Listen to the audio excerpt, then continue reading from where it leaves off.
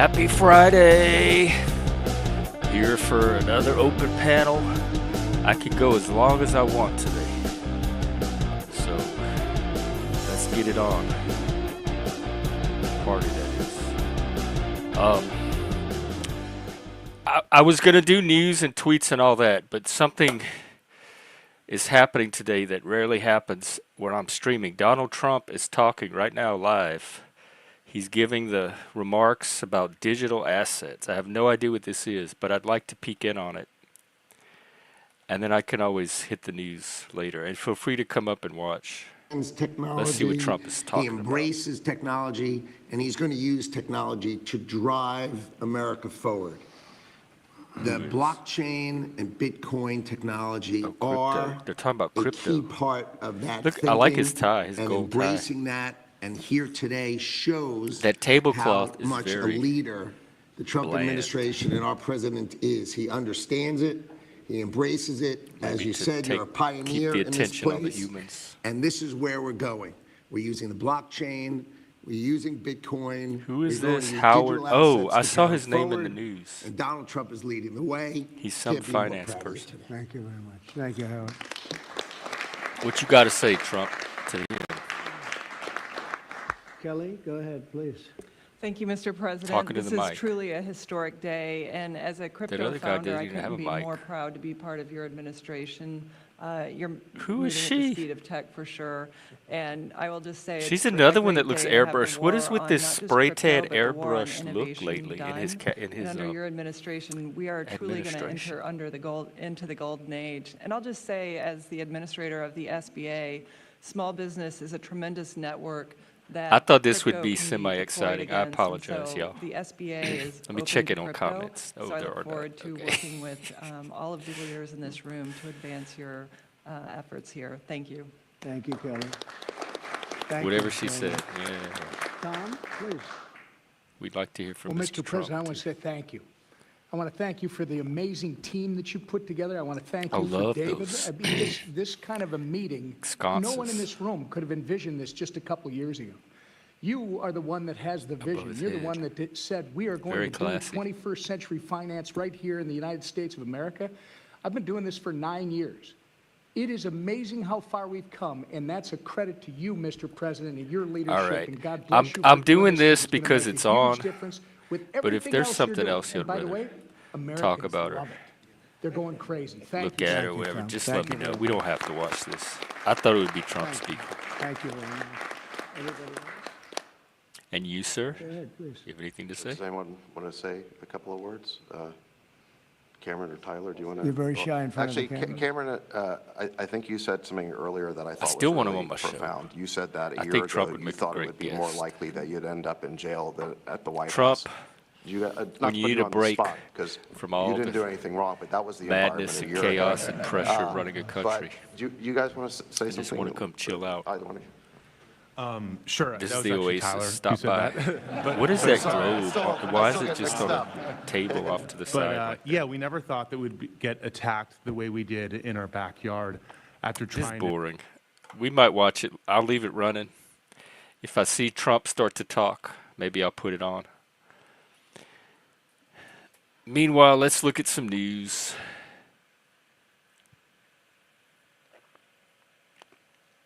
The European Union is going to boost defense spending. That's what Trump was trying to get them to do. He's backing down on his tariffs on Mexico and Canada again. I don't know why he keeps playing this game. Canadian snowboarding star and ex-Olympian added to the FBI's most wanted. What is that about? Oh, Elon SpaceX blew up. I saw that. They did a launch today, and it's the second time. It blew up in mid-flight. All right, that's all that's happened in the news, really. I never get excited about that because I've broken 800 5 or 6, 7, 8 times by now, and it always dips back down.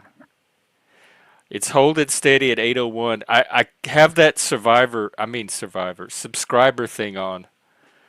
So maybe that'll help keep it over 800, but I'm not holding my hopes up. Trudeau is talking crap about. Who cares what Trudeau says? I don't. He could talk. Trudeau, Gavin Newsom, any of those soy liberals. I don't care what they have to say. I don't listen to a word that comes out of their mouth. He's I don't know. It depends on how you look at it. You think it brought the boy, or did it drive the boys away? I don't know. I haven't checked. Like I said, I don't really look at numbers because the numbers wouldn't change anything. I'm still going to be out here streaming and doing my thing, regardless of what the numbers are doing. So I don't even pay attention to them. If I had 2 people watching, I would still come out and do this. Consider it a public service. All right, let's look at some tweets. I think I have a few.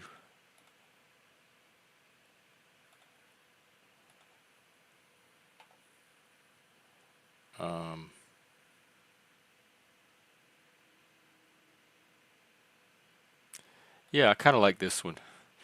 I finally figured out the perfect term to replace social construct in most cases where that term is used. Thing. I know some people will hate it, but it's perfect. Oh, hang on, what is the other tweet? Wait, that's not the whole tweet. There's a... Fuck. This doesn't work if I can't find the rest of the thread. Monogamy is a social construct. Money is a social construct. In critical theory context, social construct always implies of domination. We don't get that from thing. Money is a thing. Monogamy is a thing. And of course, they're emergent. They're not. There's the emergent theory and there's the constructed theory. Like things are designed and things just naturally emerge from the intersubjective interactions of humans. And I'm in the clearly in the emergent school, unless something is specifically designed. But most of the things that show up in our culture just emerge. They weren't necessarily designed that way. And he says, as I explained in the thread, social construct often implies that something was constructed one way and can be constructed differently. This works because social easily implies a kind of spurious cause, and construct means built. Thing implies the parts we know and no more. It's just what's observable. And of course, if something emerges, is this WASF? Yeah, all right, I'm going to bring you on.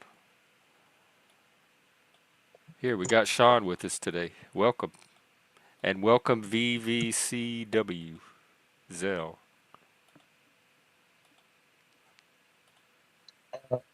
What's up? Can we hear you first of all? That's the first question. Hello? Yeah, okay. It looks like we can. Yeah, sorry, I just joined. I didn't listen to what you were talking about there. Can you just give me a quick... Nothing really social constructs, but if you joined without even knowing what I was talking about, that means you probably had something to come up and say. So what's on your mind?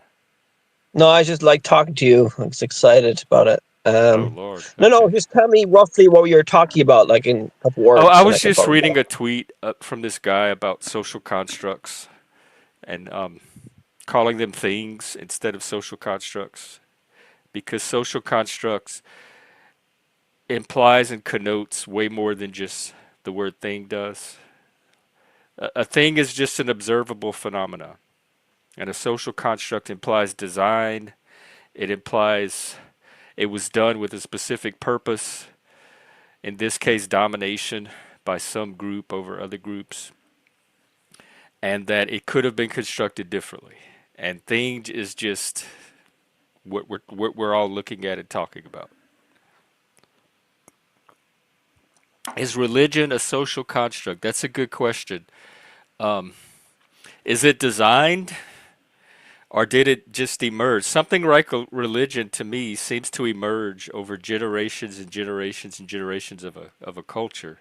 So it's not just one person or a group of people going off in a little room and saying, "Here's your religion. We just constructed it for you."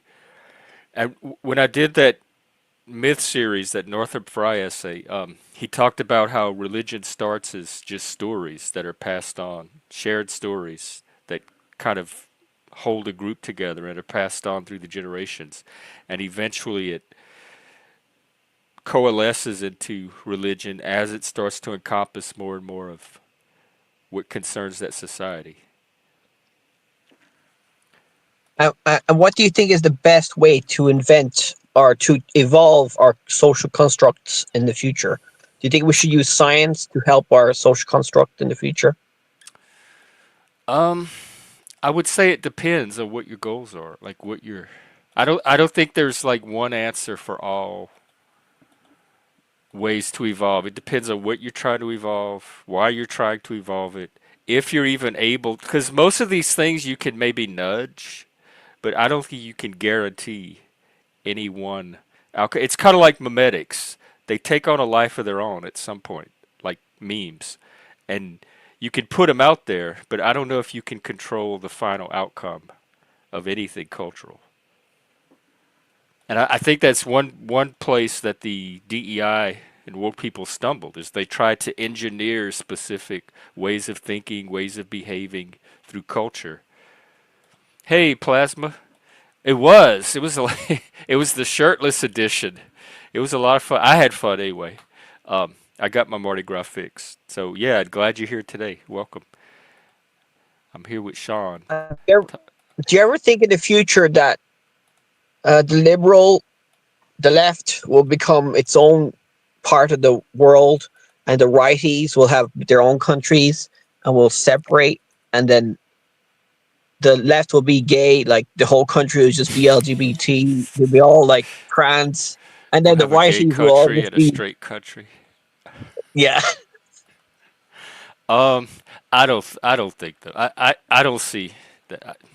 Not likely. I don't think. First of all, there's way more straight people than there is gay people. So it'd be a very tiny country. I mean, they do have their own flag, and they try to fly it along with the actual country's flag. Trump put a stop to that, I believe. But I don't think that they can have San Francisco and the Castro and the little gay neighborhoods in the cities. But I don't think we're going to become a country. I wouldn't want to. I don't. Oh God, I didn't even when we had our own neighborhoods, I did not want to live in just an all gay neighborhood surrounded by gay people all day long. That would be a nightmare. To have a whole country of just gay people, I would not even want to live there. I need the variety that comes from Well, true diversity. the Amish like their own thing. I mean, there's a lot of people that like staying in their own thing, and they get rid of others and stuff. I I think think it's that works in a subculture, in a on a small scale in a subculture. There's different subcultures that, like even in Louisiana, the Cajuns have a little part of the state they've carved out for themselves, and they've made it Cajun, and they've put their cultural stamp on it. The Amish, as you mentioned, um, Utah has Mormons and stuff. So I think on a smaller scale, you can carve out a little space somewhere for people that share a common culture. But I don't think it works on a national scale, on the level of a nation, unless maybe it's a very small nation. Jeff, hey Dolbez, look what we caught today. We have a Dolbez that showed up because I'm streaming at my daytime slot. Yeah, I was listening to the line there, the atheist liberal place, and they're worried. There's a trans people there, and they're worried about the policies that Trump is doing with the trans. They're gonna stop giving treatment for under 18s to become trans, and they gotta put trans people to male prisons or something. Or no, they have stopped Yeah, that. keep them No, out it's of not. female sports. I don't have a problem with any of that. That's how it was done before, like 2 years ago. To me, this is a manufactured crisis. Oh my God, suddenly men have to be in prison with other men. They've always had issues with effeminate men in prison and how to protect them from all the bubbas. This is not a new issue, but I don't think they need to be in, I don't think putting them in with the women is the answer. No, sorry, I was wrong. I read in The Guardian that they're not allowed to put trans people in male prisons, but they're doing it anyway in some cases, I heard. But that was in The Guardian. I just read there a minute ago, a couple minutes And ago. where did you say you heard these trans people, the atheist It was an line? article. It was an article in The Guardian. Oh, okay. I Well, follow trans left people are leaning. always worried about, and let me correct, not trans people, trans activists are always worried about something. Their whole identity is being worried about stuff. They can't just relax and live their lives like the rest of us. So if they weren't worried about Trump policies, there'd be something else they were worried about. Being misgendered, dead named, having the wrong pronoun used, some TV show that's misportraying trans people. Their whole life is activism, which is worry. Yeah, but you understand why? Because in most of the world, trans people are not liked. Like I think in China, they don't treat them well either. In China, I'm not sure, but there's very few countries in the world that trans people are well taken care of. I think, except for Well, except for Thailand. Thailand. I mean, there's countries in the world where gay people are still treated pretty Yeah. poorly. I guess I'm only really concerned about Western countries, particularly America, because that's the only country I really have influence over. And so when I talk about these issues, it's always from an American slash Western perspective or context. Yeah. And then when they say, what's that guy called? Bill Maher. He says that Yeah, the I like. LGBT. Usually, I like Bill. Sometimes he can be a dunderhead, but He says that he's one of the few LGBT. people on the left that are not afraid to speak out against the left. Yeah, and he says the LGBT movement is growing in percentage of the population, especially in the younger. Is it to do with, I don't know, is it to do with the environment or social acceptance, or it's like you notice that the gay and the LGBTs are all in the left, in the liberal states, and there's not many gays in the conservative places, or the LGBT, sorry. There's gays everywhere. You have gays but, everywhere. but probably not as much in conservative places. Yeah, you probably have just as much. Well, you have the phenomena of some of them moving to the cities, but they started out in the conservative places. But I think less and less because it's getting easier and easier to remain in a conservative place and still be gay. But a part of that, like the increase in numbers in in the younger generation, is all the straight queers because it's become so stigmatized to be heterosexual or heteronormative that all the straight people are trying to find. They want in on the alternative, like the social justice points you get from having an alternative oppressed identity. And so a lot of them are identifying into the queer category, which could be anything. There's no particular requirements to be queer. And so you have a lot of straight people finding a way to frame themselves as queer, In to this be day and part of age, that group, that tribe, that yeah, club. Is that a thing? I never knew that there were straight people that are becoming LGBT. Is that Yeah, more common? because queer encompasses any kind of alternative sexuality or identity other than just straight, boring male female sexuality.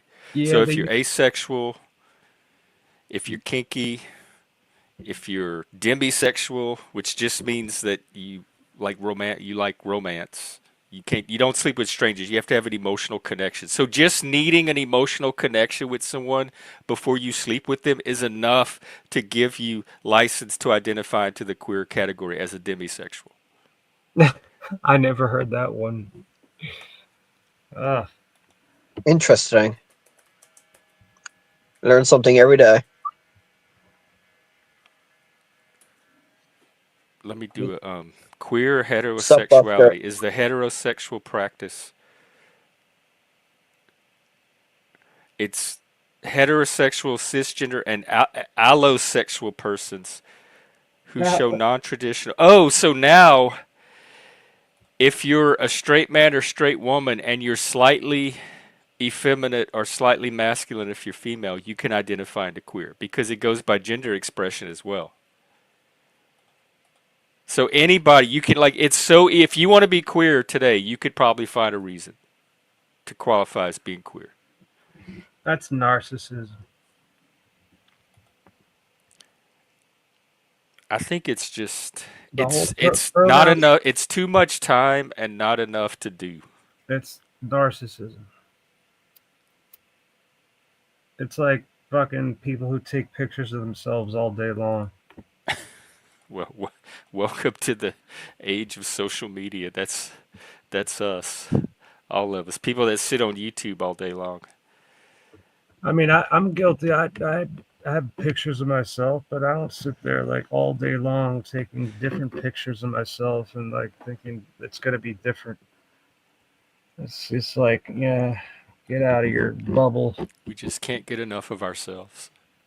Well, they do say that narcissism is increasing now, maybe because of social media, and they're saying now that they want to stop social media for young people because I heard another Guardian article saying that the young people nowadays have more mental health problems because of social media. So they'll have to stop it. They're thinking about banning it until 16 in the UK. Social media. I thought Australia did that or tried to. Yeah, I heard that too. Yeah. I think they definitely. I don't know, man. That's like a gray area, but it shouldn't be. Like little kids should not be getting on the internet anywhere. You know, unless they have their parent with them. You know, it's just kind of like watching a rated R movie, but it could be worse. But the internet is also the future, and if they're not spending time getting adjusted to that world, they're going to be at a disadvantage when they have to go out and compete with all the other countries that are letting their young people on the internet. True. Yeah, but that doesn't mean the people who have internet are going to be better at competing. They might devolve, become dumber. I don't know. Yeah. There must be studies on it. Democracy, dude. Well, I mean, like they got their cell phones. They're gonna have the internet, dude. It's never gonna go away for kids. I mean, and I wonder if it's even just kids. I think everyone's mental health seems to be affected by internet these days. Even people in my mom's generation. Yeah, could be. Yeah, it affects everyone. But I think it's positive as well. I mean, I think a lot of people. I think it's what you do with it. The smart, bright, creative, inventive people that don't have a lot of mental health issues and a lot of neuroses and hang-ups that come to the internet are going to use it for constructive purposes to make the world a better place. And all the neurotic, narcissistic, mentally fragile people are going to come to it and make themselves worse. But it's the same with music, movies, all the stuff we grew up with. Rap music, rock music. They were saying the same thing about all that stuff. It's going to cause degeneration. It's not good for the kids. It's not mentally healthy. It's going to undermine religion. Well, we could say the same for the trans stuff. We could say the same for the DEI stuff. I guess there's maybe too much liberal. You need a balance to force, which is very hard to do in life. Balance you don't want to be too woke. Or you cannot do anything and just let people be. just find their own center of gravity and develop. If you let people be, then you'll have the extremes on both sides, more extremes on both sides. That's what I think. You think so? Like people will naturally gravitate to the extremes and not the middle? Yeah. I think I think it's all about the merit of the quality of their work rather than the DEI. I'm glad that's gone. I hope it's gone. If it's at least gone on paper. We'll see what happens. We'll see if it goes underground or morphs, or transforms. Exactly. Yeah, you never. Browns boy, I'm trying to understand this comment about the system is anonymous and we work for it, not the other way around. I mean, I don't work for any system that I'm aware of, unless you count YouTube, which all I do is do the stream, which I would be doing anyway, and then they pay me a little bit and they take their cut. And then I work for my employer, but that's not anonymous. I know exactly who they are. So I'm not aware of another system other than those two that I currently work for. And if I do work for them, what they're getting me to do is sit around and stream on YouTube all day when I'm not working, or watch movies on Discord, or listen to music, or read books, or do other things that I enjoy. Like in the Hobbies that I future, would do when anyway. like in the future when AI takes all our jobs, we'll have universal basic income and we'll be spending all our days on the internet wanking away. Right, yeah, we're Uh, probably uh, living the future life of luxury That's already. yeah, the I think in the future there'll be no more. Men will not date women anymore. Women will be independent. Will be all, and women will have kids without needing. There'll be no more husbands. Well, there will be partners, but there'll be loads more incels, loads more LGBT, loads more mentally ill, and then yeah, basically, I think, Yikes. and then we'll all have like universal basic income. AI will do loads of shit. We won't be fat. Basically, there's loads of things that could go wrong with the stuff that we're doing that I hope we're not gonna go.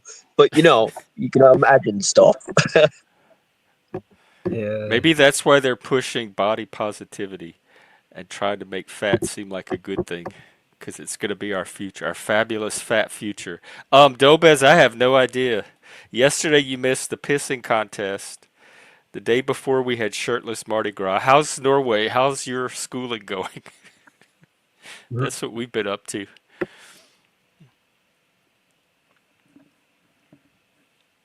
And tomorrow, oh yeah, by the way, I have an announcement. Monday, I'm going to have a guest. It's this mental health professional that is she's looking into wokeness in the accreditation bodies of the mental health industry. So the ones that certify mental health professionals and continuing education and keep their licenses up to date. All of the woke requirements that are attached to that. So she's going to come and talk with us on Monday. That's cool, man. I'll have to catch that one. Oh yeah, brother. Her blog is Diogenes in Exile.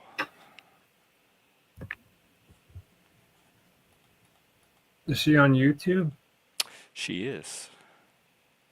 Can you drop her link in the back? What's the sub to her channel? Yeah, I gotta find it. I think it's the same name on YouTube. I'm gonna set up the episode this weekend, and then it'll have all her links in it. Cool. YouTube is so hard to find stuff. Right, because it's run by Google. Yep. Right, Google fucked it all up. Google is gay. Well, no, they have the rainbow colors. Do they still have the rainbow colors on their name? Probably. Google. Oh, you talking about the yeah, they do. I never associate that with the rainbow until you just mentioned it. I'm joking now. I'm 69% gay, woke, so maybe 70%, but 69% woke. Are you trying to get on the shirtless action? Welcome. What's up? Hello. I don't know if this is the right conversation to join, but I had to take my chance. You never, yeah, it's always a risk. You never know. Did you wear your shirt like that on purpose? I mean, I could button it up further. I wanted to actually show, so you can see that there is an amulet here. Because if I button it up fully, is it a Viking amulet? Visible. Huh? A Viking amulet? Like a rune? not Viking. So this green part, that that's just good looking. I don't know. I like that. But this coin is a traditional baptism gift, like a first Swedish baptism gift. And the coin, this amulet, I got on my 19th birthday from my parents. So I have the beginning of my childhood in the coin and the end in this. And so I carry my entire upbringing around my neck. Oh, that's cool, man. Oh, wow. That is neat. It would people would be able to see it better if the shirt was closed, I think. Well, would they? But I don't know if it would work out all right or not. I but mean, then he looks stuffy in upper. No, I mean, like if you take I can even button up the very top. I mean, like what I was saying is take the necklace out of that. I don't know if you can do that, so you can have it on the white, so you can see it. Yeah, now you can see it. You look like something out of Harry Potter. That doesn't look good. Oh, come on, he's not that bad. Yeah, he'll part of Slytherin. I mean, I don't know. Maybe I'm Slytherin. You look like the guy from Harry Potter. What's that evil guy in Harry Potter there? Malfoy. The bad guy. Yeah, Malfoy. I don't have his hair. My hair isn't. Wait until the summer. Then my hair might be on his level. But right now, I still got, you don't cut your hair for the summer. It doesn't get warm there, huh? Well, no, but I mean the color. Because the sun bleaches it completely. Oh. Even if I cut it, like the sun is just naturally, or do you put stuff in it? No, just naturally. My hair just becomes lemon juice. Really sandy blonde.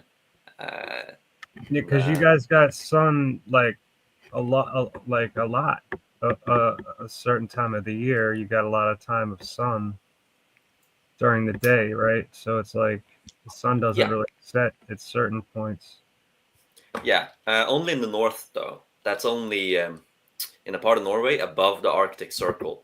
So the civilized areas of Norway, most populated areas are below the Arctic. reindeer people. They'll have a few 100,000 above that, but they are just myths. They don't really exist. Well, because in the hair, the melanin is killed. It doesn't replace, and so it's bleached out.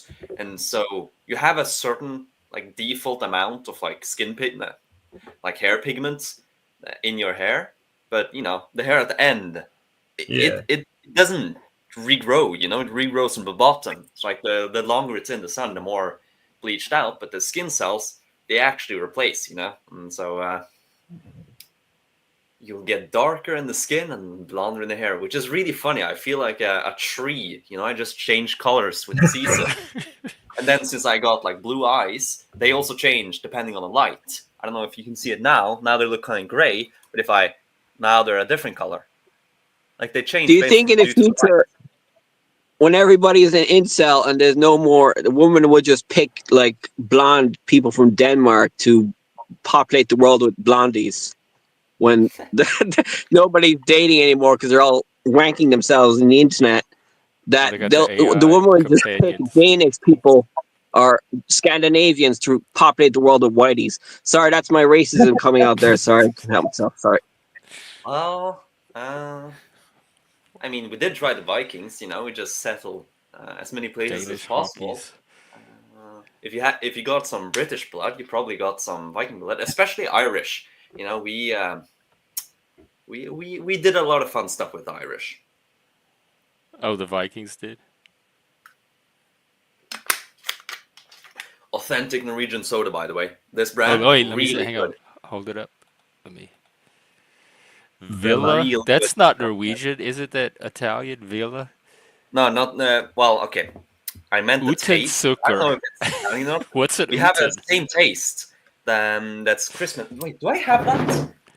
I haven't recycled in ages. But do I have God, that? your room is so oh, fuck, I don't have white and clean. Spartan. You just see me digging, but I don't have it. No. So what's up? How is it going? How's the studies and anything interesting? The studies happening? The studies are going as usual. Bad at keeping structure and discipline, and then cramming at the end near the whenever the tasks come, and the usual. But I did have guests though. Last weekend I did have guests. My a friend. Okay. Oh. We could see another Norwegian. Oh, I got excited. Okay, I think now is the time to actually switch to my headset because my roommate got back. Oh, was he fussing at you? Like there. Okay, what did it say? Oh, was he telling you to keep it down? You're being too loud in there. No. He got back from like social arrangement or whatever, and I am a courteous lad, so I will. Oh, okay. Keep my voice down, or at least try. But I rarely succeed because I speak loudly. I speak really loudly. In fact, earlier today I had like a 3-hour convo, and my throat was so sore because I've been just training it, speaking so much without pause. You should join Toastmasters. It's international. They probably have it in Norway. Maybe they do. I don't know what it is, though. But, well, who were you speaking to for 3 hours? A friend. He was just relaxing in the Discord chat, and so I just joined, and I rambled for multiple hours on a variety of topics. I am as I always am. I am a yapper, a rambler, you could almost say a sophist if you want to be a bit mean. I'll keep that. I'll keep that in my back pocket. But that's what drives YouTube. We need the yappers and the sophists. Yeah. Well, the issue is I don't trust my knowledge to that extent that I'm willing to, put stuff up on YouTube with confidence. Like in this chat, I'm fine with being wrong. And this server. Well, yes, that's one thing, but also it's not mine. This is your channel. I'm just a guest. I don't feel any ownership to this. I don't feel any responsibility to. Well, okay, I feel the normal amount of responsibility to put out quality that any true, proper Germanic person does, but I don't feel anything beyond that. I don't feel the need to check if this is actually like fully true, or how can I phrase this in the best way. I don't feel those obligations here, Good. and that's a positive thing. Yeah. But it also means that I won't talk about all kinds of stuff. There's certain stuff, that I'm just scaring away everyone else, aren't I? you think you're why they? I don't know. They seemed fine earlier. Oh yeah. To me, they would have run earlier than they did. What are you holding back now that I know that there's stuff that you would say under other conditions? Well, a lot of personal stuff. Yeah, that's okay. That's one. Like if I'm going to talk about personal issues, the only stuff I'm going to talk about here is stuff I've already sort of resolved. Yeah, that's probably wise. Actually, I don't know if I would put too much personal stuff out here either. Yeah, and then there's also a lot of facts and sort of, fun facts that I think are right. I mean, I wouldn't believe them to be facts if they weren't right, but I don't, I don't have confidence in them being right, and so I don't want to, spread propaganda, disinformation. Yes.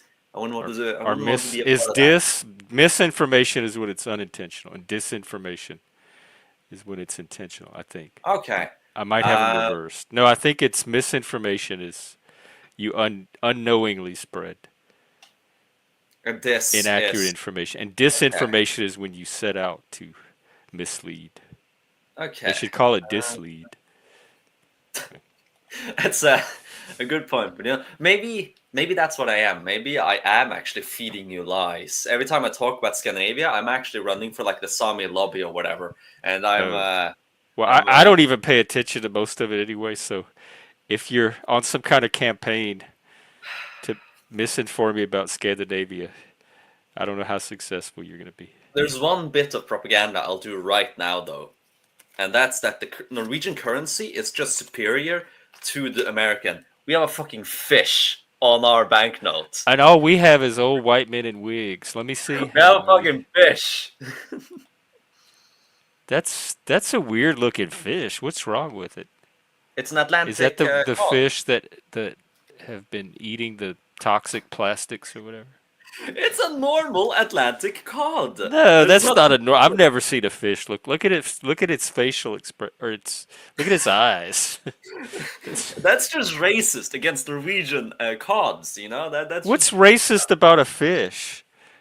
Look at it. You're insinuating this is bad. This is good. Look at him. He's healthy. Yeah. He doesn't. His eyes do like if I was a comic strip drawer, certain that is not how you draw healthy eyes.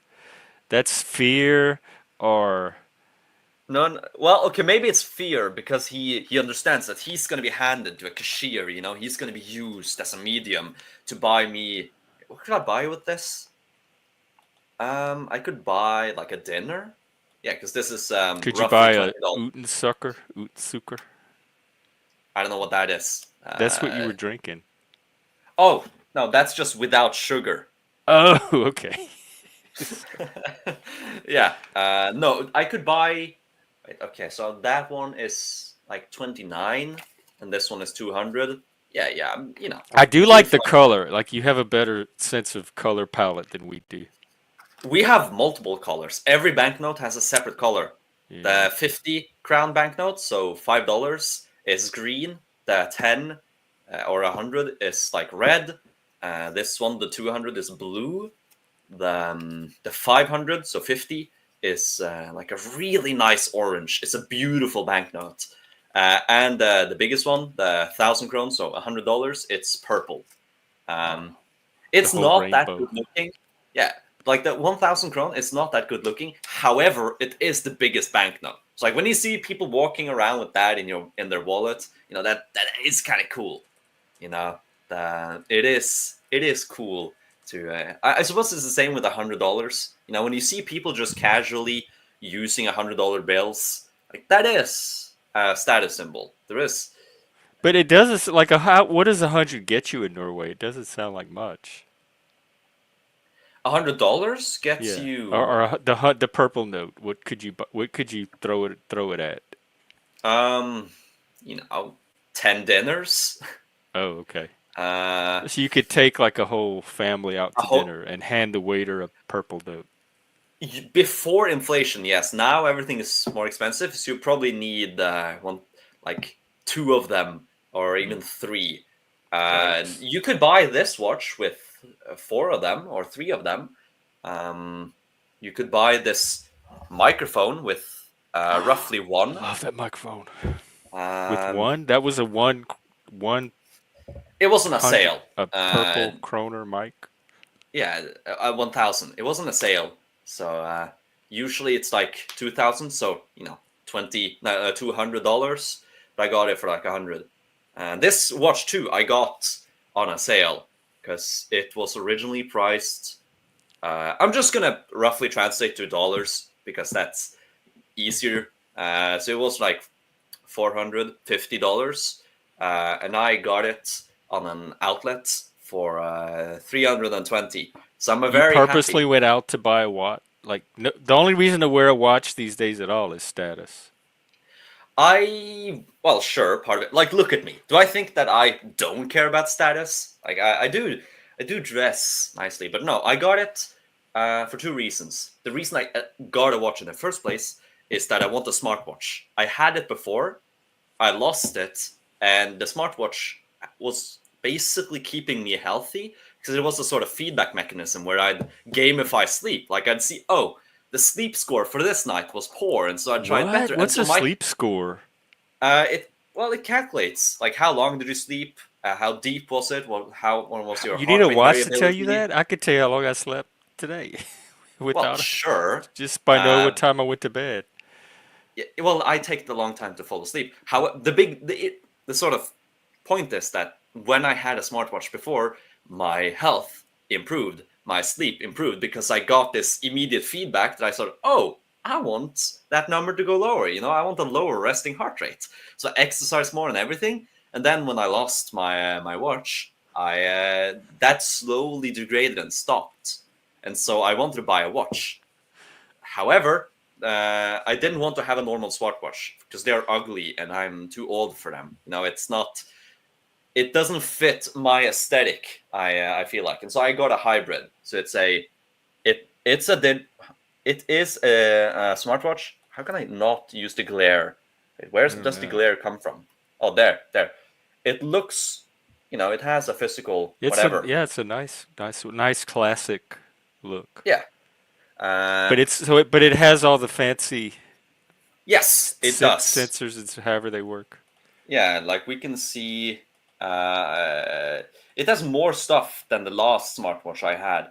Because, so like for example, right now, last night I slept 8 hours and 11 minutes. My temperature is just about average. I've walked 9 kilometers today, or moved. I don't care much about that. And my heart rate is 52, which is really good. Apparently, I'm just super relaxed in this stream with you, Jeff. I'm just... so I bring people's heart rates down. That's a selling point. I ought to use that in my marketing. Sometimes I feel you'd bring it up. So I guess it could go either way. I need to correct something. Plasma.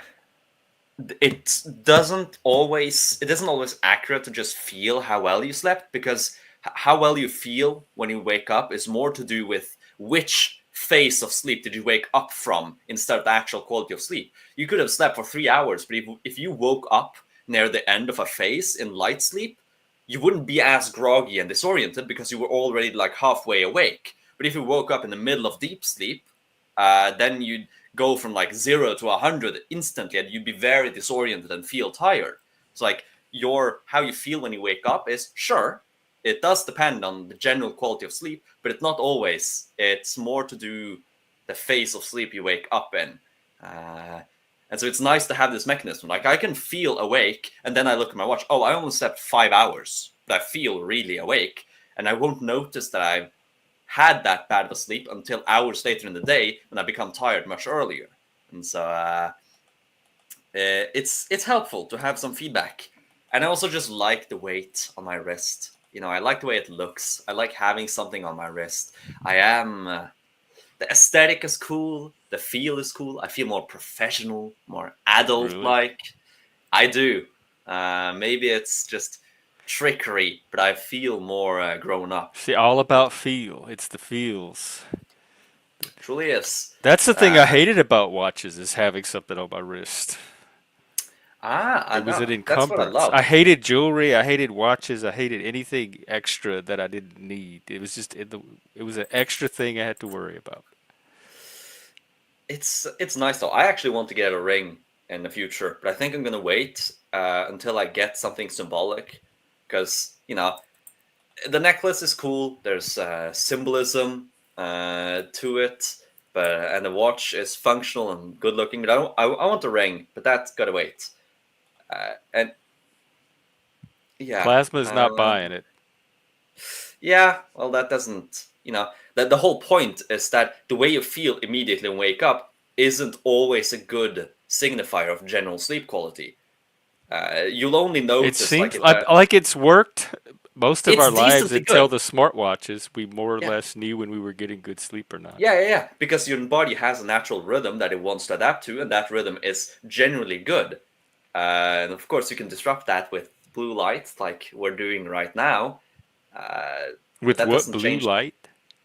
Yeah. It's like, from screens and stuff. What does that do? Well, it promotes, I don't remember what the chemical is, but your brain's reaction to that type of light is promoting like a chemical that sort of awakens you.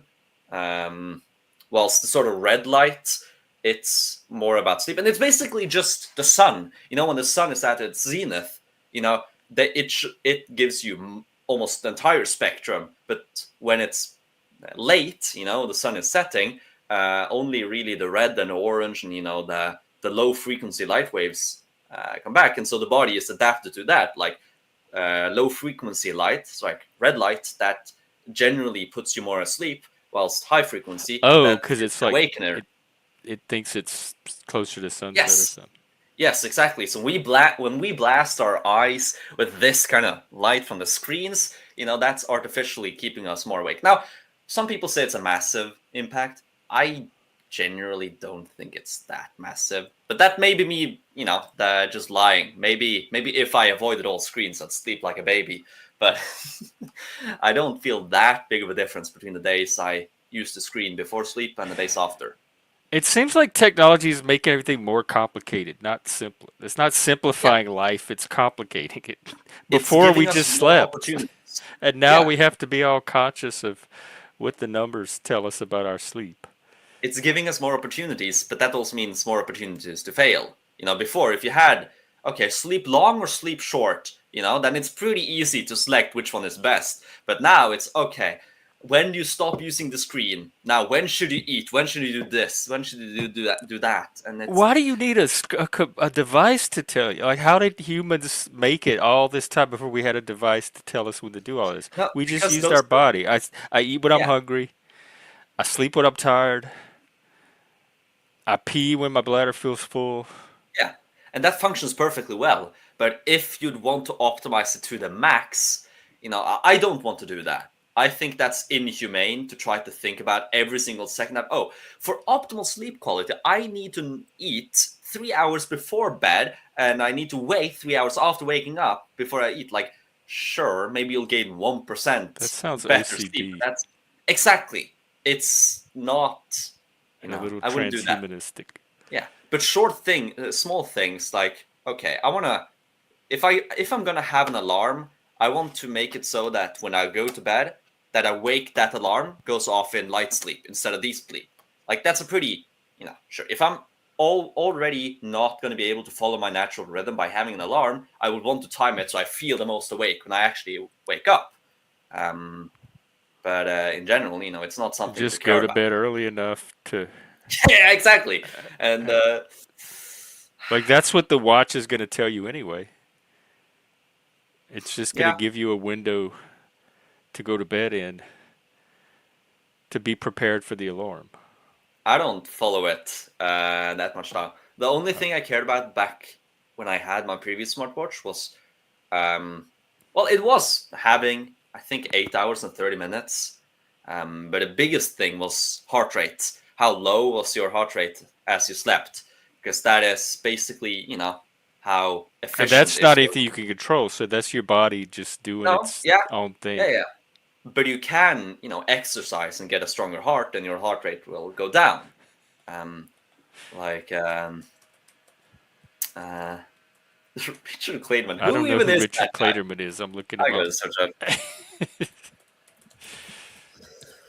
Who is that man?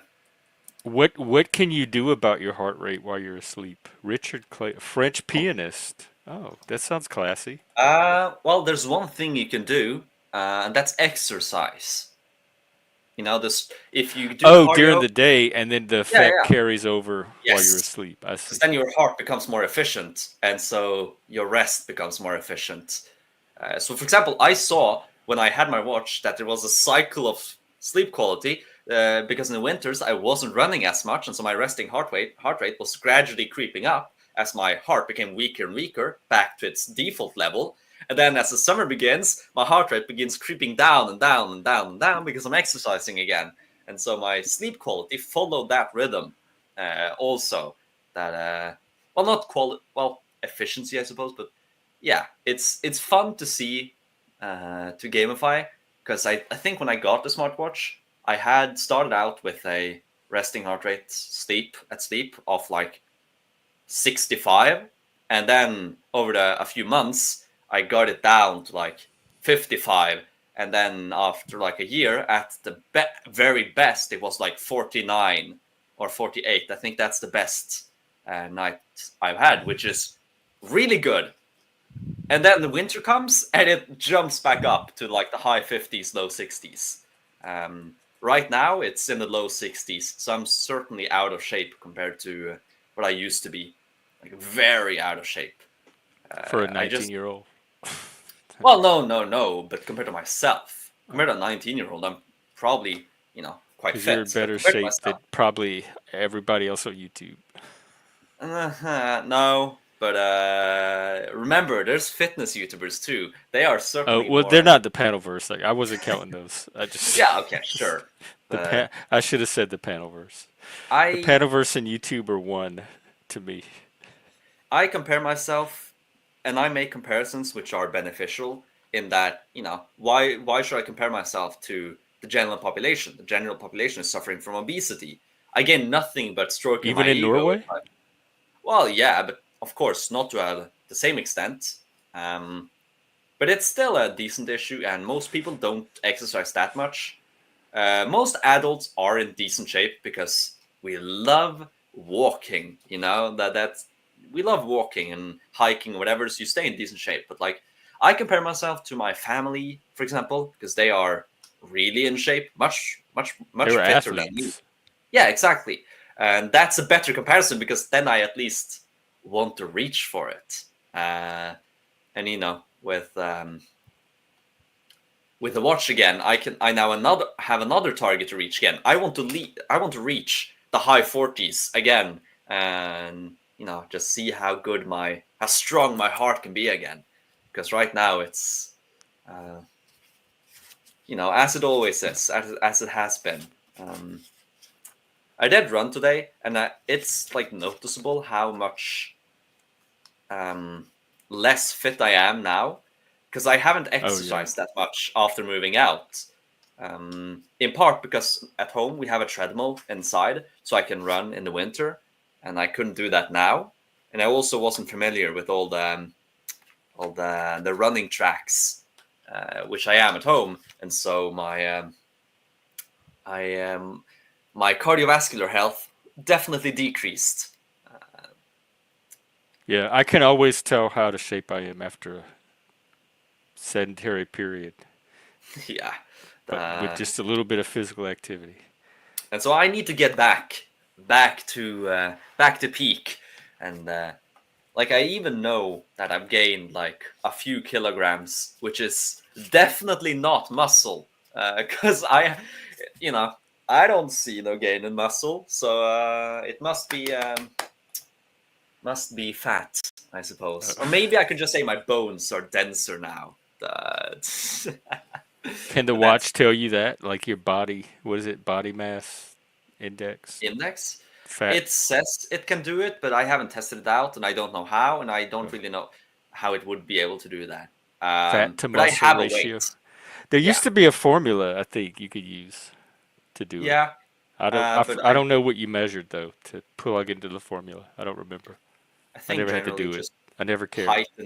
Height and weight, which is why a bodybuilder can suddenly be termed unhealthy, because it just cares about weight. Like a proper like a proper scan, you will actually sitting in a scan, and they will figure out the amount of fat cells in your body and whatever. What? And so, like, if you're gonna do it properly, you lie in this bed, they have a scanner, and they get a spectral And they count image. the cells, the Not count fats cells versus the muscle they see, cells.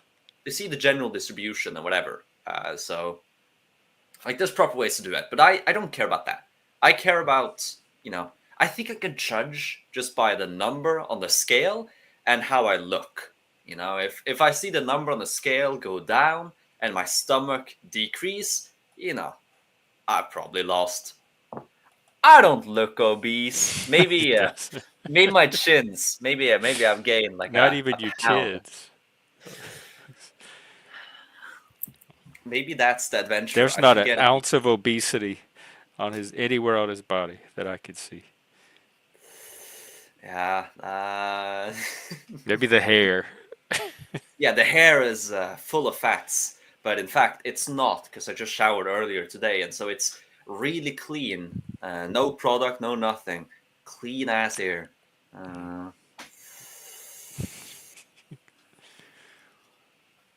Are they chubby? I don't think so. I don't know. If you can stretch them, they do this. They're not, to me, they're not chubby. If you can pinch them at all. What's a Yeah. butcher's pencil? You'll have all kind of weird things in Scotland. What is a butcher's? Yeah, I don't have meat on my arms. My arms are not strong at all. My upper body is unexercised. My upper body is just the default configuration for my genetics. That's just my upper body. My lower body is, I have strong legs because I run a lot. So like my lower body is, actually fit and trained and strong. My upper body, just the default settings, just whatever the genes push out, that's what my upper body is.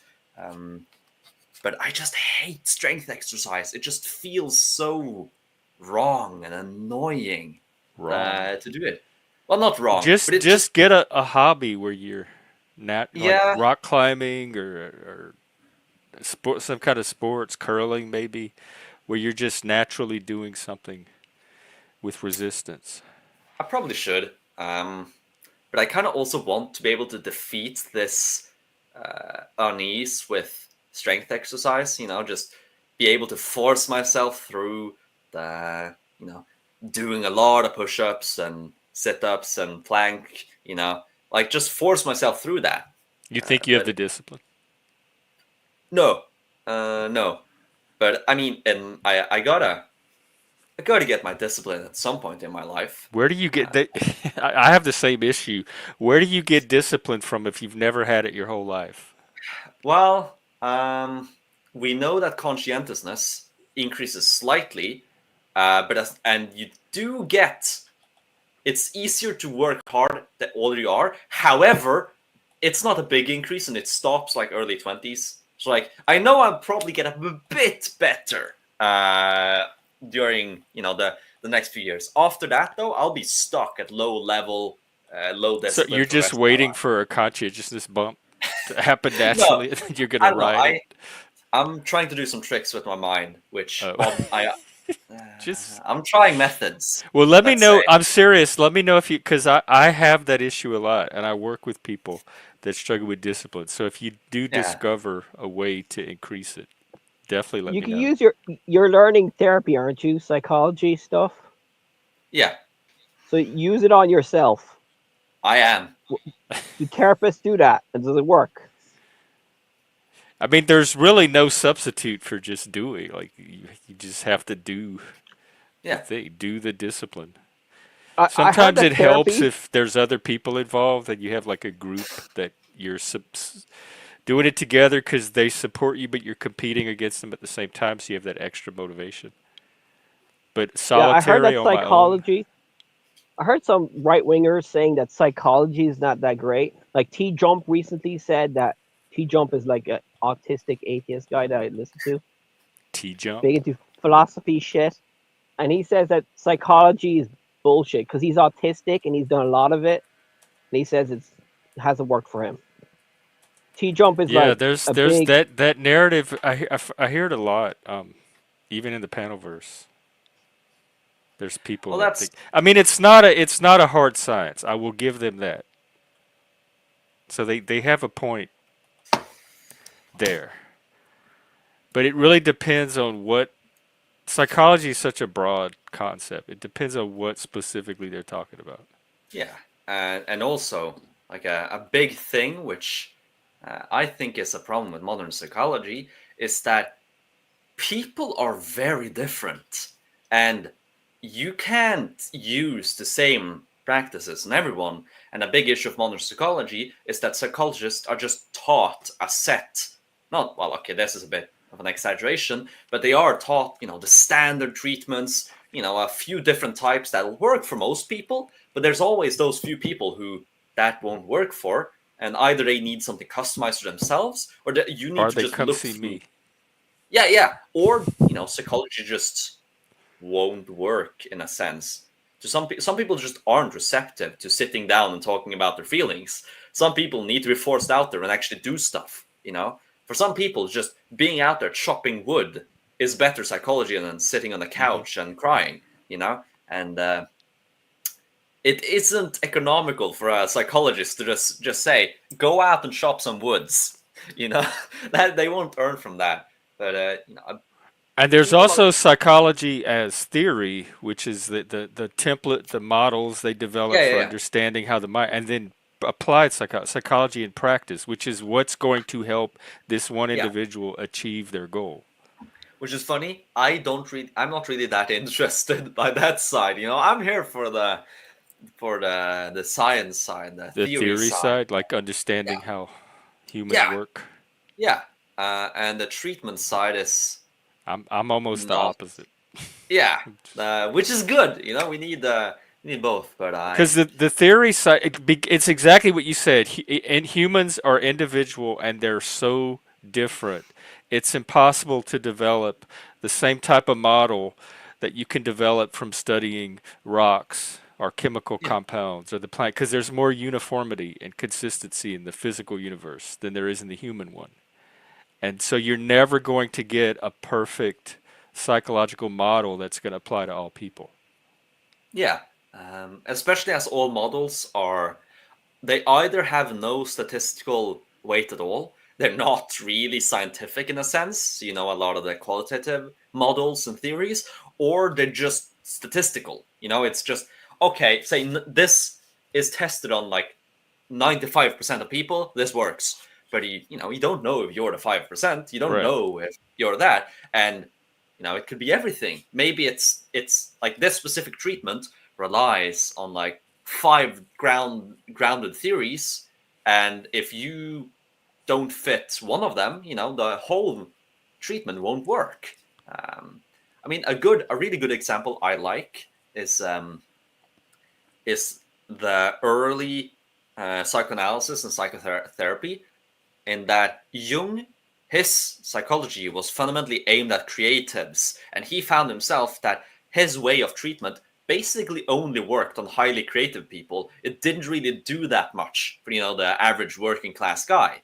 Adler, he developed his theories to work specifically with working class people and the sort of lower class people, and it didn't really work for highly creatives or whatever. I don't remember the exact details. And then Freud, he developed it on high class women and a few men, not really caring that much about the lower class. And so obviously there's specific zones where their theories will work and where they won't. And,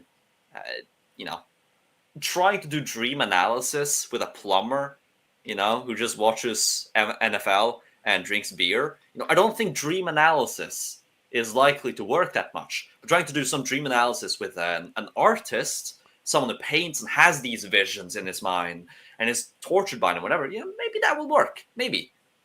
It's also hard to be scientific about dream analysis. That's not anything sure. you can really test and repeat and apply the principles of science to.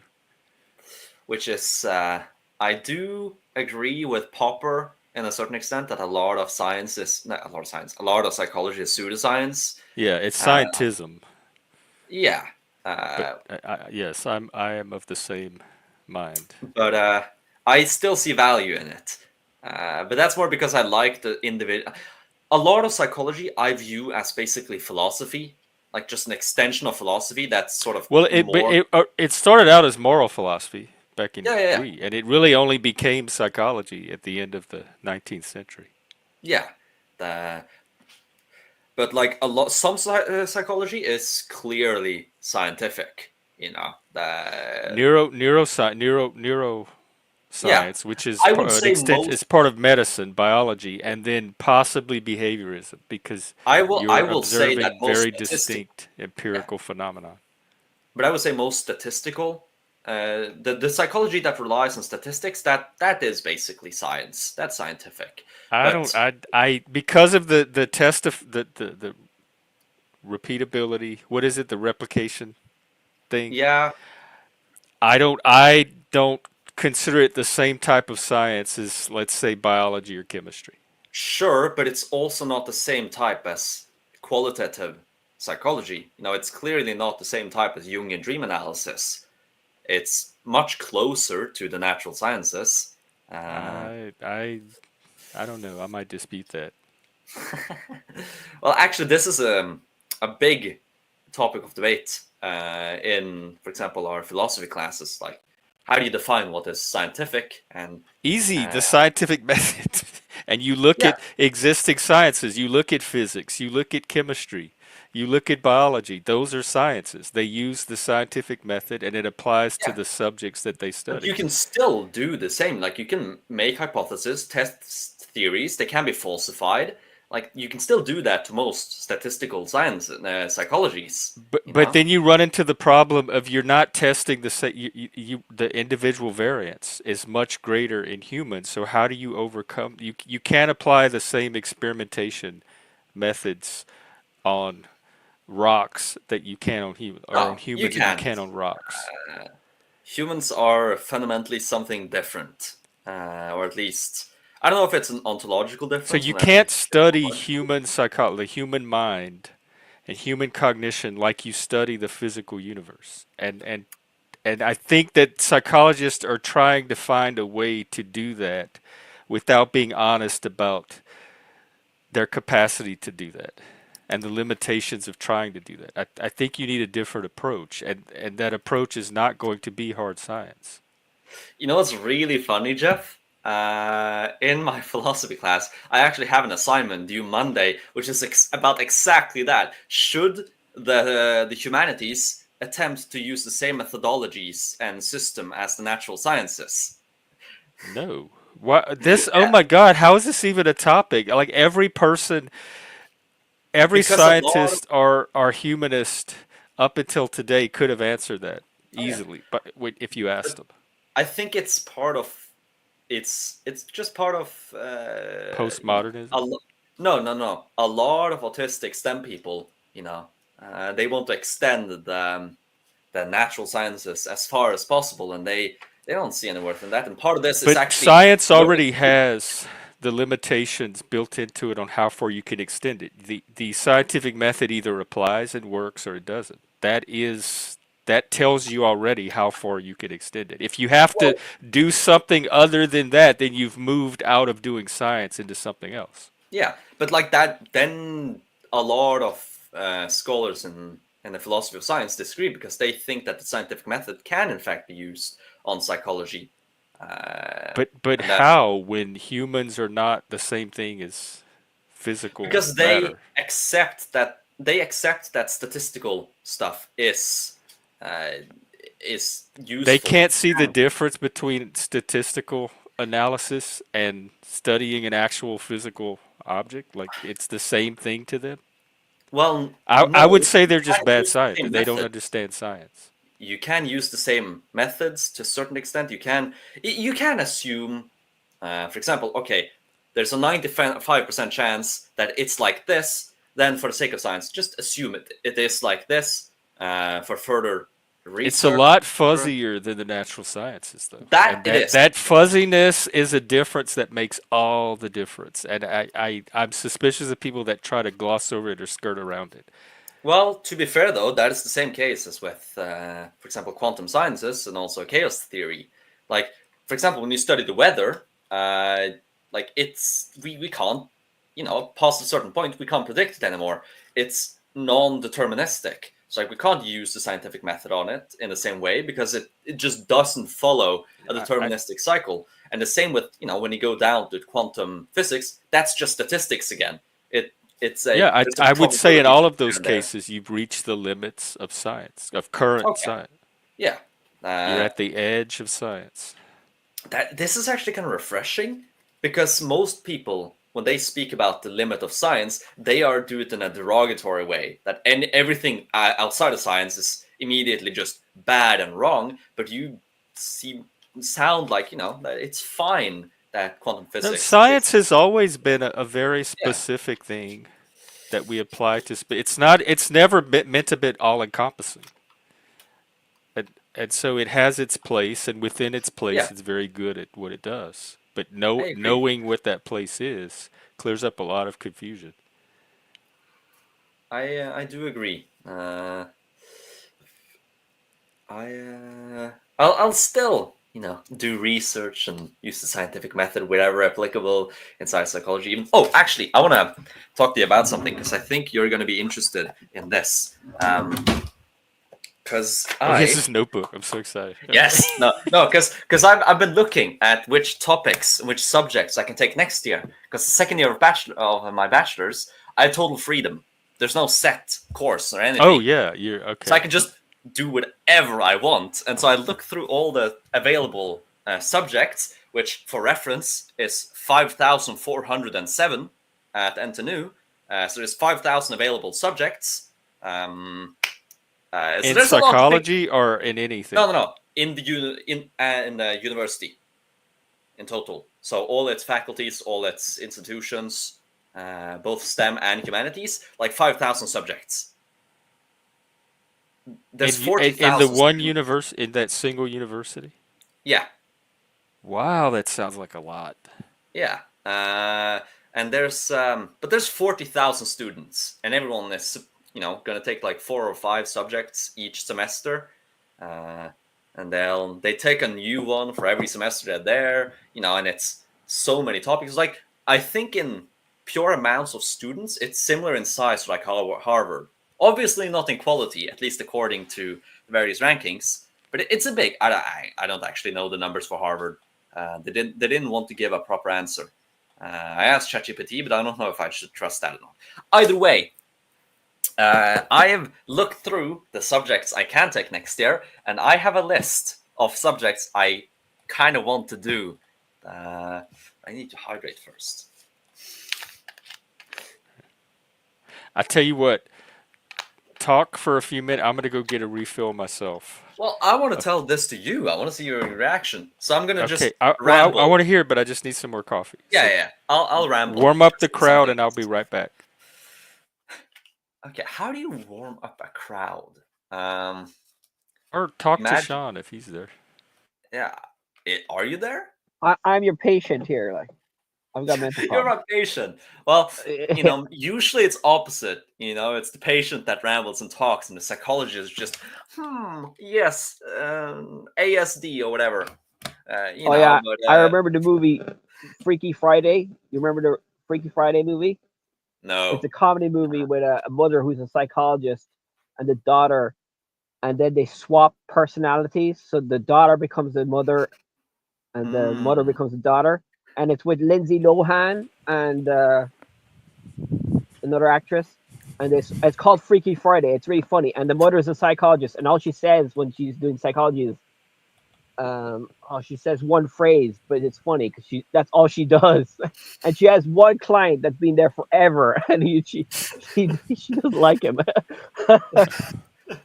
Check it out. It's a funny movie. That was I remember the original movie. That was a good movie with Jodie Foster.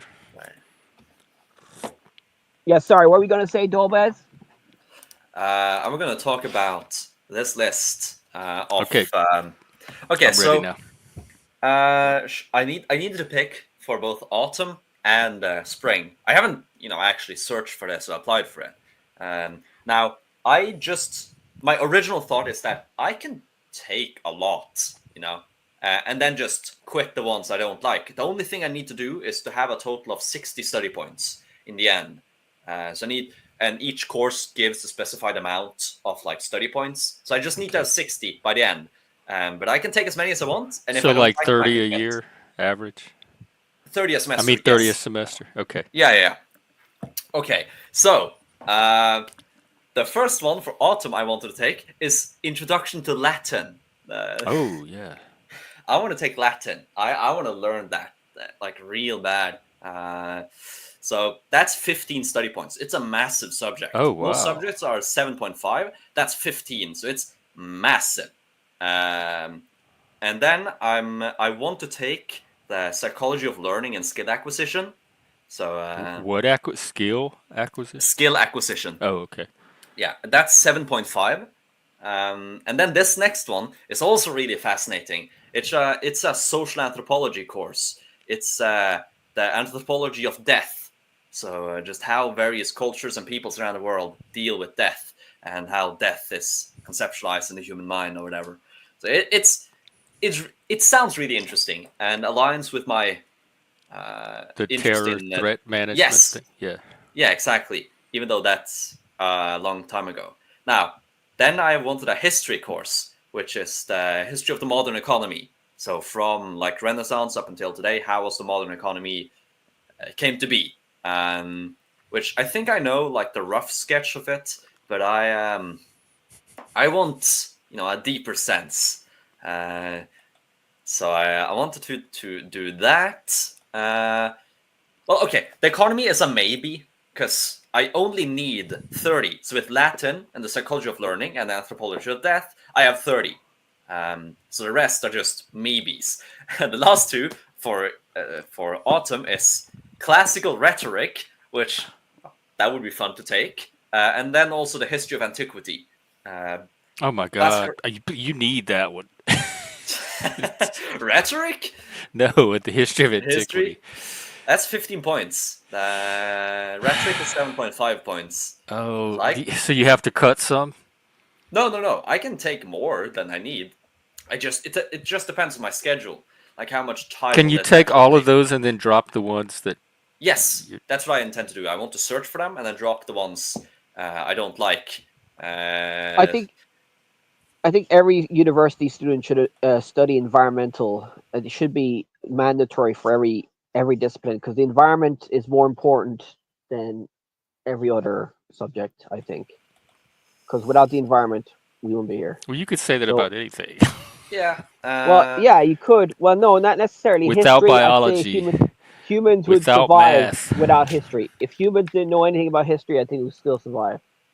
But the That's because you're a climate freak, climate activist. Yeah, but I think there's going to be a big demand for people in psychology because of the environmental problems and other problems caused by it. Funny thing, there is actually an option that is like environment on psychology or whatever, like all that, but that sounds so boring, so I didn't want to take that one. But it is an option. Now for spring, to round out my Latin, it's Latin in the Middle Ages, which I really want to. That's also 15 points. But then there's two psychology courses I want to take for spring, and that's evolutionary psychology, which love it, and then advanced personality psychology. So just a continuation of the introductory course I took. It sounds like there's less in the spring. Well, that's the 3, and then I can take 2. Then I've written down 2 more, but I don't know if I want to do them. And that's the religion and mythology of antiquity. And then the last one is a philosophy course, which I don't know if I want to at all, but it just sounds interesting, which is metaphysics and consciousness philosophy. That's going to be the woo stuff. and get this book, Dobes. Get this book. I'm telling you, it's my favorite book on literature, European literature in the Latin Middle Ages. You won't regret it. It'll be the backbone of all of your antiquity studies. Maybe I should. I mean, I want to buy. I actually have. I could send you a copy, but it's probably cheaper for you to buy it than for me to ship it. Or you could just copy the right wing and say education. And it might even be available on archive or something. Zephyr, hello, welcome. Hello. Hello. What's up? Not much. I got this little puppy. I'm raising this little puppy right now because his mommy abandoned him and he's like almost 3 weeks old. He just opened his eyes. Why did he get abandoned? Did he do something? I don't know. The mom had 8 puppies and she abandoned 3 of them. What a bitch. And 2 of them she ate. So I decided. What? Wait, she ate her puppies? So I decided I would save this one before he got eaten. And it sounds like she did him a favor. Was she a homeless dog, bitch? No, she wasn't homeless, and she was well fed. She was mentally ill dog. She needs therapy. Too much social media. Plasma, that pointless. Oh my God. What classes would you substitute? I'm jealous that he gets to take all those classes. Look at him. What are you naming him? His name is Roscoe.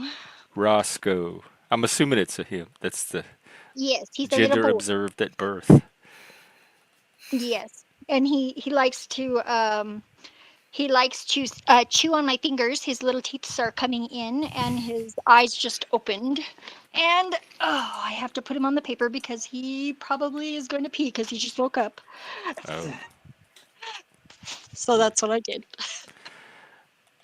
But yeah, I'm bottle feeding him, which is fun. But you know the way Dolbez, you know the way the right wing is anti-education and stuff like that, and they all think that it's not worth No, it I for the don't know majority the of way. people. Tell us. Nah. No, Maybe no, in you hear America, but not in online Europe. people saying online, like the right wing mainly saying that higher education is not worth it. Don't bother. Well, that's It's because mainly they the think right the wing. current. That's because they think the current system is just propaganda, not because education itself. Like they want you to read up independently. They think the current educational system is corrupt. Not that higher education itself is bad. You know, they want you to read Plato and Aristotle. Well, okay, a few of them don't like Aristotle, but they want you to read Plato and they want you Wait, to what educate about yourself. Aristotle? I'm just referencing a friend of mine. Oh, okay. You Who, need both. I yeah, don't yeah, know how yeah. you could But understand the history of philosophy without both. he prefers Plato, but he has a respect for Aristotle. But you know, you got to be a bit antagonistic with friends because Oh. I think I may appreciate Aristotle more, and he appreciates Plato more, and so there's a natural opposition there. But he has actually read Plato, and I haven't read Aristotle's. You know, he's better read than me because he actually has the discipline to sit down and read. He's also the Christian, so he extremely well read on history, and also well read on philosophy, religion, much more than I am. Until next year. It's gonna take a few years to catch up to him. Oh. I like we were talking about like he knows very specific names of like the leaders of this one Hungarian uprising that has no significance to European history at all. But he just this guy he just knows the name, you know. That he knows way more than me in history, which I'm fine with. You know, I don't need to be best at everything. I just need to be better than average. But you know, in the future, like the internet, you know, the way the internet with AI, like education in the future will be probably different. It won't be in class. Well, I'd say that social people want to have social stuff, but like the future will probably be different for education. Like we'll have microchips in our brain. They'll download all the No, information or I'm not something. having a microchip in my brain. Well, Elon Musk, you gotta worship him. He's not. Elon Musk is not getting anywhere near my brain. No, I'm all for just biological supremacy. Now, before we start to implant technology, let's perfect our biology first. You know, That sounds racist. Sorry, well, that's racist by me. well, that's Sorry. your assumption that certain biologies are better than others, not mine. I just said I wanted to perfect biology. Maybe the immune system would be good to make better. Oh yeah, for sure. And Fatty, how does it imply that they don't? I haven't heard anybody on the right yet say that they don't think education is a good thing. You know, a lot of them think university is worthless. You know, you won't get good jobs from it, and it's just propaganda. But you know, actual education in itself, you know, I agree with Jeff. I haven't heard many. Okay, if you didn't say it, I won't assume. But,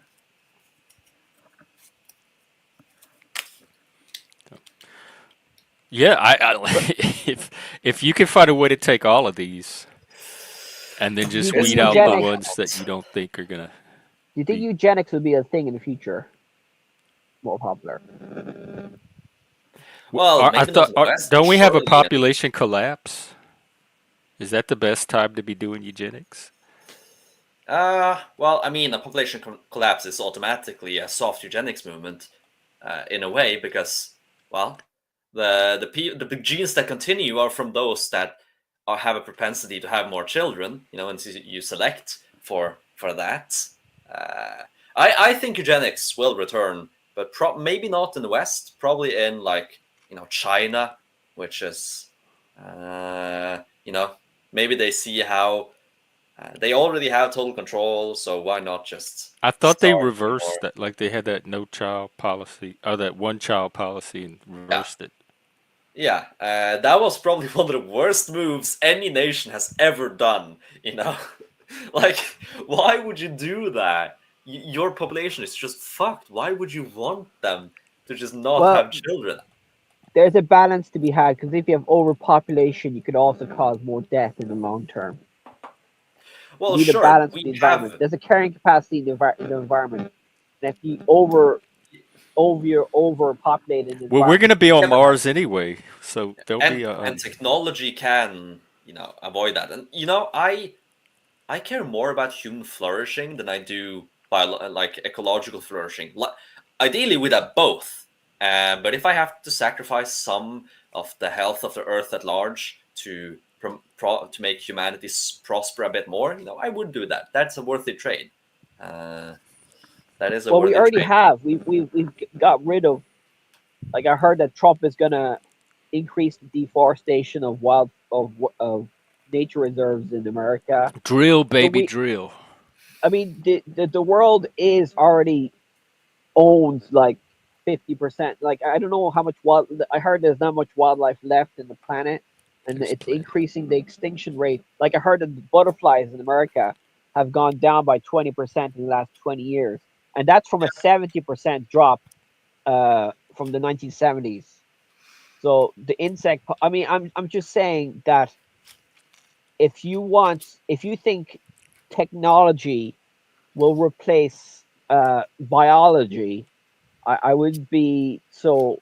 I don't think there's a technology out there that if we take away all the wildlife, like all the pollinators, all the wild pollinators, the But you seem to think technology cannot involve biology. Like us breeding cows that produce more milk, that is a technology. It is, oh, sure, it is biology, but that is part of human advancement and technologies we have access to. I don't, I think we could, if we actually put in a lot of money and effort into it, we could make the biosphere flourish together with us. It just yeah, requires effort. I'd say in the future we'll probably like genetically modify all the wild species in the world, and like To I don't do know, what? we'll do mad shit. You think we can make dogs stop eating their puppies? Ugh. The problem with Well, that is I don't know. there's always unintended consequences, and th- it, weird things happen. Yeah. So you got to be really careful whenever you're doing that kind of thing. And a lot of the technology that we have nowadays, I would say that it probably doesn't make our lives all that much easier. I mean, there's some things, yes, of course, like washing machine, having heating, basic things, The those are really toilet, good. Toilets, running water. medicine. Yeah, yeah, those things. But like the iPads where you order your food and self checkout at the grocery store, those things, they are not really that convenient, and they are pretty buggy still. I mean, wait, should I do this? Maybe. Hold it. Like, I mean, this is more convenient than this. Wait, Like, what is it? you know, a credit card. I'm just not Oh, showing okay. everything for Is that more for very obvious convenient than the reasons. rainbow, the gay Norwegian money? Yeah, yeah, exactly. Like, and this is only like possible because of the global networks. Like, convenience is good. I like the fact that I don't need to carry a wallet. I just need to carry a card, and I have everything I need on this. But I do like the feel of cash, which is why I like this bill. I just asked like the cashier, can I take out like 200 krones? I just did it so I can have it on my desk, just something to hold, and to Yeah, did play you hear with, Trump like saying fidget with. cryptocurrency? He's gonna increase the cryptocurrency of the government or something. He's gonna Is make that a today in that thing today? I tried to yeah. watch it earlier, but it was so boring I had to turn it off. He wants to do a crypto fund for America or something. Okay. Interesting. Yeah, I'm well, I'm I don't have a problem with them experimenting with things. I'm just, if I was a statesman, why would I promote something that will greatly reduce the capability and power of the state, moving away from fiat currency? Like for a citizen, it's good, but for a state, it's not. So you need to balance that. Do you want a stronger state, or do you want a weaker state, but but isn't more crypto a fiat prosperous currency people? as well? Isn't crypto Sure. fiat currency? Same shit, like. Yeah. It's all a It has scam, no but it's a inherent value. scam. It's like religion. Yeah. It's a lie that we trust in. Yeah, but it's separate from the individual governments. Like the United States can't just print Bitcoin. If it wants to get more Bitcoin, it either has to buy it or it has to actually mine it, which requires electricity. So like it can't just print it. But with dollars, the US government can technically just, oh yeah, I just want $1 billion now. Or let me just loan out an extra $1 billion based on the same billion that it's already loaning out a lot. Like you can just create money in a way that you can't do with Bitcoin and crypto. So it's still fiat because there's no inherent value, but it isn't tied to any single government. They can't just print more of it and decrease its value that way. And that makes it a good store of value. If it was stable. I don't think it's a good store of value because it's so unstable.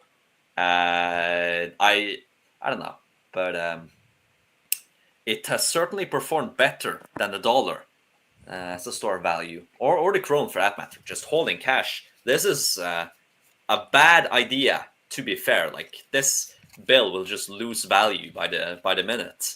But I like the feel. But I should I should invest this in something instead. But hypothetically, in the future, when everything, like, if there's no more cash, we'll use a world currency of Bitcoin, let's say hypothetically, or Trump coin. The world currency, no, the future of American dollar will be the Trump coin. We'll replace the dollar with the Trump coin, which Trump has already done. He made like 20 billion, I heard, with his own cryptocurrency. I think that's a scam as well. But anyway, so let's say hypothetically America gets their cryptocurrency. I don't know if it will reduce the inflation and the debt problem, but that's what they say it's supposed to do. Cryptocurrencies, it's to fight inflation and what else? Well, I don't know. It would be like gold. It would be like gold because it actually takes effort to get the gold. And so if you have gold coins or coins backed by gold, you actually have to go out and mine more gold or buy more gold if you want to, get more gold. So inflation has a cost. So like to get inflation, you actually have to go out there and get more gold. But it probably won't solve the debt problem completely because you can still take one, Bitcoin token and loan it out multiple times and just hope people won't cash it out at the same time. But it will make it better, I suppose. But at the same time, if you're gonna go to something like that, why not just go back to gold, or even better, go back to silver? Because silver and gold, that's just cool. Would you rather? Technology is cool too. Yeah, but maybe this is my history buff. But like, actual physical gold and silver is way cooler than crypto. If I see some guy like showing his phone, like, look at this, I have 10 bitcoins, I have 10 bitcoins, or someone just showing their gold coin, that gold coin is way cooler. But it might be less efficient. Yes, that is very true. We're in the age of efficiency. Indeed, we are. But I just like gold and silver. It just is cool.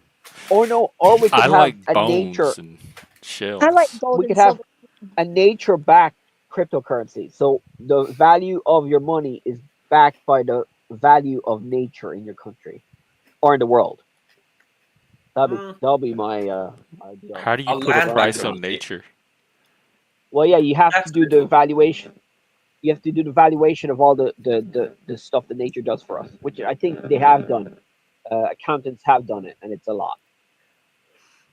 Yeah, but like you can maybe say, oh yeah, 100 of this currency is 1 acre of land, and then it's tied to the value of the land. But like, I don't know. I think there's a reason it hasn't been done like that before, because it's inefficient, and you know, it's too complicated. Yeah. Or it's, well, sure, but or it's too simple. It doesn't allow for advanced finance.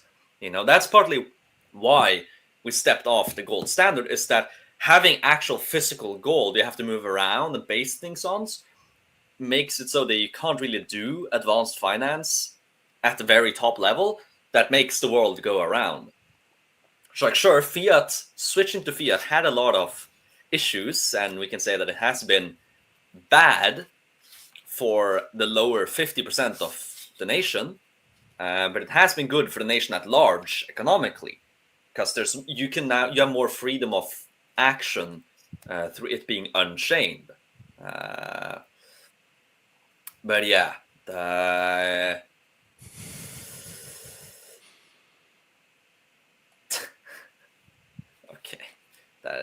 And a lot of people keep a physical copy of their key. So if you get a hold of their key, you can steal. Like, you can crime How much to get the key. Yeah, my brother has that. He has a. Let's see. Has my crypto increased in value? I think I have like $10 worth of crypto. So yeah, I have a bit as well. I have a whole crypto series 15 on my playlist that I did with some crypto bros wow. way back when I had my other channel. I got 10 Cardano and 29 Dogecoins. Woo! That's wow. You could almost buy another soda. I can buy like 2 or 3 sodas. Oh.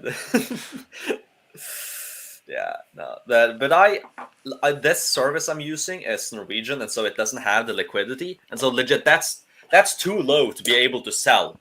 You know, so I can't do anything with that money, which is fine. You know, I didn't buy it to actually earn stuff. I bought it because I thought it would be funny to actually have some crypto. Yeah. I can't even get on the exchange. It won't let me get verified. So I gave up on crypto completely. What do you mean won't let you get verified? Like, you have to verify your identity to even get on the exchange. Like Coinbase to buy, and it won't.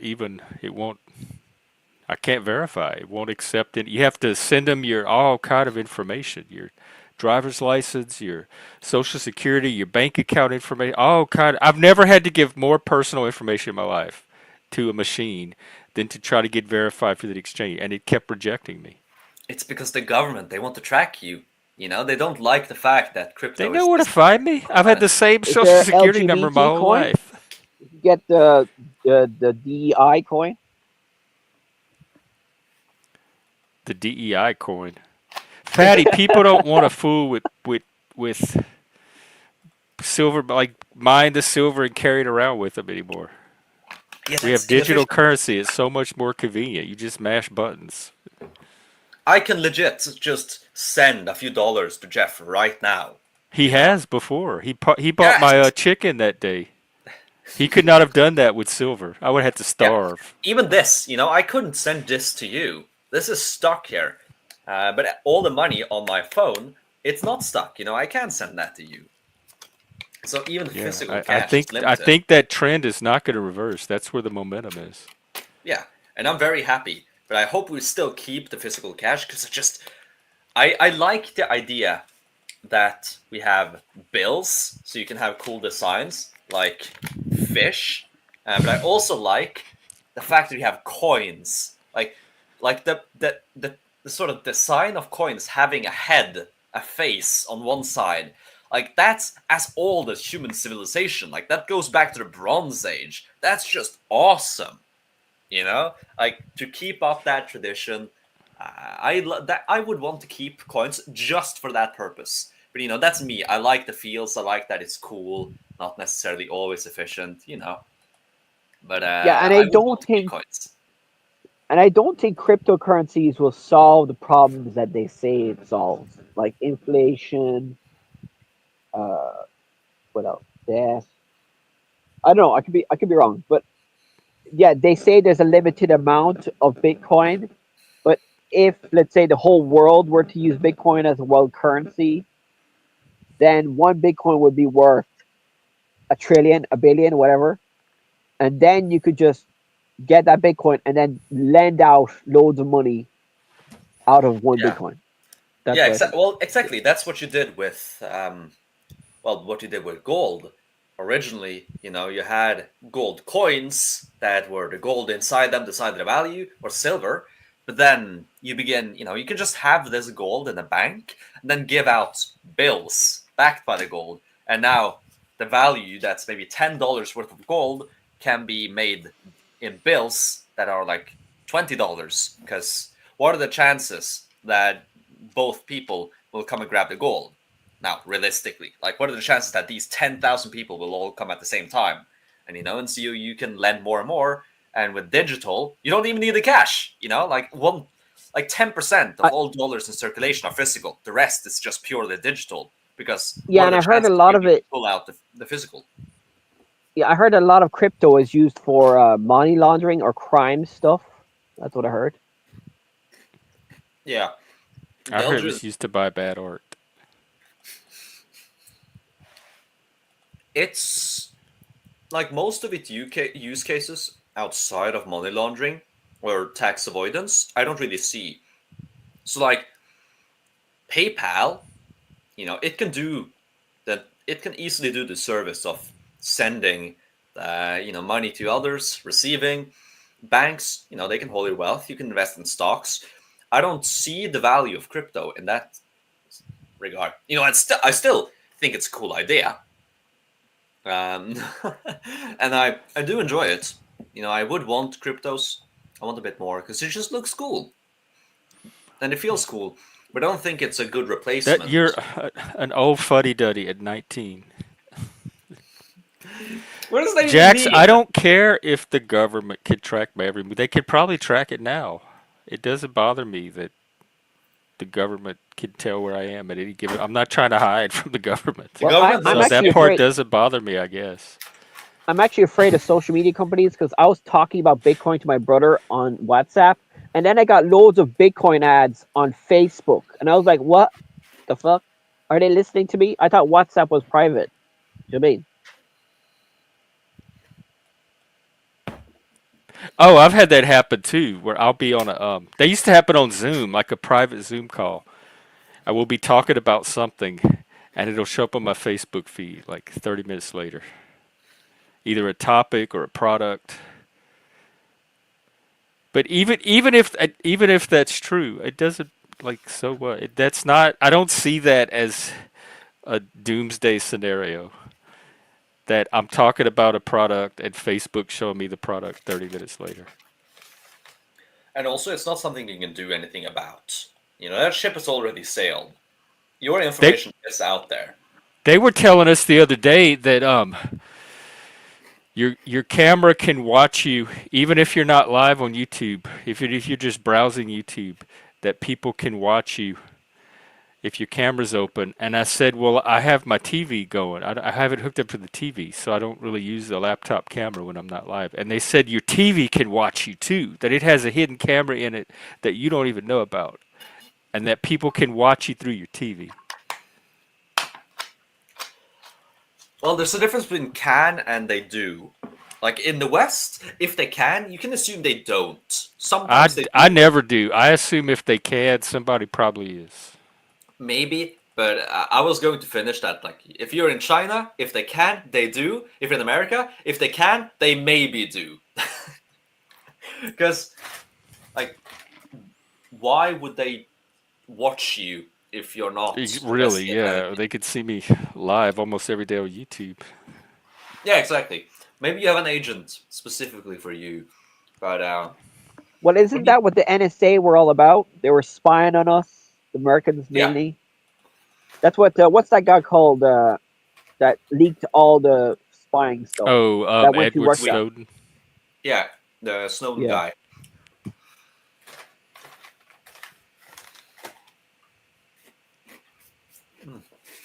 So they're probably spying on us right now. That to me, that'd be the most boring job in the world. If somebody had to spy on my life, how bored they would be. I No, would feel they sorry have for that bots person. that listen to specific words that like trigger them, like any bad words. The bots would get that, and then they send it to the government, and then the government listens to it or something. I don't know. Computers would. Yeah. Well, they certainly have the capability, but I don't think they do it actively. At least maybe not anymore. I hope. But like, if they suddenly found out that, oh, they want to investigate me, they'll find this. I use Dolbus here. It's not that difficult to go from Dolbus to my real name, and so they would easily get here and probably watch a few of these and just figure out who I am. But they probably wouldn't do it Your until career is over. they need to before it even started. Convicted at 19. But is it true what they're doing in China there, that social credit score thing? Where like everything is recorded and then they give you a score, and if you don't behave well, they stop you from doing stuff. Oh my, And it's all that would be a nightmare for me. I already well. have. I There's heard that's already what they like do a in China. informal, de facto version of it up here. I think that's what they do in China, but I've never really looked into it. But I heard people talk about it. Yeah, I've heard stories about that too.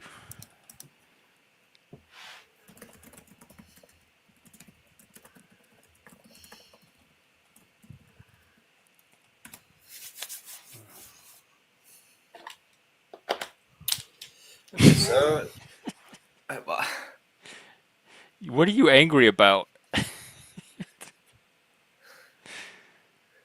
no. Is the subjects too nerdy, too autistic? It's never too autistic. Well, sometimes it is. When they start talking Yeah, about yeah, video yeah. games and computer architecture. That's actually something I force myself, not force myself, but I try to look at like tech videos a few times a month, just so I don't forget all the tech knowledge I know. So I can explain most of the parts of a computer, but I need to remember that. I don't know what it is, but there's just something about the fact that I like to know what's going on, inside of this beautiful machine. Um, and so I try to not forget it, because I've forgotten it multiple times, because my interest in tech goes in cycles. So I'll be really interested. I'll spend like weeks on end watching videos on it, learning everything, and then drop it. And for months, I don't think about it. And when I come back, I'm like, wait, what is RAM again? Like, what's the difference between a RAM stick and like Oh, SSDs I or used to know whatever? random access memory. Yeah. But I forgot what it does, like what its role is. Yeah. And I so know there's all of some that. memory that's like permanent and some that's flexible that can be Yeah. overwritten. Did you learn how to code, Jeff? Lou, I guess the answer is if they're just passively watching, I don't care. I mean, I live in front of a camera when I do this anyway, and the whole world can watch. It's when they take an action based on that, and that's where the social credit would come in. Is if they watch me and then they see something that they're comparing against this algorithm and I don't match it, then it has the potential to have consequences for my life. I don't think passively being watched has potential for too many consequences. So to me, that's the difference. I don't understand how they make them. I don't. I don't go that deep. And now, to be fair, I haven't watched tech videos in a while. And the last like big cycle where I watched like everything and multiple hours a day, that was when I built my PC. But after that, I haven't watched it much. Which it makes sense that when building a PC or buying a new phone or whatever, I'm more interested. But yeah, no, I don't know how they make them exactly. So Maybe I will, but I'm not a tech guy. I'm not a STEM guy. I'm not all too interested in that stuff. I'm interested enough to on the surface level, but not that much deeper. So yeah. I did build a good PC actually. I'm really happy with the PC I built. But the sad part is, I'm currently not in the city where it is. Because I moved out. I built it, and then a year later I moved out, and now it's stuck at home. And so I don't have my PC. And so I'm stuck with this laptop. Not stupid though. Yeah. Is it cheaper to build a PC than to buy? I just don't trust myself to do it right. Yeah, you probably save like you get the housing, you get the parts, the memory, the hard drive. You stick it in there, you wire it up, and that's it. You save a big deal. You do save a lot, but it is. And y'all check out Richard Clayderman. I've never heard of him before until today, but he's Me neither. a musician, piano player, a gay piano player from Scotland. I don't know if he's gay. I made that up. Don't listen to me. Yeah. So if you if you want to save those extra $100 and then build it yourself. But if you have infinite money and you don't really have any interest in building it yourself, then sure, do a pre-built. But if you actually either care about it or you want to save that money or both, you should build it yourself because you do save a lot. Jeremy, I wonder if you could build me a computer, and I could just pay you if you do it cheaper than what I would pay a store. I would do it that way. $1 cheaper. Lou, the point is right now, I guess, if they're watching me for a purpose, I have no idea what that purpose is, so it doesn't bother me. But it's social credit, I would know what that purpose was, and then I would have to watch everything I say and do, so that my credit doesn't I don't have consequences, and I can't stand that feeling of. Sometimes that happens at work, at certain workplaces, where they scrutinize you, and I can't do my job. Like, I can't work when people are watching over my shoulder. But if they're just watching passively, like people sitting in a security camera room looking at the security cameras in the store, I know they're back there, but they're not really watching me for any specific purpose because I'm not doing anything wrong. That doesn't bother me. They have Microsoft up here. I live in tech country. It should be very easy to get a computer. No, see, I already don't trust you. Never mind. He's gonna be able to. He's gonna know my whole life and have all kind of spy devices in there. Or he could build everything except for the I don't know. It's probably easier to do an SSD, but you should do an M.2. But the hard storage where the operating system actually is. You could do. I didn't catch any of that. And I have a degree in this. I have an electronics technology degree. Yeah, but he could do the hardware, and you just do the software. That's all I want. I would go Linux if I trusted it to run all the programs that I need. I would go Linux if I was an autistic incel. I don't have the time for that. No, I'm kidding. I'm kidding. But I don't have the time to care for that. So I'm just using Windows.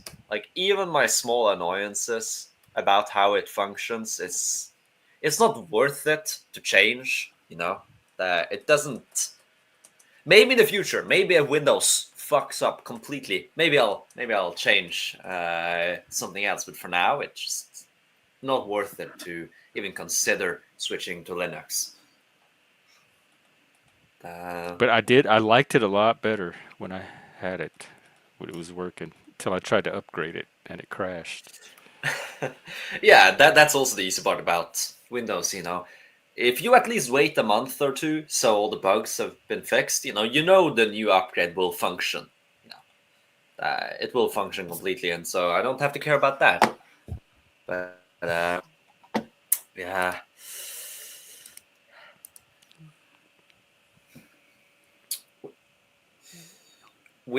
Hopefully Windows gets some proper competition though, because it's a bit annoying that they've had market. Yeah, exactly. It's a bit. I don't like that they've had market dominance for so long. Well, okay, Windows does have Apple. To me, Linux would be worthy competition. It's just open source and yeah, but the issue is that it requires setup. The user needs to do more to set up Linux, and if I was able to do it, if I could do it, the setup can't be that hard. I suppose because I got it to work. I used Linux Mint. It was probably 5 or 6 years ago, and I got it to work, and everything worked fine until I had to upgrade, and then it crashed. Yeah. Maybe I've never tried Linux, so I probably shouldn't speak about it. I know there's one person in my life who uses Linux, and that's my uncle. And he's military, but his whole job is classified, so I don't know what it does. But he uses Linux. Yeah, he has a doctorate in like. It was slightly faster. The experience was a lot smoother, and you didn't run into all that Windows bloat and nagging and stuff that you're held hostage to from Windows. It felt more free.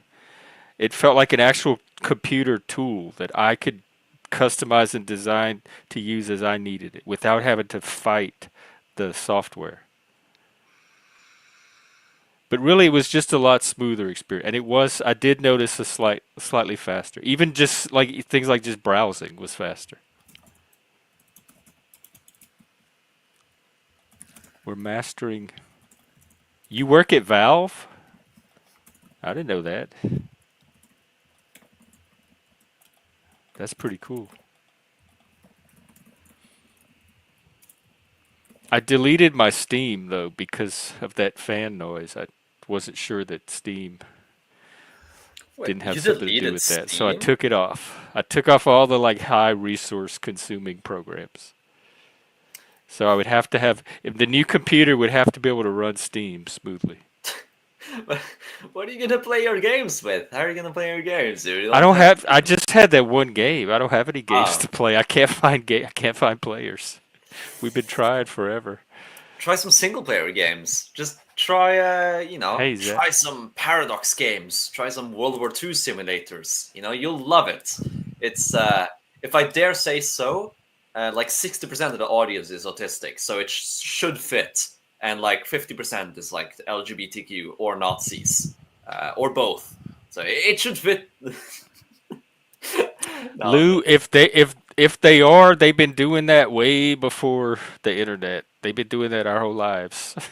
I just assume, even growing up, I just assumed that the government's collecting information, and they haven't done anything with it yet. So I don't know what the purpose could be. It's not anything that worries me or keeps me awake. I don't care if people are collecting my data for something. I'm not like, it's just information. It doesn't have me fearful of anything that can encroach on my autonomy. Just people having my information. I know advertisers collecting credits. The job that I have now, they used a credit check thing as part of the application process. They showed up on my credit report and as part of like the background check and everything. So even employers now are dipping into your credit to decide whether they want to hire you or not.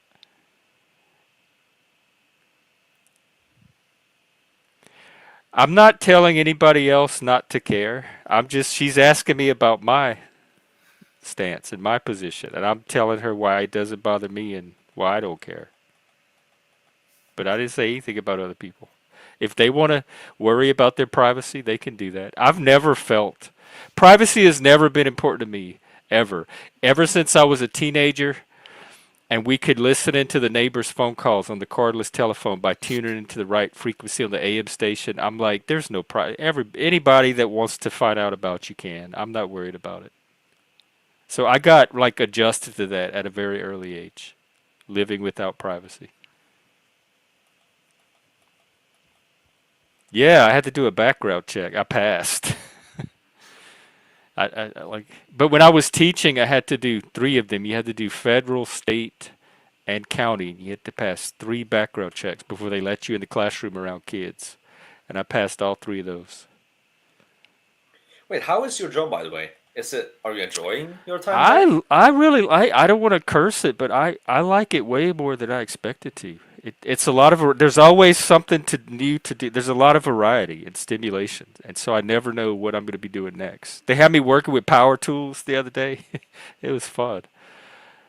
So there's always like something new to learn and new to do, and the coworkers are more or less normal and friendly, and not a lot of that weird workplace dynamic so far. Social credit, but not my credit score. That's a different thing. Yes, the social credit does. The idea that you have to act and talk right. Credit, the current credit scores is based on how I use my money, how finances. Social credit is something else. It's how I talk, how I behave. So and it has consequences attached to it. So that's completely different than people looking at how I use my money. PPE. Oh, personal protective. Yes. Yes. I'm learning that. You have to wear your goggles. Because sometimes when you, like even if you're drilling into metal, it can create little shards of metal that can fly and they can get in your eye. So even little stuff like that you have to be careful of.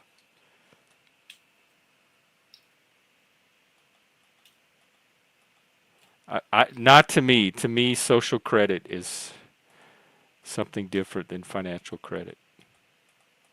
Yeah, social credit is just your score on how well you fit the government's idea of what a proper person or the should be. Karen's idea of social norms. Yeah. Like, you cross a red light in China, even though it's legal, that's frowned upon. Or you walk in the wrong side of the street, oh, you're a lower credit score and everything. In America, it's just you're financially irresponsible. We want to know that, so we don't loan you money. Right. It really only comes into play if you try to get a loan if you try to buy a car, a house. If they try to push it further, then that becomes problematic. But so long as it stays in the financial realm, it's not as big of a deal. Although, to be fair, we don't have a credit score in the same way in Norway. I don't know how the system works. We don't have the same system. The credit system. Yeah, we don't have the same thing. One. Maybe. I don't know. I only know that Norway doesn't have the same system as America. I don't know what about the rest of Europe. Because we have 3 different reporting agencies here. And you can get someone told me you could get a free annual credit report, and now they say you could do it weekly. You can check your credit weekly with the credit reporting agencies.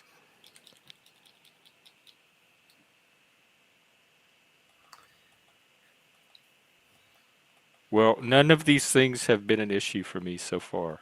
So maybe that's why I don't worry about it. Yeah. Whatever the credit lines are, I've been able to stay inside of. And I trust myself to do that way more than I trust myself to stay inside of social lines. I mean, is there anything wrong about banks not wanting to lend money to irresponsible people? Like, if I was a bank, of course I'd want to know if this person is irresponsible with money or not. I would not want to lend money to someone who hasn't paid off the credit card bills in time.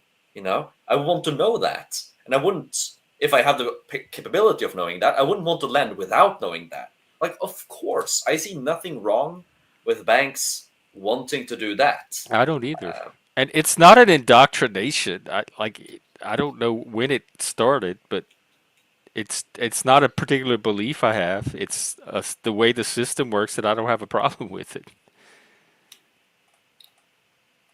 Credit scores don't bother me. The idea of credit scores, for the reason Dobez just said, it keeps people from the financially irresponsible people from taking out, like siphoning off money from the system. If I was loaning money, I would want to loan it to people responsible too. Yeah, that's what it sounds like. People that can't pay their bills on time are the ones complaining about the credit score. Yeah, like my credit card only has a $500 limit because I don't have any wages. Like, why would they?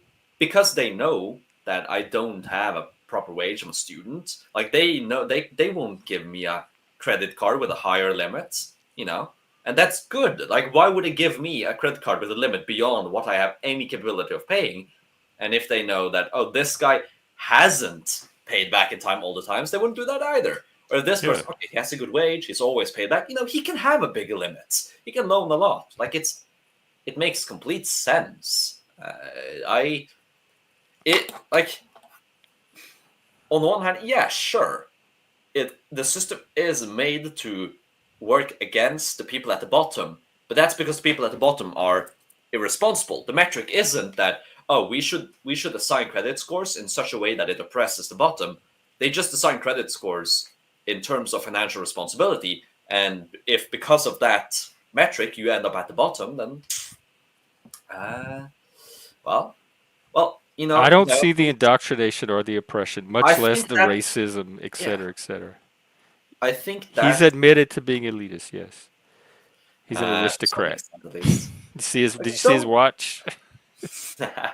Look at how I dress. I want people to be financially responsible, and I don't think. Yes, Lou, but so far they haven't done that, and I'm not worried that they are going to do that. That's like a boogeyman ghost story that I have no indication that they have any intention of even implementing. So my mind can't jump from the current reality to a possibility that I don't even see any likelihood for. I know they're doing it in other countries, but the U.S. so far is not doing it. No one's forcing. Who's forcing their views on somebody? We're telling our views. If that's force, y'all sure are sensitive.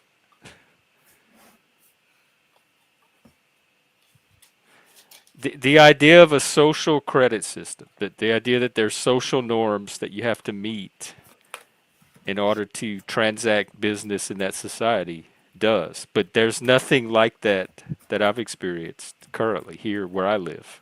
Even in Washington State, there's not. And if any state tries to do it, it would be someplace like Washington.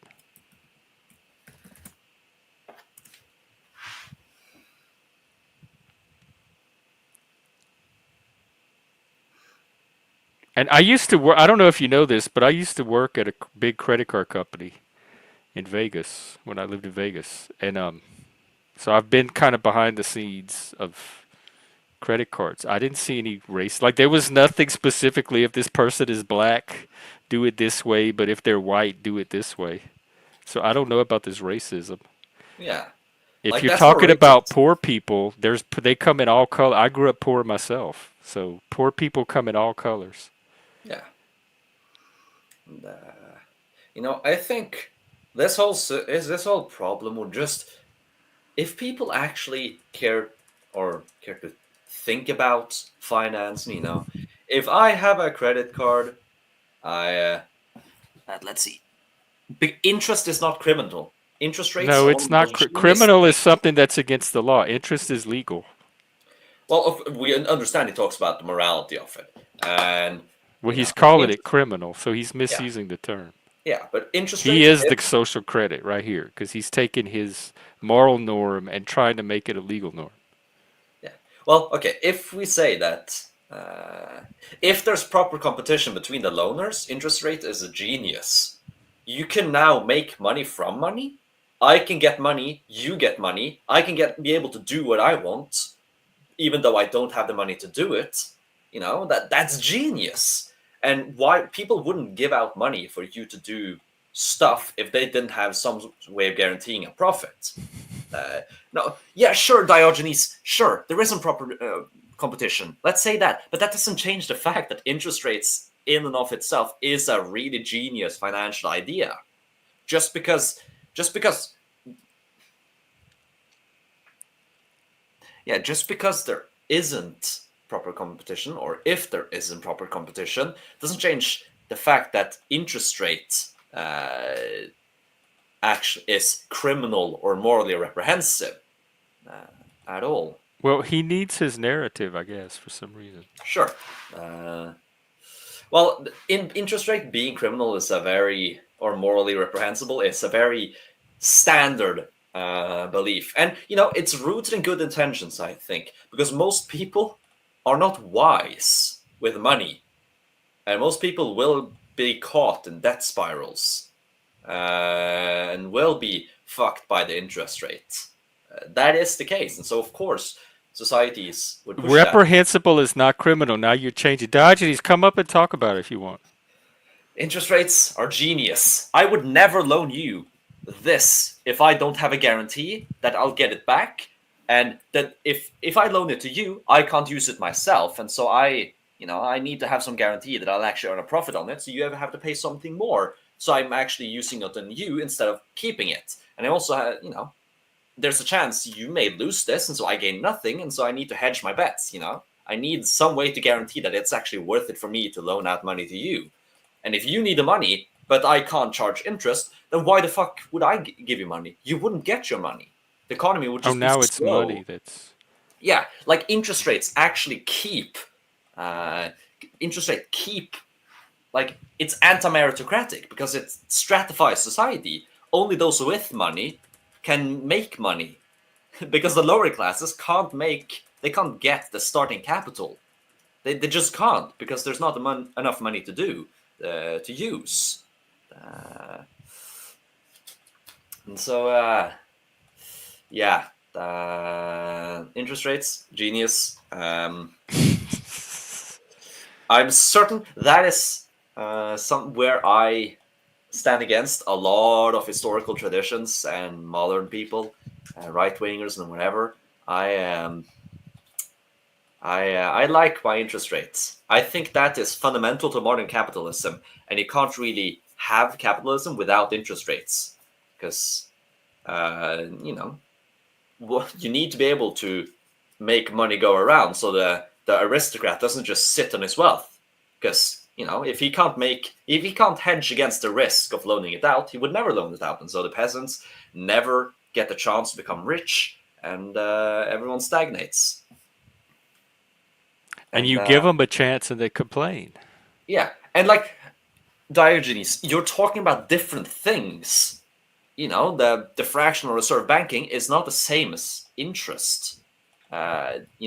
Sure, they're part of modern capitalism. Again, genius, if I may say so myself. I think it's genius that we can create money out of money, and we can loan money based on money, so long as fundamentally it still roughly coincides with productivity. I think that's genius.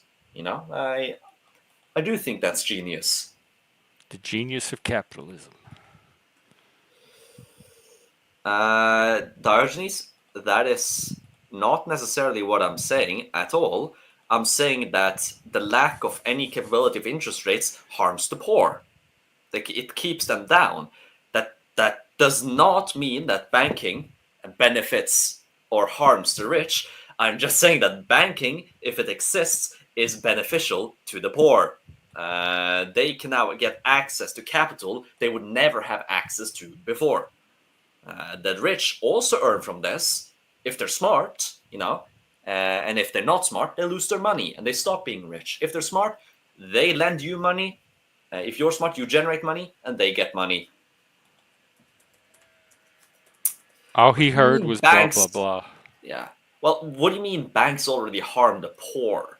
Like, do you see the society you live in? Like, do you want to go back to the pre-banking Maybe he's poor societies? and not happy with his life. Okay, but like, think of it like this. So the highest sort of pre-banking GDP per capita you can find is roughly $1,000 a year. Maybe $2,000 is the highest you can have without banking and high-level finance. $2,000 a year. That's your GDP per capita. Do you want to go back to that? Like, sure, there's a lot of detriments to modern banking, but it's infinitely superior to what we had before. I think it's nonsensical to be able to look around in the modern system that banking created and say that this harms the poor. Sure, maybe there's systems that benefits them more, but they are certainly not harmed. The fact that even the poorest in a Western society, can actually have a good meal. They can they can work. They can have some place to live. They can have surplus food. They can have anything. They can take out a loan, and if they're actually smart, they can do something with that and jump out of poverty. And back then, if you're born poor, you'll never get the starting capital to become rich. It's a sad fact of life, but skills won't make you rich. You need starting capital together with skills and ability. And if you have no access to that capital, then you're stuck. Society is stratified.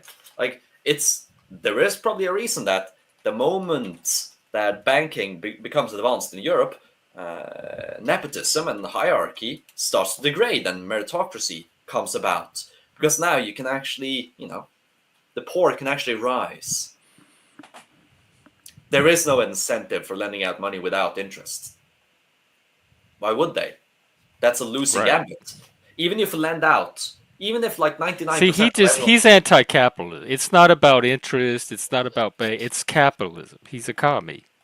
Yeah, but or a socialist. Have you seen the wealth distribution of non-capitalistic societies? Do you think that the rich are, they have more power today than the rich of the Middle Ages did? Sure, there's a huge wealth disparity, but it's certainly not worse than it has been before. And, the poor does keep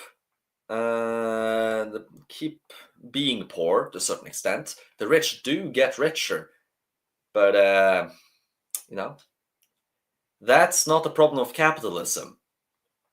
That's a problem of, there's a lot of problems, but I think fundamentally it's a more recent problem. I mean, capitalism is what made Europe rich. It's what made the world rich.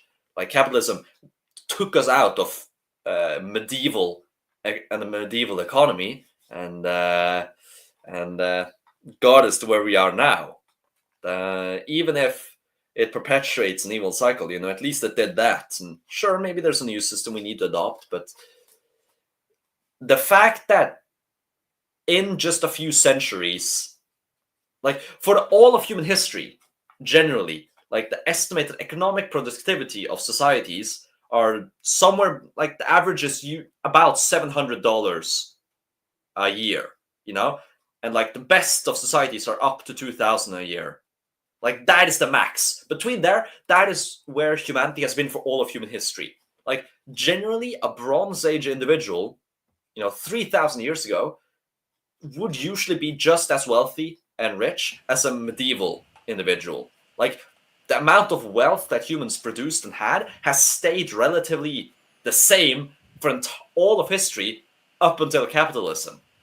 And then suddenly, now everyone can get rich. The fact that I, as a student, can be wealthier than a medieval smith who actually produces stuff just because of this modern system. The fact that a modern smith, is probably earning more than 200 medieval smiths put together and has a life quality even higher than that. He must be one of those losers at the bottom. Yeah, well, and yes, Diogenes, I am into name calling. I call people names all the time here. You seem like a commie and a socialist. And anti-capitalist and anti-West and anti-colonialism. You seem very lefty. Well, are you Antifa? The funny thing about colonialism is that people get it the wrong way around. People say that Europe got rich because of colonialism, but it's opposite. Europe could do colonialism because it was rich. How would it be possible for a society to fund large-scale expeditions to conquer all of the New World and conquer all of Asia and Africa if they weren't rich? If poor societies could just conquer 3-4 entire continents, then India would have done it ages ago. But no, Europe did imperialism and colonialism because it got rich enough. The wealth was already there before colonialism and imperialism. Now, I'm not saying it wasn't lucrative. A lot of colonialism and imperialism was economical. They did earn from it, but it's not as if the modern wealth of the West is built on that. That the colonialism and imperialism is a fact. It's like a product of the wealth. Advanced weaponry, yeah. Where do you think that comes from? You have an economic incentive to improve weapons to such an extent. You can now. Well, the best example is how the Dutch conquered Indonesia and how they made their trade empire. Because at first, it's just rich people buying a single boat and sending it on an expedition and trying to earn some stuff. But then people actually, invented sort of the modern idea of companies, of stocks. It would just, let's take these 100 peasants. That was John Law in Louisiana, actually. Yeah. Which is also where the word millionaire came from. Yeah. So let's just take all these, 100 peasants. They can pool enough together to buy a boat and fund it. And they didn't really lose that much on their own. And if it succeeds, they all share the wealth. If it doesn't, they lose not that much. And then a society of like 1 million people begins doing this. And, you have an economic boom. And then the wealth from that funnels back in. And all because you can now distribute the gain and the loss in such a way that it's feasible. And you can, like the lower class can actually do stuff. For most of human history, lower classes basically don't matter other than agricultural production and being in the armies. They can't do anything on an individual level. They have almost no societal power because they just can't organize together. And they can't get the capital to make themselves rich. We do have a mixed one, at least here in the U.S. Yeah. It's a mixed market. Yeah. Same in Scandinavia and same in Europe. There's not a single pure capitalistic society on Earth at all. So that's a good question. I think it would depend on who you ask. The answer would be different for each person. But which one is downstream from the other? Well, I would say that religion is downstream of culture. Politics is also downstream of culture, and economy is halfway. Like economy is a bit separate because, sure, it's part of culture. Is this a scientific society that will get advancements? Do they value efficiency or not? Like that will impact the economy, but it's still separate enough. It isn't as if it's just downstream. Like politics, that's mostly downstream of culture, and personality, and same with religion. But we have public resources and we have expanded Medicaid. I don't know what reality do you live in? You need to diversify your social media sources. I think it's a matter of definitions. To be a mixed system, you actually have to have a state-funded welfare state and not state-funded insurance companies or state-funded Medicaid or whatever. It has to be owned by the state and run by the state or whatever. But like with some states have like a charity hospital system that is state-owned, state-run. I know Louisiana used to have it was a good one too. Even some of the wealthy people got their treatment there because it was so high quality.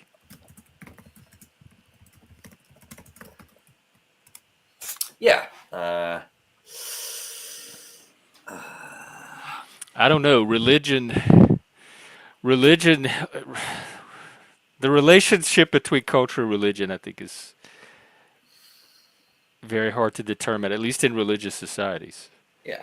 Because the culture emerges from the religion, which emerged from the culture, et cetera, et cetera. How far? Like, where does religion begin? Well, from Jeff, stories, cultural stories and traditions. We're stepping into a sort of modernist trap because we separate them. For most of human history, culture and religion are basically the same thing, roughly. Your beliefs and practices are just religion. Like the religious and secular are. Yeah, secular is a good way of putting it. Secular and religious. And so, for most of history, they were just the same. Now, I'm not religious. I don't believe there's a God up there. So I think there's still kind of the same in the human mind. They occupy the same space, but they are different. We do categorize them differently. But I would say it's religion that's sort of inside of the cultural sphere or whatever. It doesn't matter, really. They are tied together and they are relevant to each other. And yeah. I think in a secular culture, secularism can displace religion in a formerly religious culture. It could. I mean, a lot of people in the 18th century, they saw nationalism as the replacement for religion, and that worked. The benefits of religion. You have a lot of children. You have a high trust society. You want to go into the future with a smile. As long as you're not a witch. Yeah. But like the benefits of being religious on a personal level and on a national level, they were kept by just switching it out to nationalism when that became the most important thing. But then we lost that as well, and then you have nothing. Then it's an empty void, a vacuum in your mind, and you have all these issues. I don't think it's necessary to bring back religion to fix a lot of the modern cultural issues, but we need something to fill that space in the mind. And so far, only culture and religion seem to fit that hole. And so you need one of them. You need a strong. And not only do we need it, we're going to have it no matter what, because something's going to fill the void. Exactly. Regardless, whether it's exactly art, social media, video games, wokeness.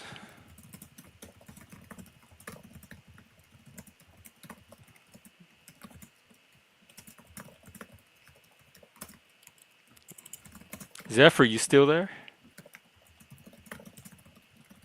She might have stepped away, or maybe she's nurturing the puppy.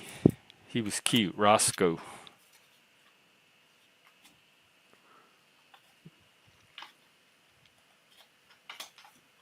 Well, then stay in Canada, and we'll keep the United States. Hey, Hebrew, what's up? Canada does seem nice, though. It seemed nice. That's the yes. You've just defined Canada. It seems nice. They're very polite and inoffensive on the surface until you lift up that lid. Yeah, Nautilus is a really what is it called in literary terms? When there's a character who goes against everything that the group. An antagonist, a curmudgeon. Well, no. I mean, there's a literary term for a character. Well, usually in literature, if you're writing a character that's part of a wider group, usually they reflect the traits of that group. So if you're writing about an orc, one of the companions is an orc, they reflect the stereotypical view of orc, or an elf, or a dwarf, or whatever. Oh. Yeah, like they usually reflect the a prototype. But yeah, maybe. But then there's also the term for the opposite. When you write a character that is purposefully the antithesis of their own group. That's what Nautilus reminds me of. Anti-type? Maybe. He's like the anti-type of a Canadian. He's the anti-type of a lot. But we like him. We've grown to maybe even I can't say the word. We're not there yet. I appreciate not loss. I can say that full-throatedly. Oh, we got Hebrew. What's up? Hebes. Hebrew hammer operator in the house, wielding his hammer like Thor from heaven, except Judaic version. You there? I like that photo. Is that you?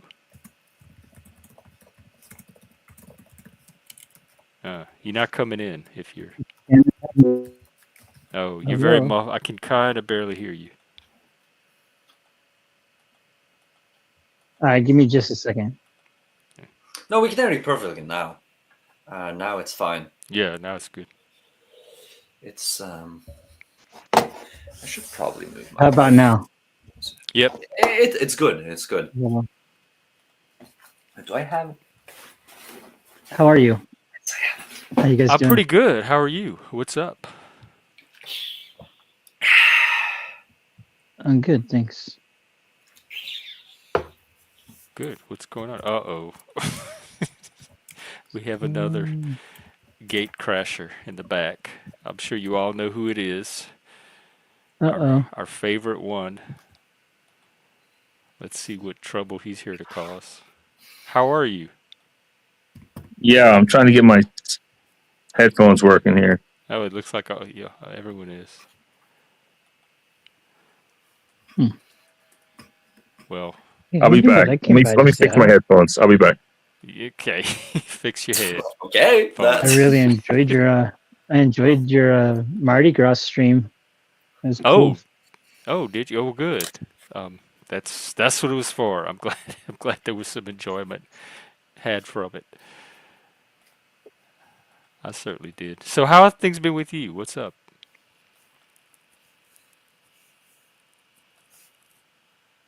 Nothing much. I went to work and they said they didn't need me today, so I got the day off. Oh, okay. Nice. So time to play the Panelverse. You still have that same sweater? I wear it like every day. I know. I don't know if that's a good thing to be doing. Do you want me to change for you? I mean, that's pretty sus. I'm not gonna tell a grown man what to wear, but wearing the same clothes every day could leave a certain impression. What impression does it leave? Is that the impression that I get? That's the song. What impression does it give? But that's probably the least of your worries as far as impressions. Yeah, you just can't not say shit about it. Even before I came on, I heard what you said. You said, "Oh, here comes." Well, you know what though, but I'm not apologizing for it. You know what you get when you come to my show. So you can't say a goddamn. All you do is go here, bitch, about stuff that you. I just come up and you just smack me. How you doing? How are you doing, bro? Like what's up? Catch us up. What's going on with you? How have you been? How's life treating you? How's YouTube treating you? Is it Mardi Gras or is that over? What's up with It's that? over. We're in Lenten season now. How long is Mardi Gras? Like 6 weeks of suffering. Mardi Gras how long? A week? It ended Tuesday. How long does Mardi Gras last? Oh, it goes on for a while. It starts around Epiphany in January, and it slowly builds to Mardi Gras Day, and then you got 6 weeks of Lent, and then Easter, Jesus, they roll back the stone, and there's no more Jesus. I got like all this Mardi Gras shit for some reason. I didn't You're get to wear it. Oh, you do? You weren't even there. Your microphone. It was shirtless Mardi Gras. You might not have wanted to be there. Your microphone is coming in like garbly. Sorry, is that better? No. Okay. Zooming in on your face not gonna help. Well, is that better? I'm on my phone. Does it still suck? Yeah. I think I should not have said anything actually. Is it so bad I should leave? No. No. It works. It works. I suppose. Yeah. Yeah, I'm not allowed to go shirtless anymore. My team has told me. What team? You have a team? Yeah. Why do you come here for numbers if you have a whole team? Are they telling you go to Jeff's? That'll get your numbers up? And no, this is just a guilty pleasure of mine. Are they telling you to wear the same sweater every day? I mean, are you sure this team is on your side? Do you want me to answer, or do you want to just keep talking shit? Both. I'm gonna keep talking shit, and you can answer. Look, man, when I go live officially, I don't wear this. I'm not allowed to wear this. Only on other people's shows. Yes. It's cold out here, man. This is the warmest thing I got. Okay. You know, I mean, what would you like me to wear? It looks Christmassy. Like a holiday leftover. I see snowflakes. Is that reindeer or polar bears? Oh, God. That's nice. Okay. That is nice. Too far. Well, put me on Queer Eye for the Straight Guys. That show still exists. I'll go on it. And we have Hebrew here with us, too, today. Is this what, some super Zionist? Oh, we got somebody else. Is that his deal? You want me to take this other? Oh, there we go. Can't see. So, would you say super scientist or super Zionist? Is he a super Zionist? Is that his super whole deal? Zionist? That's the question. He can speak for himself. I mean, with a name like Hebrew Hammer. Oh, no, I'm not Jewish at all. Oh. I can't really see that well. He's not Jewish. Are you Puerto Rican? Oh, you got a Russian flag back there? I'm mainly Polish. Oh, the Russian flag? I hope that flag is satirical then, if you're Polish. It's a T-shirt. But yeah. Oh, I see. It's red, white, and blue. Well, I guess I'll just never know. He doesn't want to tell us about himself. Okay. He's talking. Moving on to the next thing. I mean, what is it? Let's hear it. What do you mean? The shirt hanging behind you, or the flag. I mean, you can lead a horse to water, but you can't make it. He said it's a T-shirt. It's a shirt of Putin. Yeah, why? Why not? It's that. Okay, there we go. I mean, he's just purposely being difficult. I'm truly interested. And, in me, I'm voting for Russia. You can call me a Putin puppet all day. I'm not even kidding. You're voting for Russia in what election? Absolutely. Because it's a NATO war of expansionism. And if Russia teamed up with Mexico and put the Warsaw Pact in Mexico, we'd invade Mexico. So, it's okay. I'm so glad that your mic is having issues today. Okay, well, if my mic sucks, I'll just leave, I guess. Does it suck? It sounds great. Well, the commie agrees with you. So. No, that shouldn't be a good sign. That should tell you that your opinion is kind of fucked up. If the commie even agrees. But, who am I to say? Where are you from again? Norway. This is the guy, he knows about the Faroe Islands. Wales, yeah, I know. He just self-hate. He can't even stand his own race. He hates white people. He hates that white people like to eat whales. I mean, no. No, he didn't say. He I'm also half Swedish though, and the Swedes have been, rivals and enemies and slaughtered each other with Russians for centuries. But I'm on my Norwegian side. It's more calm. But I don't really respect anyone who legitimately supports Russia. That is just, I'm sorry, but that's just idiotic, even for America. Like that. Okay, that's fine. Sorry, you're allowed to say that, but that. And he's allowed to not respect it. Exactly. And call you an idiot. He just doesn't understand. Well, enlighten us. I don't understand either. I think it's a bit personal. How can I explain it any better?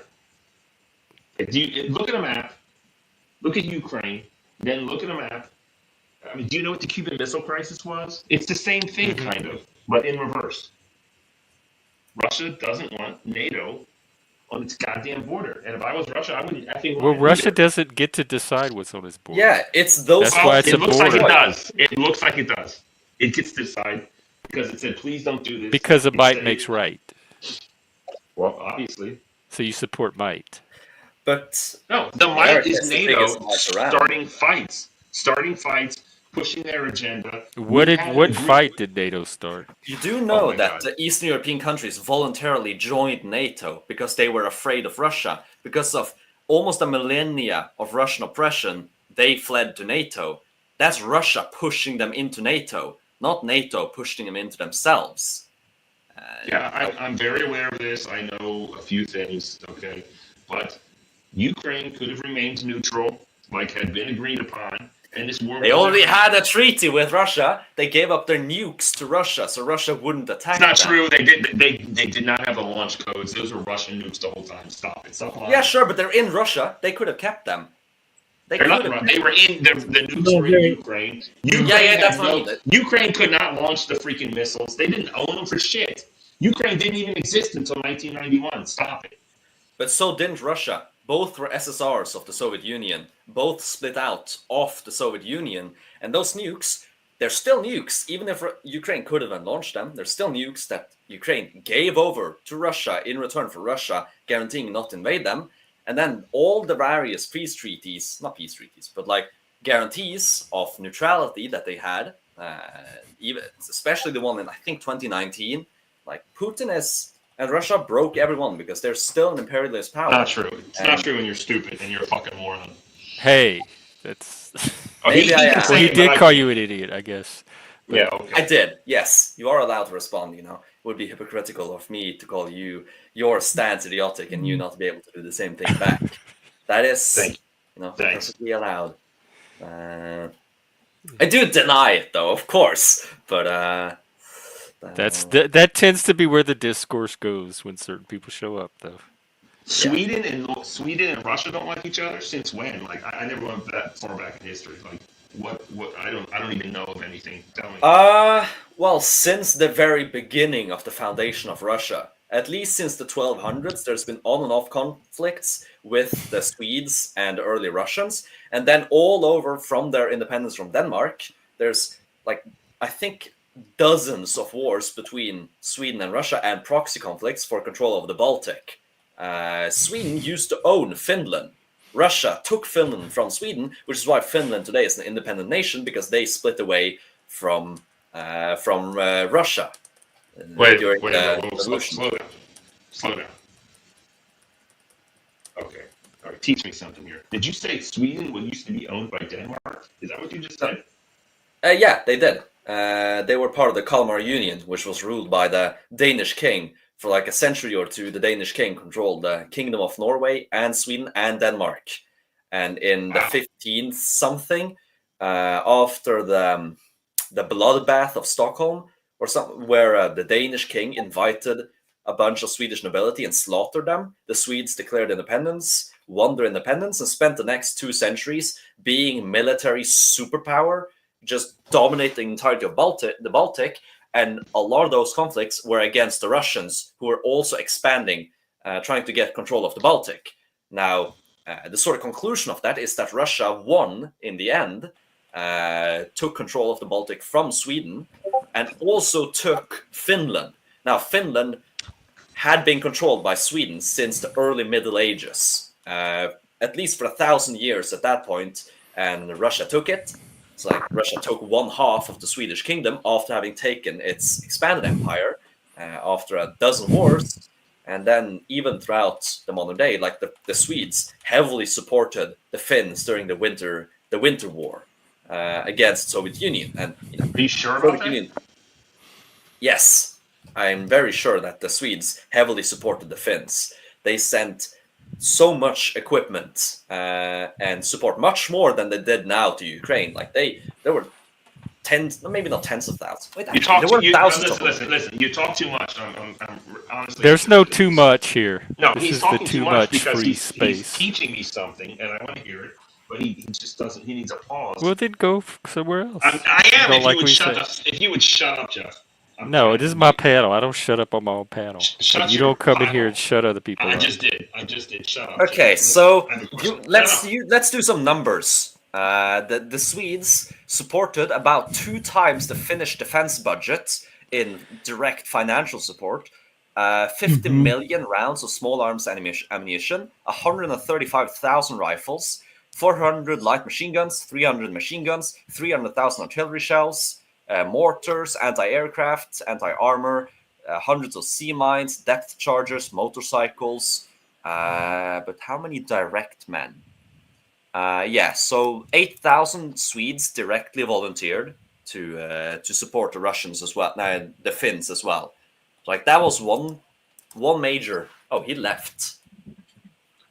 Okay. Well, all I'm saying is that Swedes have been enemies with Russians for a very long time, and well, so has all of Europe, basically, at least all of Eastern Europe. Western Europe is distantly removed enough to be allies, but in the East, not so much.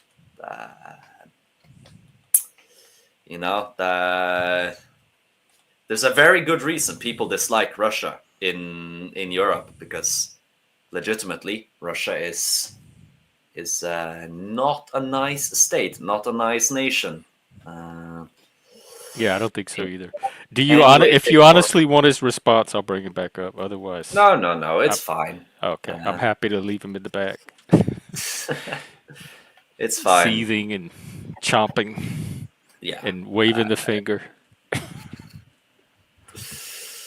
No, but yeah. He is, and the worst part about Russia is that, well, not the worst part, but like their leaders have also not really been that good ever. Even the most sort of westernized leaders that tried to westernize haven't been good at all either. Well, Peter the Great could be said to be, well, great, but arguable. But Putin is definitely not the worst leader. I'll give him that. He is not the worst leader Russia has had by far. Like, he's not at all. Like, Stalin, way, way worse. Most of the communists, way, way worse. Like, especially Stalin and Lenin. A lot of the Russian tsars, also way worse. But that doesn't make him good. He's just good by Russian standards. Hebrew, what do you know about Russia? You seem like you might know a thing or two. Not much. Okay. Sorry, my mind is I'm like preoccupied for just a second. Oh, that's fine. I got a message, kind of important, but I'm trying to figure out. Oh no worries at all. Someone in the chat said that I could always bring Barney back on. And that we go way back. But actually, last time he paid me, I think I'm just gonna wait to get paid for my emotional labor. Who are you? So, Can I? Yeah, Barney, I'll bring you back up for the right super chat. You probably won't tell me, but I'm just curious. Wait, what did you say? I'm curious who Enslaved by Truth is. They said that we go way back and that I'm texting them, and I don't know who that is. Is it? Someone said it was Brown's boy. Okay. But he never set off my Brown's boiler. Usually I could tell the names that he comes on under, but Enslaved by Truth never tripped that. So we'll never know. He's going to be mysterious.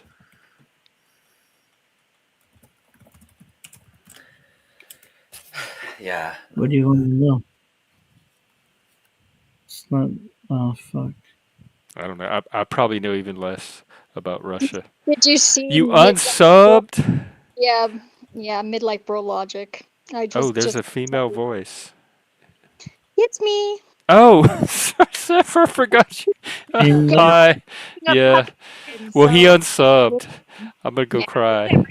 Wait, Midlife was the one that was just up here, right? Yeah, he just unsubbed. Crybaby biatch. Because he couldn't come and boss everybody around and make everybody try to shut up. He got a response, and that hurts, apparently. Ouch. Although, in fairness, if I'm gonna steel man his position, which I'm sure it isn't as intelligent as I'm gonna make it, America doesn't have that many reasons to be an enemy with Russia. They still have a lot of reasons, but not that many reasons. So I understand why U.S. American would want to sort of pull a bit out of Trump Ukraine. Trump and not necessarily America. But no, yeah, Trump feels bonded to Putin because they both went through the same experience, like the Russiagate thing, and so now he feels connected to Putin because they were attacked by the same enemies, and so that bonds people. Is Melania Ukrainian? What is she? She's Croatian or Serbian? Maybe, but let's see. Maybe. I'll look it up. Look her up. Is she Slovenian? Slovenian. Ah, close. Close. She can have some opinion, but nobody's heard anything from her. Yeah. Ooh, there's a government op being run in the Panoverse. I can't wait to find out about it. Ooh, so scared. I think she doesn't have that much of an opinion. I think she just cows to Trump in that regard, because I think it would be difficult. Like, I mean, if you're a legitimate Slovenian, you have a lot of bad experiences with various Yugoslav forces funded by the Russians, and especially by the Soviets. Like, sure, the Yugoslavs were also enemies of the Soviets for a long, long while, but yeah, I mean, there's very few countries in Europe that actually like Russia. The only I can think of Serbia, maybe North Macedonia, that genuinely like them.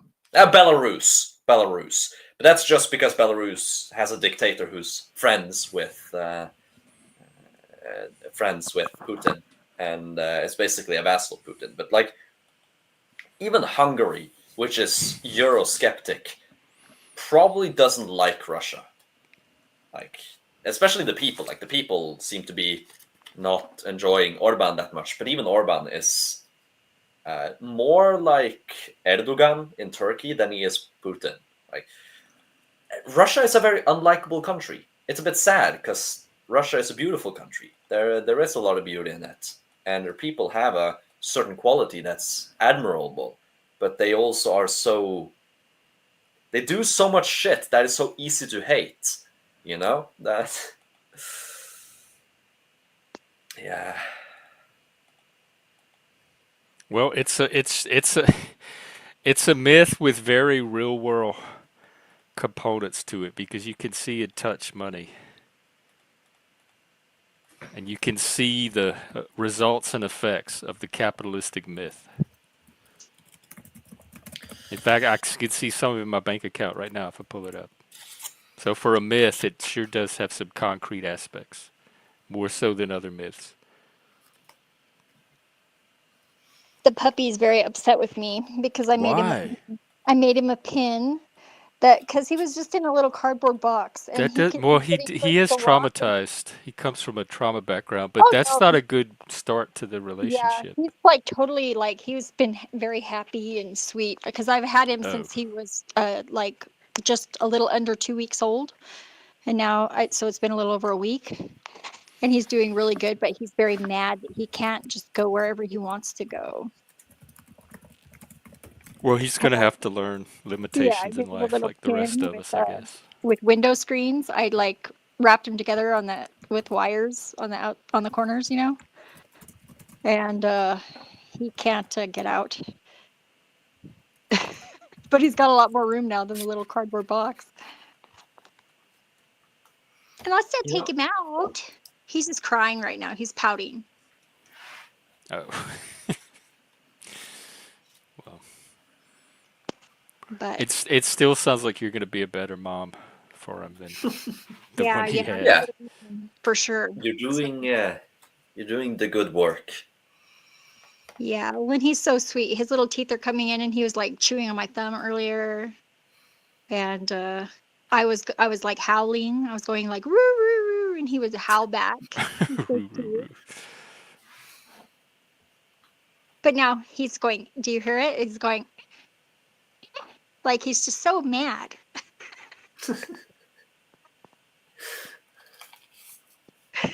He's like a little squeak. Dogs are so cute, to be honest. There's something special about dogs. Although, maybe this is controversial to say, but I think the title of man's best friend is unearned by dogs. It should be the horse. The horses should be man's best friend. It shouldn't be dogs. It should be horses. But he looks so sad. Doesn't he look sad? Yeah, he looks sad at what I just told him. He's appalled. Roscoe, what are you doing? Maybe he's upset because I gave him a little bowl of food with milk, and he ate some of it, but he was like, "Where's my bottle?" Because I usually puree it in the blender. Wait, how long have you had him? For about a week and a half, close to a week and a half. Oh. But he's a little over 3 weeks old. Oh, okay. I thought you just got him. Yeah, his eyes just opened, like He's crying. Oh. No. Why is he crying? 'Cause he wants me to pick him up and play with him. He's spoiled. The other night I fell asleep with him in the bed, and he fell off the bed, but he didn't make any noise. And there was like a little carpet next to the bed, so he didn't hurt himself or anything. But I couldn't find him when I woke up, and he was asleep. That was so cute. He yawned. That was like a yawn cry. Woo, woo, woo. Can you howl? He's so upset. But watch, whenever I take him out, he'll just be happy and he'll run all over the place. Oh. Puppy. Hang on. Let's see Puppy. Let's go. He's so tiny. Oh, he looked bigger the first time. He looks so tiny. He looks like a little what do you call it? Hamster, a guinea Yeah, pig. he's like walking though. See, and he's Puppy, all like, you're on TV. Oh. The new he's gonna climb TV, up in my lap. the new version. Oh, come here. Wow, he is Come here. cute. Come here. Don't. He's gonna climb up my shirt here in a minute. Oh. Oh. He's a good boy. See, he's not upset anymore. Now he's just climbing around. They should just give everybody puppies and pets and cats and stuff, and the world maybe that'll solve the world. I think maybe it's kind of a base, but I think I have to help him poop because he needs, basically I take him over the sink and then you have to like stimulate him so he'll go because he's still so small. He sounds like he might be a little stopped up. We need eggs, Alan. we do need the eggs. They need to be stimulated too. Speaking of eggs, this egghead needs to sleep. So I'm gonna. Okay, well, it was a pleasure seeing you, and hopefully we'll see you again at some point. Yeah, either next week or any other week after that, I suppose. Yeah, I think it's next or week. tomorrow. I have a full. I'll do Monday through Friday, so I won't have Fridays off. But I think the week after that, no, I won't. The week after that, I'll have a few day streams I'll be able to do. So maybe we'll see you then. And tomorrow I'll be out during the day as well. Yeah, I'm gonna turn off the camera. So goodbye. Take care. Good catching up. Because you don't need to see this part. Borns. Oh, are you stimulating him now? I didn't know you were doing it right now. Well, I'm going to. Yeah. Okay. You never know what to expect on these streams. Yeah, that's definitely what's going on. Oh, okay. He's dressing. Yes, as she chats. Yeah, at least it's not that bad because he's not really eating that much dog food yet. Okay. Oh, thanks, Diogenes. You too. We welcome all points of view here. So I'm even though I don't agree with you, I'm glad to have your perspective in the mix. Plasma's asking if it will eventually just go. Speaking of capitalism, we have super chats here. We have memberships. We have Cash App. I have my Ko-Fi link in the thing. So I'm trying to be I'm not very good at it. You'll be happy to know, Diogenes, but I am trying to be a budding capitalist myself. Plasma's wondering if it will just go on its own eventually. Yeah, probably in about a week or a week and a half. Oh, okay. You just don't want to wait that long. Yeah. The mom, oh, yikes. And that's better than capitalism. Yeah, the mom would eat the poop. That's usually what happens. I didn't have to read that to see what somebody was saying. Hey, Shift. Good vibes to you too. We've had some pretty good vibes around here lately. Oops, I guess You can't work the phone and the dog at the same time. But yeah, we've had some great vibes around here. This is Mardi Gras week. Good vibes all around. So good to see you. Welcome. All right, she back. Whoops. Yeah. Yeah. Oh yeah, that's all he needed. Now he's gonna take a nap. He's Oh, like okay. out. So it worked. Yep, sure did.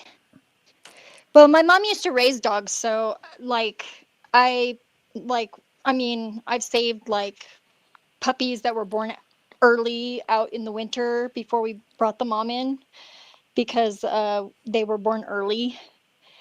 What And happens to them if they're born too early? well, these ones had hypothermia and a couple of them weren't breathing. So we Mm. had to do like CPR, puppy CPR, and like hold them. We held them. They were like little ice cubes. We held them in our shirts until they warmed up. And yeah, it was pretty. We saved them all though.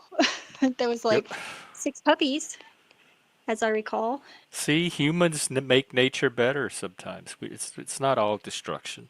Well, and dogs are like domesticated creatures. They could not live without us, Think really. of all the animals that would be worse off if we didn't have humans to.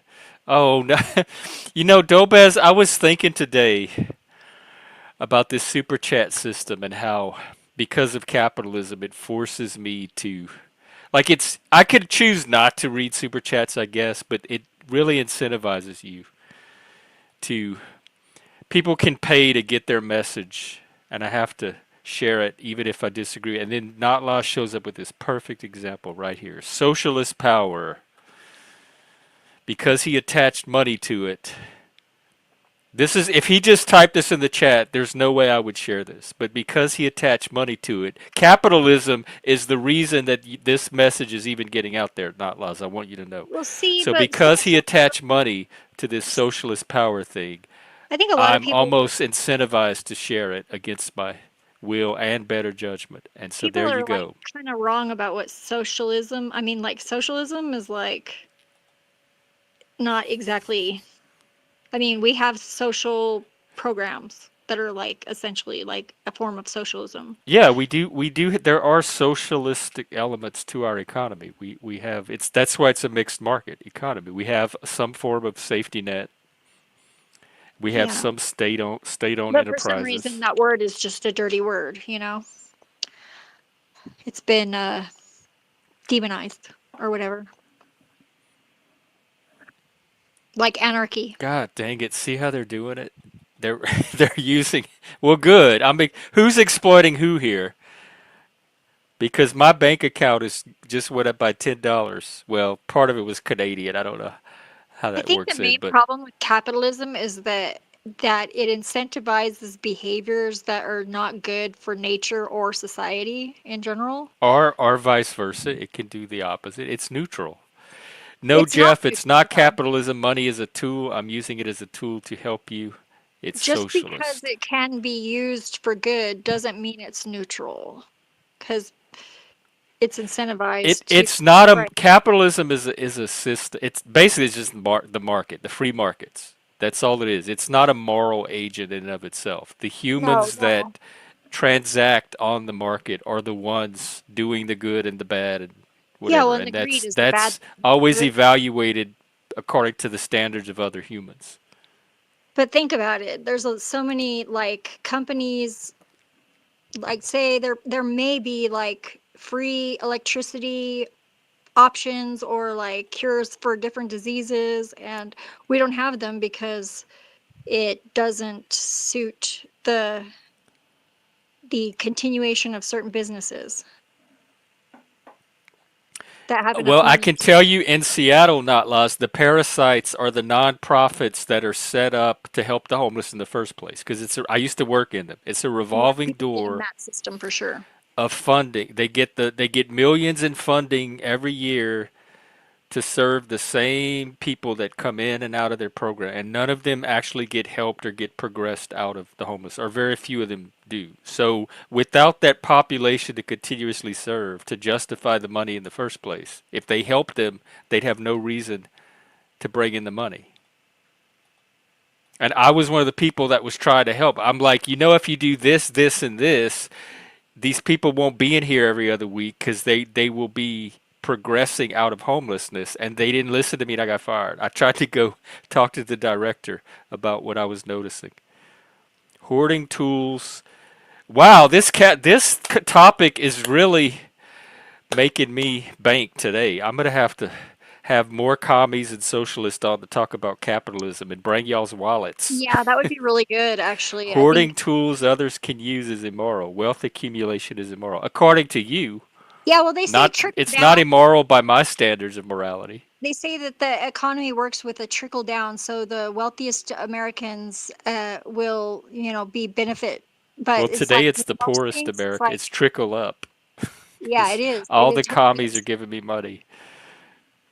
Well, and no, I'm saying that generally it actually is trickle up because that's why the middle class is disappearing and like poors are getting even more poor. And The wealth inequality. I do agree. Okay, I will say this. I've seen the charts.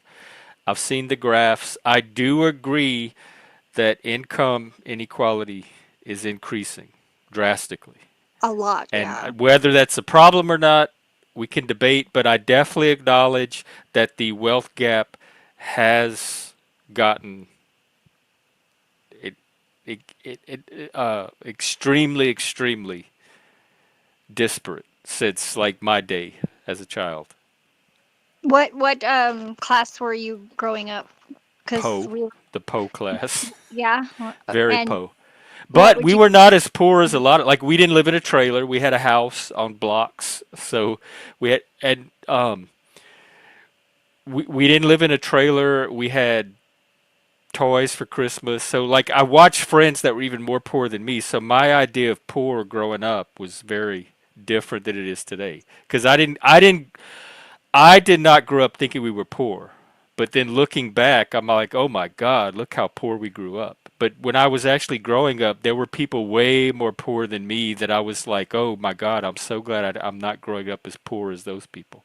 I So always I loved to thought go I to grew up poor friends' way houses. less poor than I actually was. So we got to eat junk food and like we got to do what we wanted because their mom didn't watch us like very well, so we got, to do whatever we wanted. But I was like pretty Yeah, much like same here. And I middle grew up with class, a maybe lot even of upper middle freedom, class. and we always had food and clothes, and Yeah.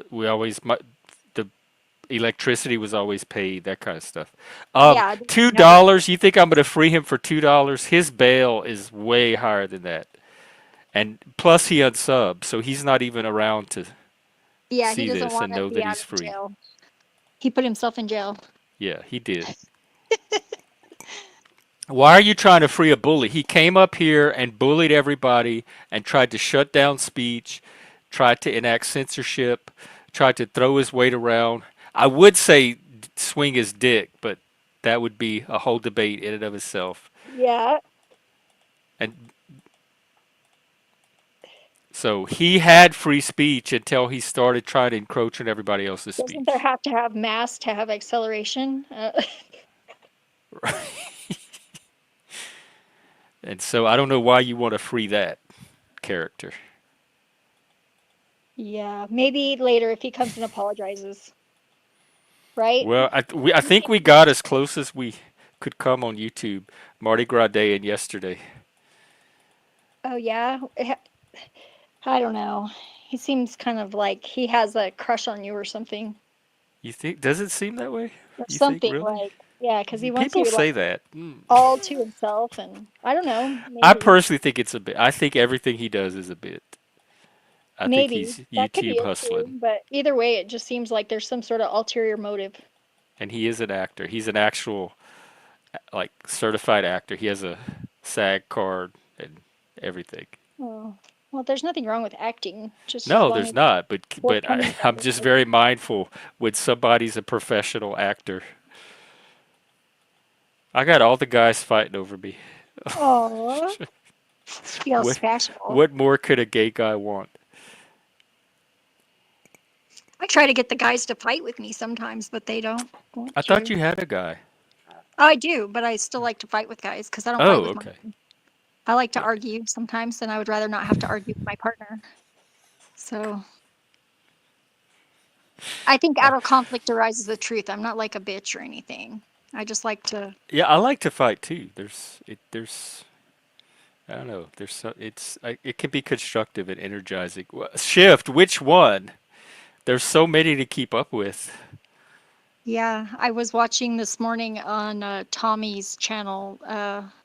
It was Neurojack and TML and I think EBT and TBE were there.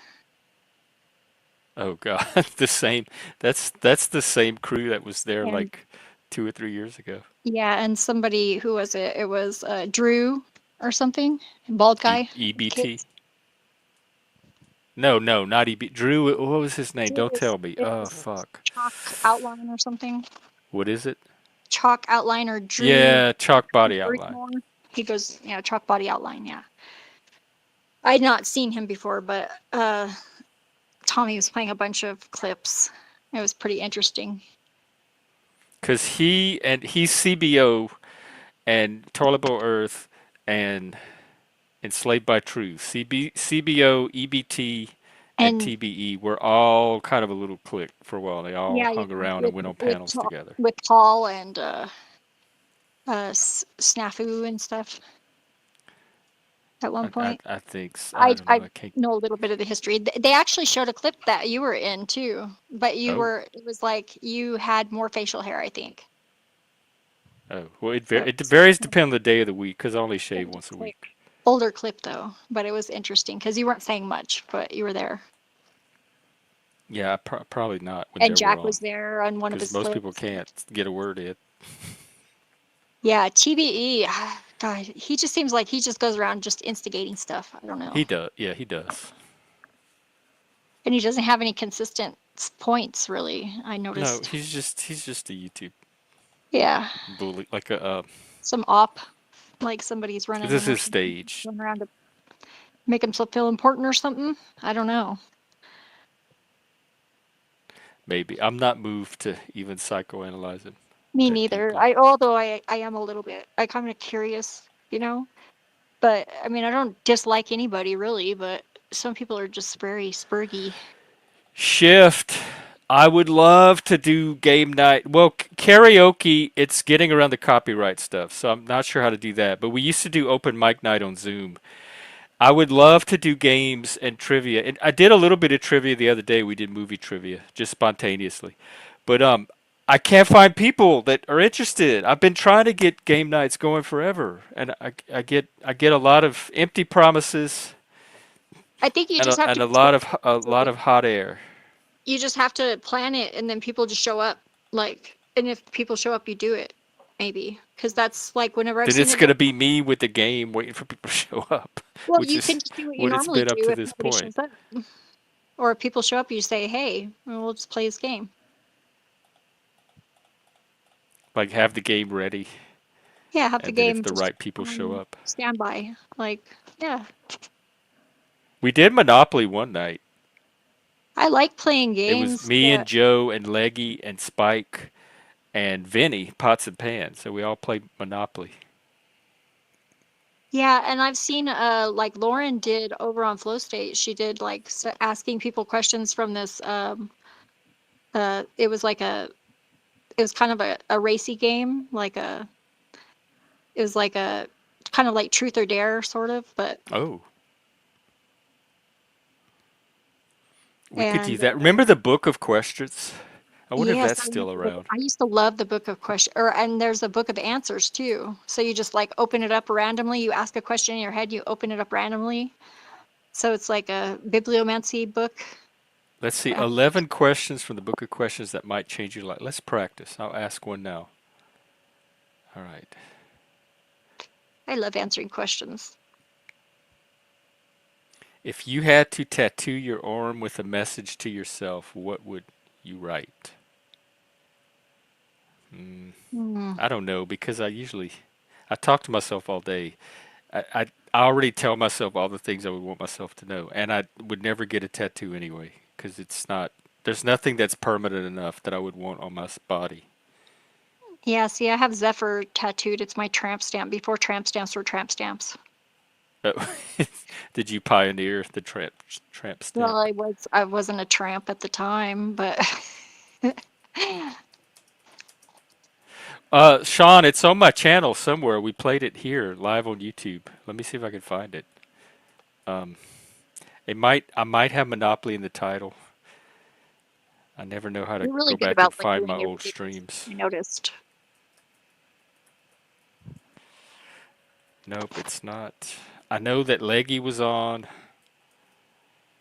Vinny Pots and Pans. You have to search for the people.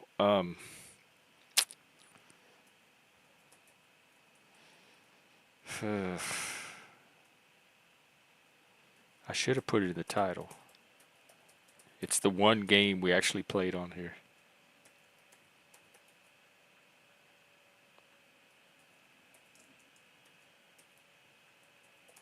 Here, I'll search a few of the people and see if I can find it. Damn it.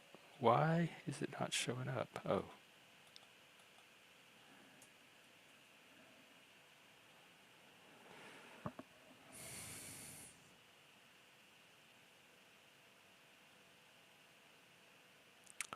That's the problem with YouTube is it's hard finding they don't have a good indexing system to go back and find old content. You have to like manually tag everything and title it the right way. You're pretty good at like putting the people in it. I've noticed it notifies me. Yeah, I try to be now. I started that at some point. I used to just put their names, but now I'm putting their actual channels. And You're probably the reason why I've gotten more subs than probably. oh, let me put your channel. Hang on. Thank you for. I always put them in the description, but I don't mind dropping the link too. And I love promoting people's channels because it helps build community. Not that I have a lot of stuff on there. It's not a lot of interesting stuff, but I did go to Jerome, and Jerome. it's like a Who's haunted Jerome? mining town, and we went after dark, and we were wandering around. We had the little ghost radar thing on Dan's phone, and I You mean saw a like ghost. in real life, or this was a game? No, it was in real life. Oh my No, God, I think that sounds cool. his ghost. Oh, Uh, Jerome Haunted Mighty. Wow, we used to do this in Vegas. We used to go explore old mines. yeah, this is over by I Sedona, and there's only one road in and one road out, and it's like a really steep. didn't Like know you there's like had this. the I'm watching it streets are now. all like really up on the hill, you know, and it's really cool. I There's love ghost apparently the towns. guy, Maynard from Tool, has a shop there, and whenever I got there, it was so crazy because the first shop that we looked at, there was disco balls in the window, and I was like, "What?" I was like, "That's a huge synchronicity." I have a real disco ball and a disco ball spider and a disco ball keychain. I just love disco balls. I want a Yeah, me disco too. ball helmet. I gotta say, I have a weakness for them. I want to Let make a me see two-way if. mirror disco ball helmet so I could just put it over my head and I could see out, you know? Put little LED lights in the top so that way if I want people to see me, I can turn on the light.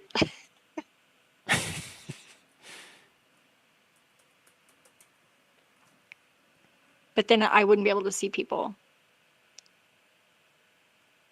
when the light was on the inside. Then it would be just like staring into infinity every direction.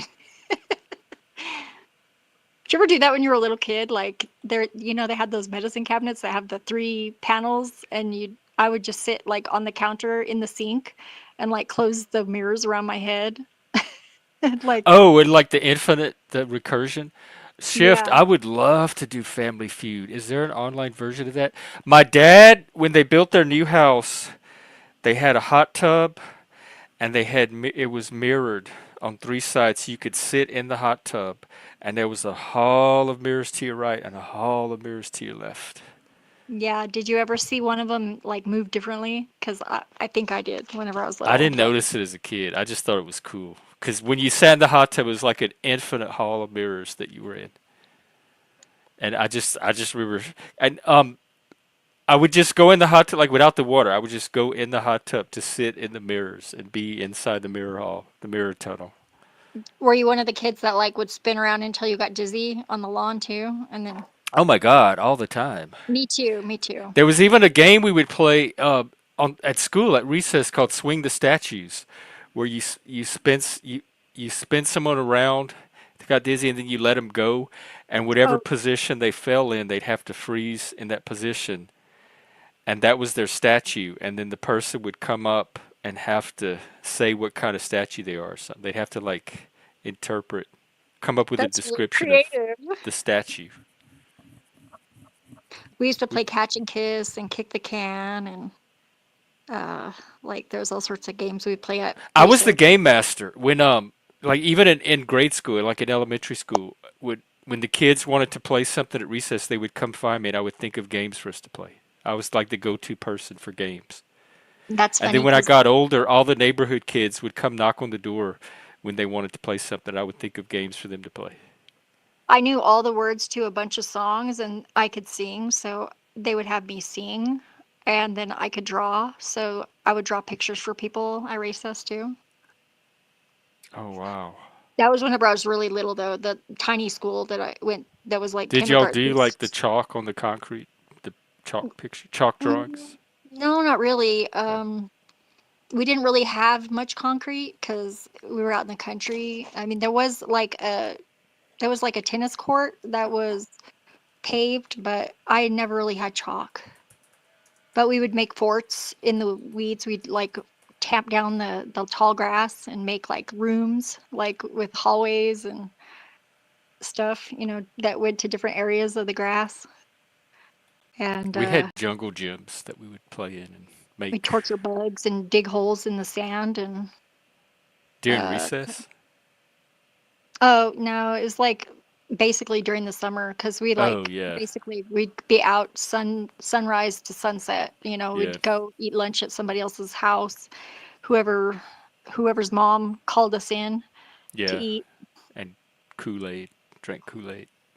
Yeah, Kool-Aid and oh my God, there was one friend, Valerie, her mom made these really gross egg salad sandwiches, but she would like tell us stories about how there was starving kids in Africa and make us eat the sandwich. Yes, the starving And kids in Africa, they would always, yes.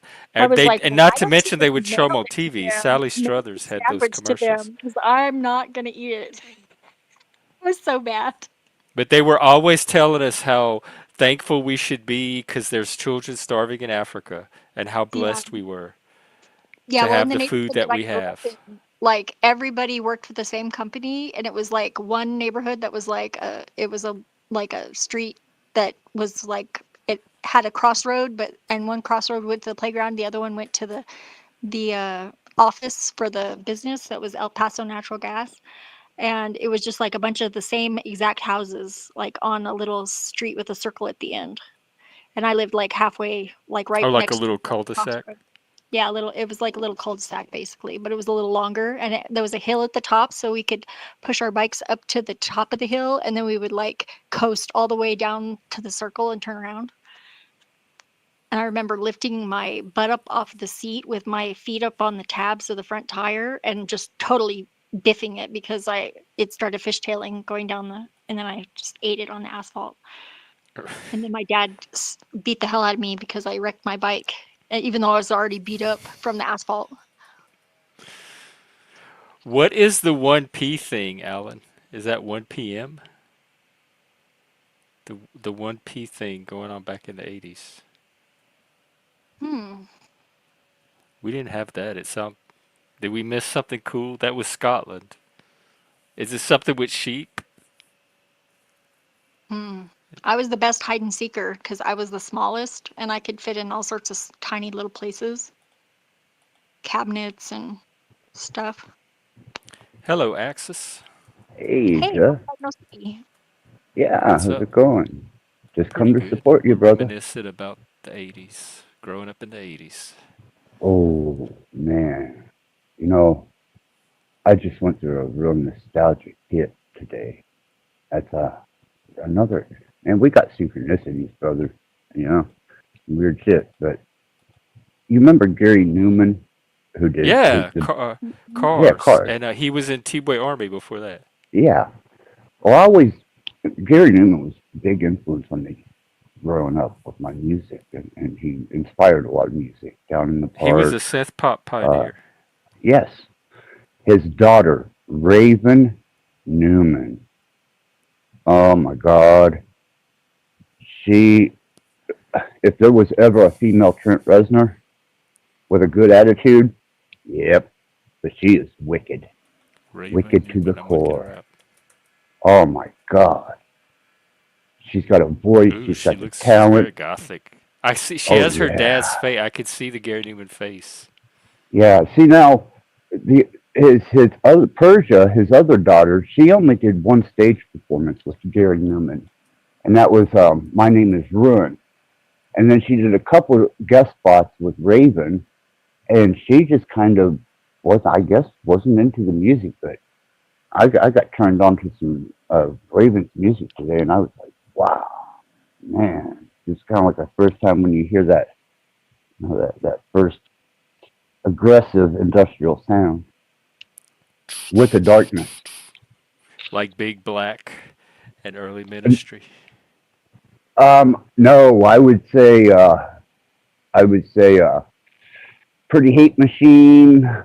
Oh, Nine I Inch got, Nails. yeah, um, man, maybe some, got a little bit of a darker front 242 and some of her just casual throw-in songs, but her hitting points are just, oh man. When Gary Newman released Jagged, I thought he had pinnacled, but he's I still. quit paying attention to him after Replicas and the Pleasure Principle. After he Oh my went God, solo, I didn't Jagged. follow his later stuff. Although I did see, it looks like he came out with something recently. I saw a music video of him. Yeah, yeah, man. He was like crawling around this pyramid or something. I'm telling you, man, it's that nostalgic thing, man. I was sitting here reminiscing about all the old bands, Netzareb, Psychic Oh, I remember them TV, too. Front 242, KMFDM, Leibach. I mean, just bands. Einsteiger, Newbotten. Yes, Newbot. 808 Oh, State. man. Writings of OT, that was weird. EDM or KDF, one of those two. KMFDM. Welcome back, EBT. Oh. But I'm sorry for intruding, man. It's just. You're not. Whoa, no, we were just chatting. You're not intruding. It's an open panel. It's people bring their own spin to the conversation. Yeah, it's just stopping in, support you a little, hang out for a minute. So I did something crazy like maybe start a live stream. Hang on, though. We have a fashion crisis here. What is not working about the shirt? I love the lumberjack shirt. Is very popular around here. Do you mean Satan? Neither one. This is my gay, and he gives me fashion advice, and he's saying that we're having a wardrobe crisis. I think it's fine. It looks good with the black and. I think so too. The black and red tartan. What more could you want besides lumberjack Satan? What's not working? Like when y'all start sending in the super chats and everything, I'll get the leather gear and all that other stuff. But for now, it's just Eddie Bauer and Satan and antlers. I can have you decked out in a full harness and collar, maybe a. I need a good collar. I don't have my collar anymore. I used to have a collar man, I liked a lot. I got 3 of them hanging right here. I got a. What? Can I see them? Yeah, absolutely. Better without the shirt, just the t-shirt? Well, the shirt's because it's cold.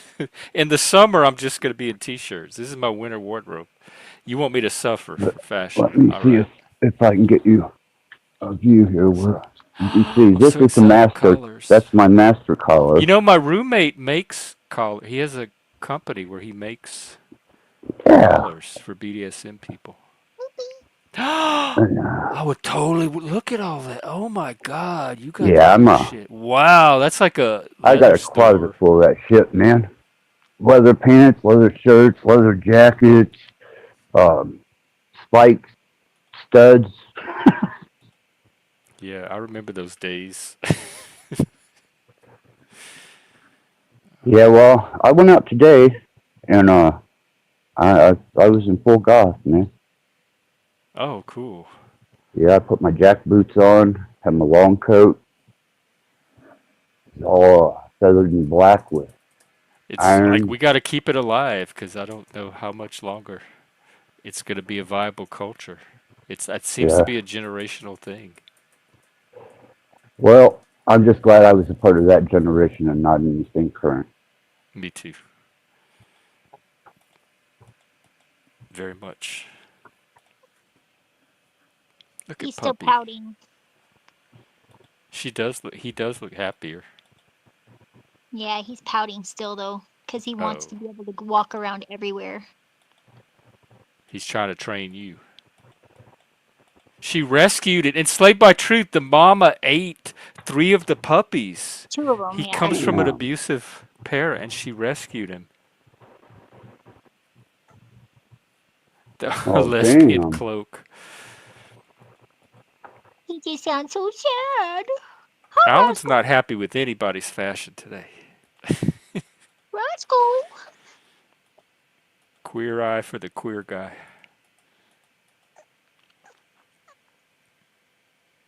Roscoe, you're so cute. Look at his little paw. Yeah, he's adorable. He's exploring his cage. What are you doing? Fresher. I'm in the cage with him, so. Oh, you're in the cage. You're in the Yeah, I'm sitting in the cage. cage with him because he's got a lot more room now. Don't walk in the water, silly.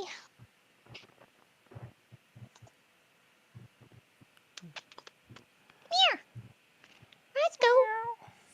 Oh. Did he just squeak? Yes, he's Yeah, too squeaking. cool. Oh. Way too cool, man. He's got his little teeth are coming in, and he likes to I think that's also another reason why he's grumpy, because he wants to chew on something. I gave him a rawhide, but. Oh. Come here, babies.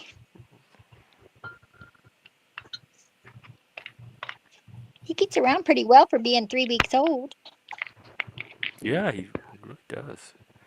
All his instincts seem healthy. He's gonna climb up on me. Roscoe. Roscoe Pico train. Oh, he fell down. Yeah, and we're gonna keep one of the other puppies too, another boy, and his name's gonna be Boss Hog. Oh, I brought joy. Just from changing shirts? Oh, you just took off the other one, huh? I was instructed to by my queer eye. Oh. I've learned not to argue with the gays about fashion. Sean, are you talking about from the aughts, that movie with, I think it was Whoopi Goldberg and a bunch of celebrities, and they go on this treasure hunt thing? I saw that movie. It was like the Mad World show.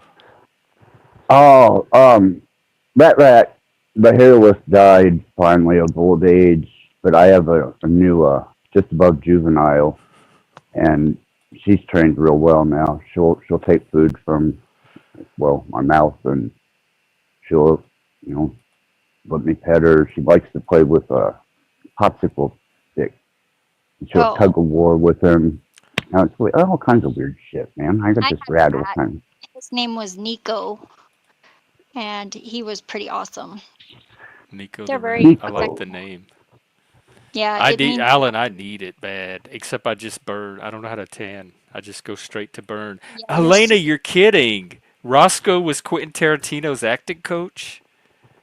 Oh, that's funny. That's a cool name. I thought Roscoe was a cool name for a puppy. I had no idea who played him. Let's see. James Best. Roscoe Purvis. Coltrane. He looks gay. Let's see. Let's check his personal life. No, his first wife, his second wife, 2 daughters. I mean, not that that excludes gay, but the evidence is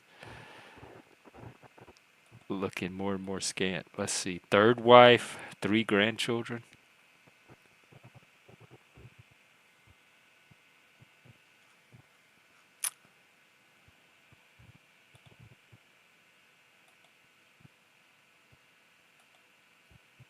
Wow.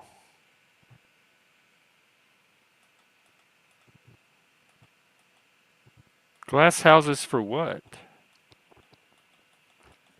Well, I don't live in a glass house, fortunately. I'm not that fragile.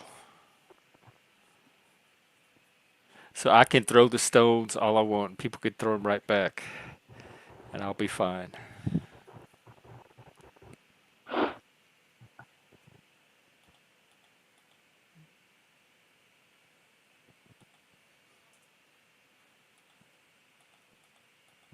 Wow, pretty good laid back show going on, man. That's all right. Seems like that's pretty laid Yeah. back. It was like 10 seconds of silence. You can, EBT, at your local animal shelter. They're always looking for people to adopt. And remember to have your pet spayed and neutered. Yeah. The Price is Right. Dan's He daughter drilled that abandoned this. into us. If you want to talk about cultural programming, Bob Barker at the end of The Price is Right was the most successful programming of my generation because everybody knows to have their pet spayed and neutered because of him. Do you know that he supplied the commissary for For the inmates? prisons. Yeah, prick motherfucker. Yeah, all the products in the prisons. He had some company that sold Yeah, I know it. soap and shampoo to prisons. Yeah, we got our Bob Barker bag. I love that show. That was like reality to me growing up. I can't imagine life without The Price is Right. That very much set some norms. Remember when Prince went on there? No. That was, yeah, he always talked about that was one of his dreams when he was I remember when young, Dylan man. Mulvaney was on it. Let's see, Prince on The Price is Right. Maybe Yeah, he's all princed out, man. Oh, you mean as an adult? He was already Prince at the time? It wasn't when he Yeah. was younger? No, it was one of his dreams was to go on there, and he wound up fulfilling it just by his status.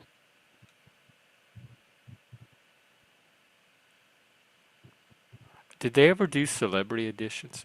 I remember when they did the evening, they had like a primetime Price is Right, and they were giving away more money and bigger prizes, and that was cool. Did they call it The Prince is Right? No. He it was just damned episode, man.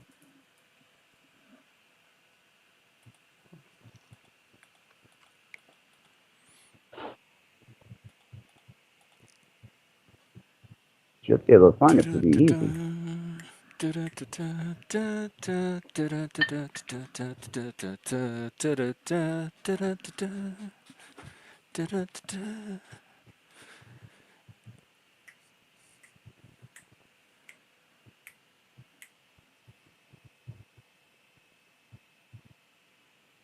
Well, did everybody smoke the same strain of weed? And was it an indica? No, I was just feeding the puppy a little bit of some apricot jam because I think he's still a little stopped up. Oh, like baby food? Yeah. Because the fruit, I think, will help him. Because I don't have doggy milk.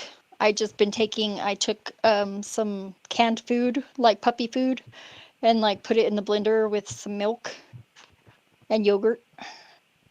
Oh. But I ran out of yogurt, and I think that's why he's a little bit clogged up. Oh, I see. So once he gets his yogurt. Yeah, or give him a little fruit mixed in. Maybe if I could put a banana in there next time. Oh, there it is. A little bit of banana, because, I mean, dogs are omnivores. They can eat a lot of stuff. Even though he's very small, his little teeth are coming in, so I imagine that that's about the You have time to give they'll him start. some milk bones soon for the. Yeah, I gave him a little, it's like a little, it's kind of a rawhide chew, but it's not quite so hard. It's got like a little like doggy treat center. And he was chewing on that earlier. It was so cute. I wish I could get him to howl for you because it was just so adorable. But he's not feeling like he's in the mood, I don't think, right now. He's still mad because of the cage. But at least he gets to be in the house. Wow, how did we go from,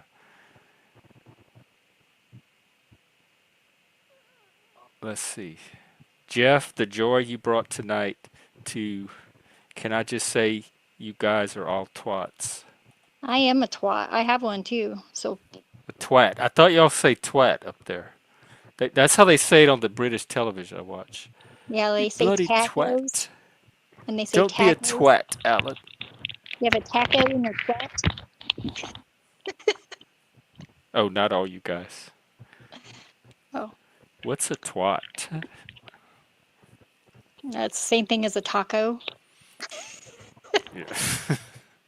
I didn't know those words growing up. I had to ask people. I had to ask people what a slut was. I think I had to ask them what a twat was. And in Cajun, it's called a kawan. And we were sitting in the this little convenience store growing up, and my friend didn't know what it was. And she turned to the booth next to us and she asked this old lady. She said, "What's a kawan?" And the old lady started laughing, and she's like, "Oh, honey, you don't want to know what that is." Yeah, on the We're res like, they "Yes, call we it do. choke. Tell us, what's a kawan?" And she just kept laughing. They call it a chote on the res, and I had a friend whose last name was Chote. That was pretty funny. Chote? Yeah. Oh, I've heard of a chode. Yeah. Chote. I guess there's all kind of names for it. Did y'all have like a child name, like a euphemism for it as a kid? No.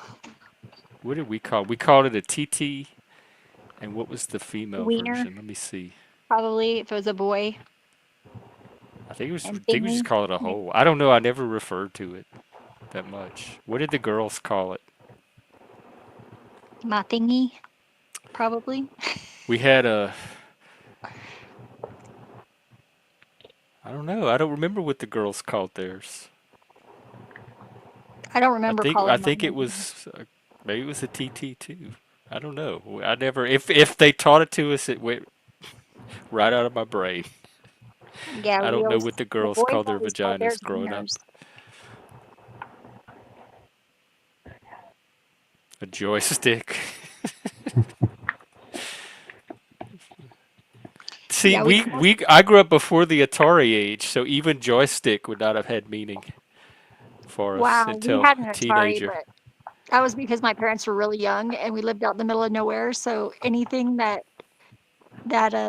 traveling salesmen were selling, we would buy. So we like had a Commodore 64 and an Atari and Traveling salesman sold Commodore 64s. yeah, and Wow. encyclopedia sets and satellite dish. And I knew how to change the satellite. It was marked with lines where the different satellites were on it, and they were labeled. So I would get up and You I talking would. about the machine that you put it was No, it had indoors? like a hand crank. It was Oh, crazy because you like because we hand had to crank it. turn the pole. We had an actual antenna. We had to go outside and turn it. Yeah, we had like this one actually got a signal from the satellites up in space. I remember those because the rich people, see, that's how poor we were. We didn't even have cable or a satellite antenna that turned itself. But the richer people that had the satellites, it was like this little box, and it had a remote to it, and you could adjust the antenna that way. Yeah, we didn't have that kind of a. We didn't have that kind of a thing. Ours was hand crank until like probably the 90s. A muffin. And I was just tall enough to go out and crank the thing so I could watch the whole block feed of the Thundercats with no commercials. Yeah, we didn't have. We had 3 stations. We didn't even have what is it, UHF, like which Sesame Street. So I didn't grow up with Sesame Street at all, or Mister Rogers, because we Yeah. only had CBS, ABC, and NBC, and you And it was had to part go outside and turn the antenna pole to face the city, because each station came from a different city, to face the city of the station you wanted to watch, and you had to have somebody inside to tell you when it came in. Otherwise, you had to keep running back and forth until you got the clear picture. Yeah, see, It was like tuning in a radio. we just marked it on the pole, like where the satellite was, so we could just go out there and crank it until it got to the line, and then it was, and then but we had to like go through and find out where all because the cable channels, they would have like block feeds where they would, at the beginning of the week, they would have a block feed of all the shows that were weekly, like daytime shows or whatever, and they would do blocks of them. So we had to like find out when the cartoons were going to be, and watch them with no commercials. I remember the early cable boxes had all these buttons, like 100 buttons, and you'd flip There was from one button unscrambled to porn the other to get to the on the cable channel satellites you wanted. too. It's like each channel had its own button. So I basically have had access to like pornography my entire life. Who is your favorite Thundercat? Helena wants to know. Oh, Chitara probably, or Panthro. And I'm sorry to say I don't even know the Thundercats. I think that was after my time. I'm a Leo, but I didn't like Lionel the best.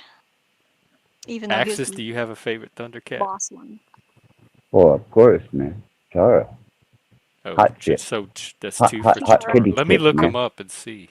Maybe I could just Yeah, Panthro was cool. Pick He was one like on the fly. The black dude. 1985 to 89. Well, they weren't on for very long. Because I remember He-Man and She-Ra. My siblings watched the Thundercats, but I guess I was not into them. We had those, and Jim and the Misfits. Jim and the Jets? Jim and the Misfits. It was Jim and the Holograms, and then it was the Misfits were the bad rock I remember, chicks. who's the cartoon that, like in the Hanna-Barbera days, they had this band? Oh gosh. Oh, the bear. It was the Bears. They were bears.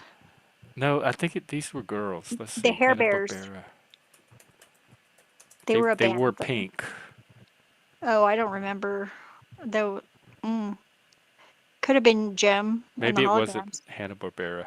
I don't think it was. They had some cartoon girl band thing growing up. Oh, Josie and the Pussycats. Josie and the Pussycat. Thank you.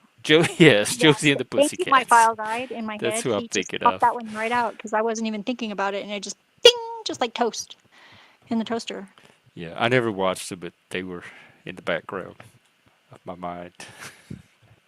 All right, I'm trying to find a list of the Thundercats. Okay, let's see. Jackalman, Tug. Oh Lord, I'm not gonna know them. Mum-Ra. Why does that sound familiar? Mum-Ra's the bad guy. Oh, that's a bad guy. Okay, Panthro. They sound fun. Chitara. Lionel. Right, I forget. There was Tigro or something. They have a blue one. That looks like a ghost. Oh yeah, that was Snarf. Snarf. They have a little short, fat one. Yeah. Chitara must be the lady with the sword.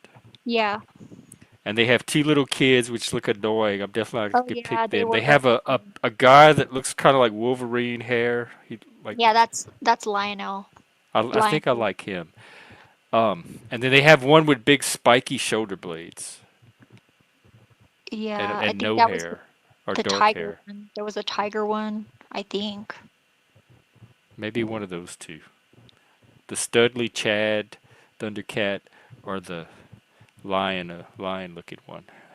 Without knowing anything about them, visually, those are my 2 favorites. Yeah, and then they look like we'd have a fun time. I liked My Little Ponies a lot, and Strawberry Shortcake. Oh my God, my sister had all the Strawberry Shortcake dolls. I love smelling on them. Yeah, my friend Kelly. That's not a good, like a toy where you have to smell the doll. No wonder they got discontinued. Well, you know what's really crazy is that the plastic that's used with that smell, and even if you buy them now, like like original ones, they're not smelling anymore. Because my friend Kelly What? I bought didn't even know some. she was She was still so around, but disappointed because they didn't smell anymore. because they had the cloth doll, like the Strawberry Shortcake dolls, and then they Yeah, had these little plastic figurine versions you could yeah, buy, and which they also smelled. had a smell, but they were different than the cloth dolls. Do you remember the Mr. Sketch smelly markers too? Those Yes! were Oh my so God! good. Oh, look, we looked them up the other day. They have new flavors and everything. Yeah, I loved I those. love smelly markers. To this Me day, too. I even they love will the ones bring that are back so many memories if I smell them. the really Just good like paint crayons. stain markers. Those ones I really liked those too.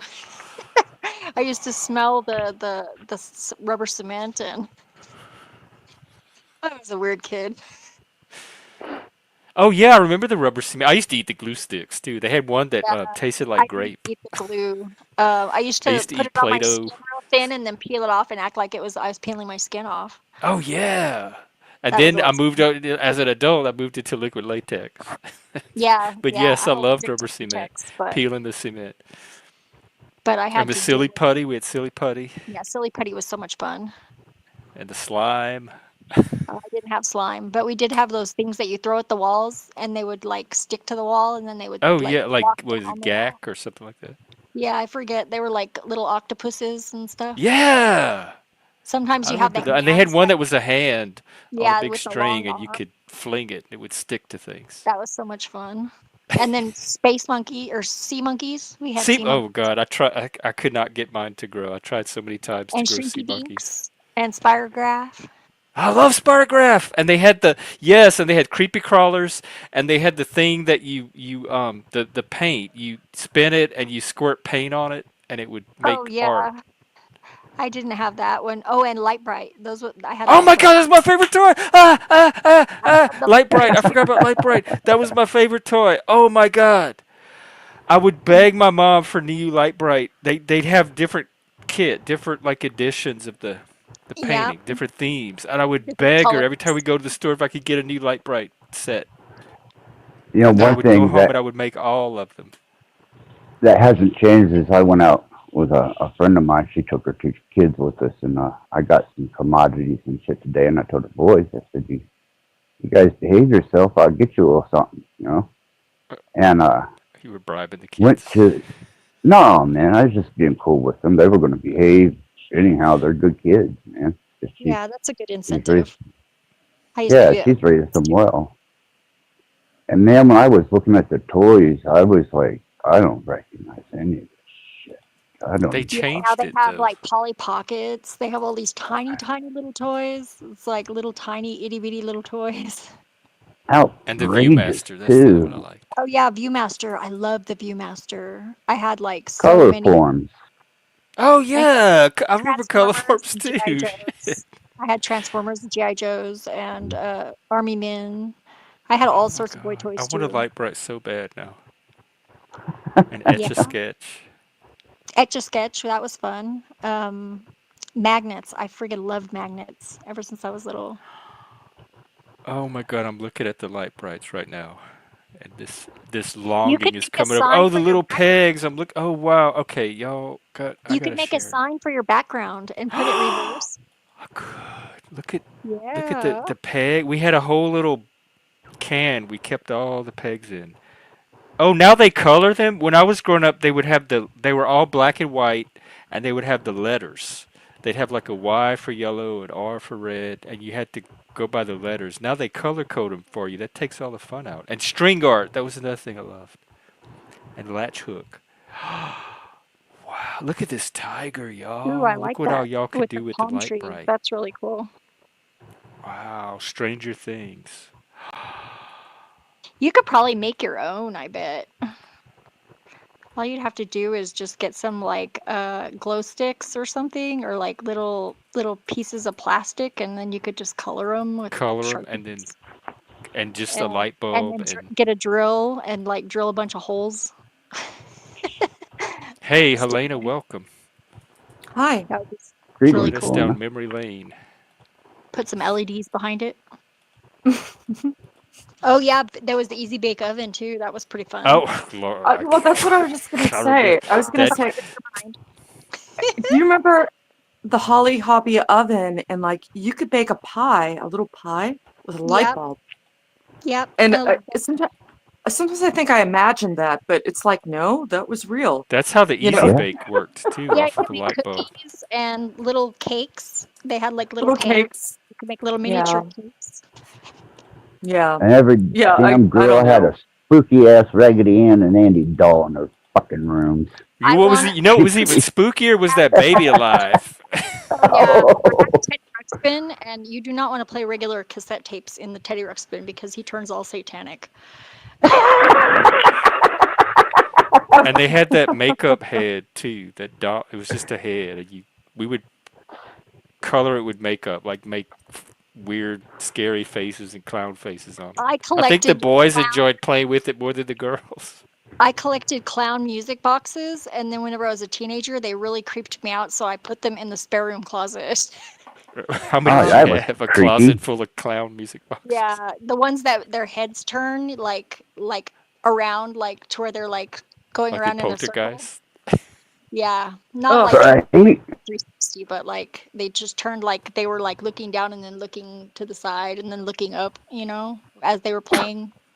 And they really creeped me out. And I didn't like the dolls that their eyes opened whenever you.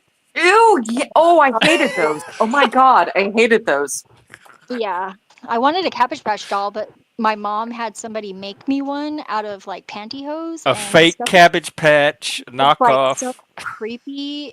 I was so disappointed. Ah, Well, here's Super something expensive. interesting.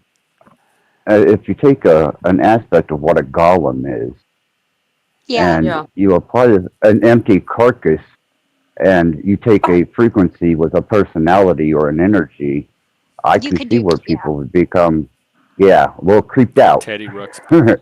yeah. They call them Dybbuk boxes. They have boxes where they have spirits trapped in them and all sorts of things. You can like Oh my bind spirits to all God. sorts of things. Well, And that's It's there's a what you always movie. want There's a to, movie whenever like you that. buy things at a friggin' antique shop, you want to sage them.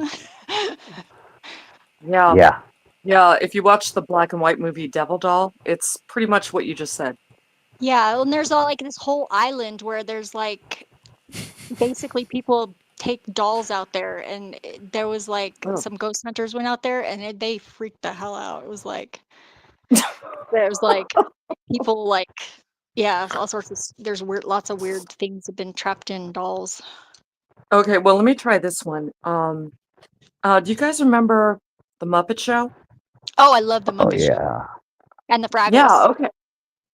Oh, Fraggle Rock. Yeah, totally. Yes, I love the Fraggles. Red was my Those favorite. are, Down in Fraggle Rock. Clap, clap.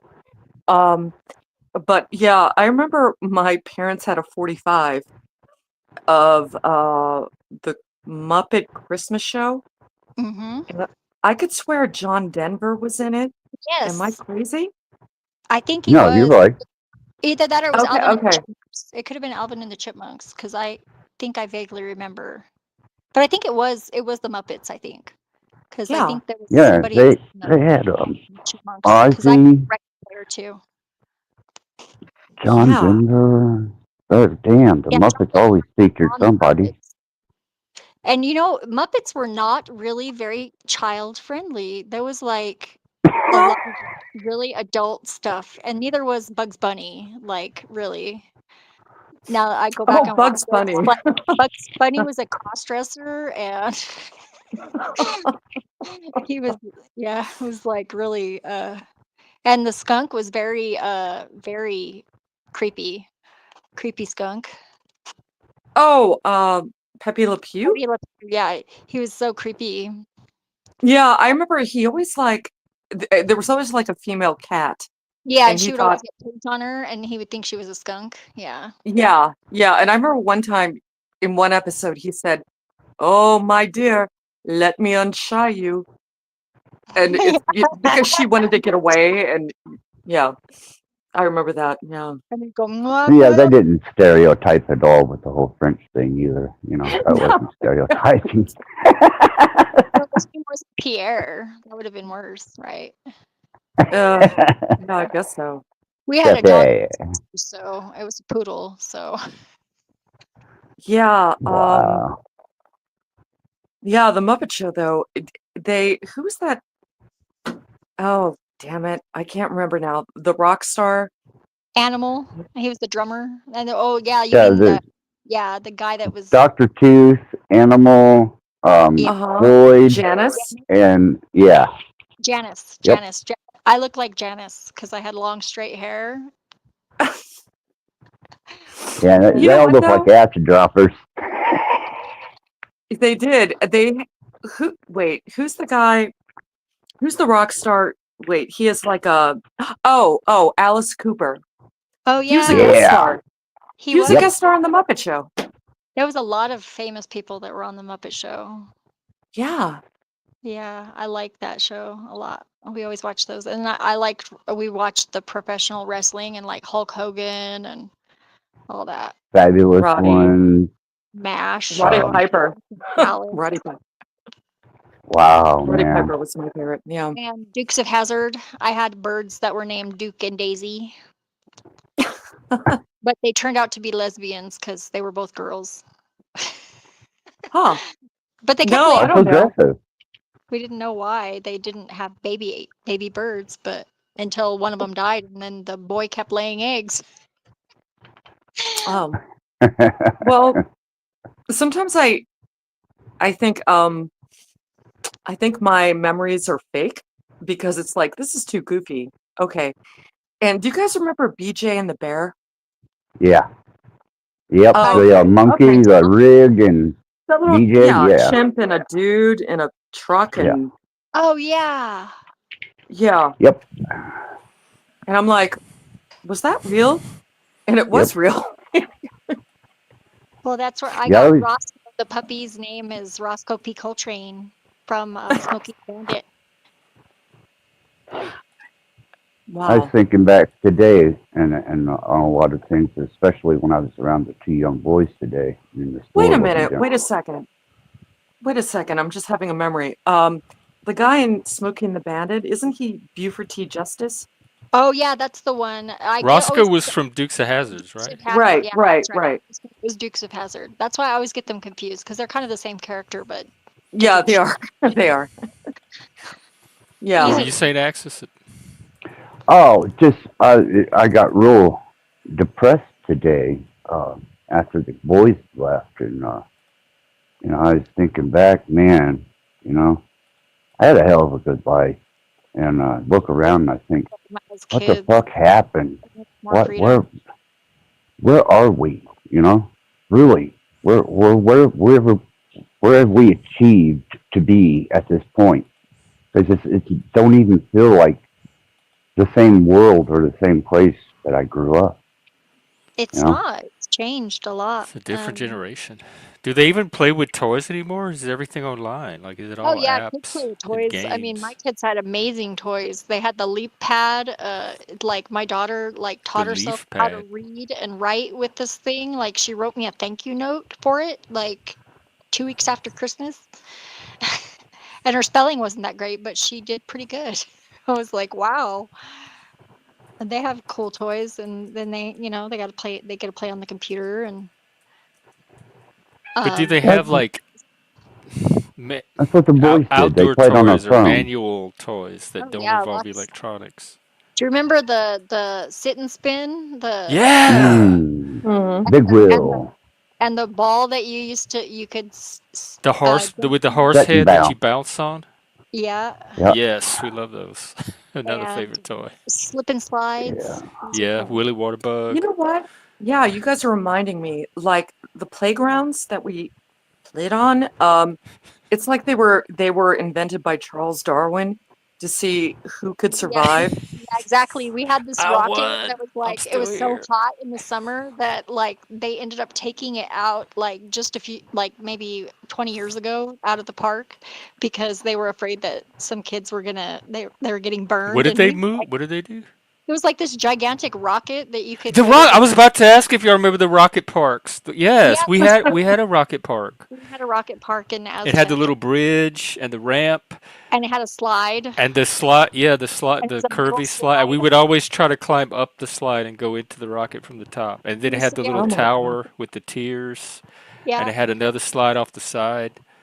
Well, they did the sliding thing. Like they would let it rust, and it's like, in retrospect, I'm like, oh, I don't know. Could you get lockjaw if you get caught on this thing? And then to it, I've stepped on so many thumbtacks and. Yeah, I know. Yeah, it's crazy. And then there were those little things you could sit on, like it Here, looked let me like a get a pony. visual for Oh yeah, with the spring on them. people that Yeah, need yeah, they had the spring. It With was the this giant thing. ball swing, like where you could hang upside down with your knees hanging over, and you just swing back and forth on this gigantic thing that was like maybe, I don't know, 10 feet above the ground. You had to climb Yeah. up there to get to it. Oh, it had this little Yeah, wavy now slide too. I remember.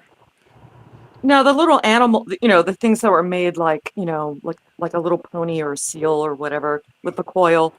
Oh yeah, I that remember you would rock on. Yeah, you'd rock back and forth. And the thing is, the one that I was used to, the surrounding surface area, it was Oh yeah, concrete. it was, It or was, there was like hard dirt, and we used to like launch yeah, out of the swings and like jump out of them, or we would like swing them so high that they would jump, like they would We would like. have jumping contests to see who We would could swing too. the I thought furthest and someday we were jump going to go all the way over. until it. I think it led to too many injuries that we had to quit. Yeah, I And we never would broke. do the thing where two people sit on the swing facing each other, and you do the spider, and then you'd see how high you could go as a pair. Or standing you up in do the the baby spider. swing, Yeah, it Oh forms a yeah, spider. yeah, sideways, standing up in the baby swing and have somebody push you. Oh yeah, we swing and stand it up. Yep, did that too. That was so much fun. Or we try to spin yeah. each other So off the I don't know. merry-go-round. I don't know. I So think that maybe, kids are too protected nowadays. I think parents should be passive, like nearby observers, but should let kids like They make never all the went to go to the mistakes they're park with gonna us. make, like while they're little, because I mean I remember distinctly sticking things in the light socket and getting zapped. uh, I almost overdosed on grape chewable Flintstones vitamins with iron. Oh, yeah, me too. I Oh, used to eat those like candy. oh Yes, that was candy. Yep. And Well, baby aspirin too. they were really low quality, so you had enough time to throw them up before the iron hit your bloodstream and it killed you. yeah. I So basically, they were all trying to kill us, but we're Yeah, still I almost alive. died like 4 or 5 times. Chloroseptic mouthwash. we've made it. It's like, yeah, I don't know.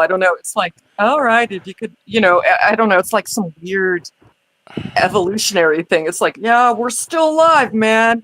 We're still alive.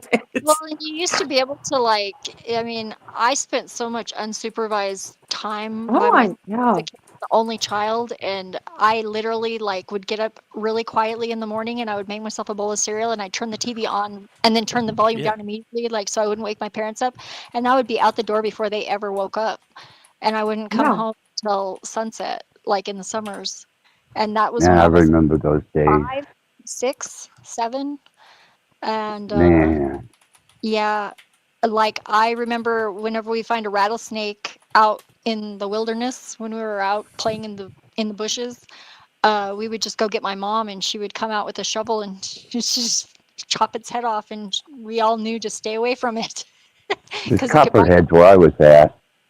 Yeah. Yeah, we Yeah, had copperheads and water moccasins. Yeah, we Oh, had just copperheads. Very rarely would you ever encounter a timber redwood, but copperheads and some bitches were They were nuisance. aggressive. Black widows all over the place, and brown recluses and stuff. I got bit by black widow whenever I was 6 months old, and oh, anti-venom, but I've been bit 9 times total Oh in my my God, really? and the Even as a last time. kid? Oh, no, most of them were young adult or adult. The only one that was whenever I was 6 months old, and then I didn't get bit again until I was a teenager. But I've been Wow. bit by brown recluse once, and oh, been stung by a scorpion once, and it wasn't really that bad. I think that once you get buildup of toxin in your body, you get immune to it somewhat. The last time I got bit by a black widow, it hurts like hell because it's like getting stabbed with a dull needle, literally. But it didn't have any sort of it didn't make me drowsy or feel sick or anything. So hmm. and it gets there's those guys that inject themselves with little bits of snake venom and stuff, and it really boosts their immune system. I have a really great immune system, so maybe that's why. I always hated those little fucking yellow desert scorpions at night, man. When I was Yeah. in the desert. They all in something. They glow in the black light. Did you know that? So do black widows. I didn't have a black light, and I was more worried about the coyotes than I was them little fucking scorpions. But man, they were there. Oh. They were very present and accounted for. Are you from the Southwest? I spent about 3 years out in Arizona, out by Kingman and Wickiesburg, Kingman. Yeah, I have a that's nice outside of Vegas. Quartzsite. Tucson, old Tucson. That's where they go get the lottery tickets. But I'm from New Mexico, so. Oh, okay. Four corners, and basically like out in the middle of nowhere between Santa Fe and Los Alamos is where I grew up when I was little. Hey, Kane. Yeah, my last trip out was to Santa Rosa, New Mexico. And, yeah, the place where I grew up was called Lindrith, and now it's renamed Coyote, I think. Rename what? Coyote. Because of what? Because of wokeness? No, I don't think so. I don't know. I think they just renamed it because Lindrith is weird, I guess. I don't know. It was a bar, school, post office, and rodeo ground. There was an old church that was like pretty much decrepit, like falling apart. But that was about it. Bar, school, and post office. And my great grandpa built the bar, and it was right next to the school. Oh. Wow. Didn't have far to go for your full education. The post office was right next to the school, and then the bar was on the other side of it. And it turned into a gas station for a while, but it's now all closed down. Our neighbors had a saloon in their front yard. But there are tunnels all over the place down there. We used to go play ping pong in the basement because we were like the teacher's pets or whatever. And there was like a group of like 3 or 4 of us that we got to go play in the basement at recess instead of going outside. And there was like these cabinets, like with countertops all the way around the whole basement. And then there was a couple of ping pong tables and there was toys and stuff down there. But we would get up on these cabinets standing up, and there was like big doors that would open down, and we were like really not supposed to be snooping, but we would like open them all up. And one of them, there was a tunnel, and I was the smallest, so I got to go. They like lowered me down, and and they basically told me to see how far I could go, and it opened up like about a mile away underneath a tree. Like I just like found the end of the tunnel and pushed up, and there was like a door that, like a cellar door almost. That's some weird creepy ass shit. It sounds like a movie. Like Nancy. It sounds like a movie. Well, what's really weird is I remember distinctly my friend Kenny, he was like older. I was probably in 1st grade. He was like a 6th grader. And he went in one of the tunnels because it was like it was like the same size as the cabinet door basically. And he went and climbed back in there, and he pulled out a tube of mercury, like a glass tube that had mercury and a stick of dynamite. What? And yeah, we turned it into the teacher. We were like, we found this downstairs. We didn't tell them where, but they were very surprised. Oh my God, it's so amazing. Yeah. How are any of us alive? How are any of us alive? I ask myself that all the time. Well, and I remember playing doctor with all the neighbor boys, like when I was little. Like, we probably warped the poor kid that was the uncircumcised kid. I feel very bad. What did you say to him? Well, me and my friend Timmy, I had a boy best friend and a girl best friend. Jill was my girl best friend, and Timmy was my boy best friend. And Timmy and we would go across the street and get Jerry. And then we would go in the back of his dad's, he had like a camper shell on his truck. And we would go in the back of their truck, and we would make him pull his pants down. And we'd be like, it doesn't look like yours, Timmy. It's like, what is wrong with it? Oh my gosh. And we probably gave him all sorts of complexes. He already had a speech. Cut and uncut. Yeah. Well, and then, my mom, there was Patrick and Alex. They were some boys that lived in like, they were kind of poor kids, and they lived like in another neighborhood, but they would ride their bikes over Mm-hmm. to our neighborhood. And my mom busted Patrick and Alex and me once, and I had to tell my mom. I was like, they were told me about this thing called getting laid, and my mom was just like beside herself. She put me in her room because she was like, just sit here for a while because I have to go calm down.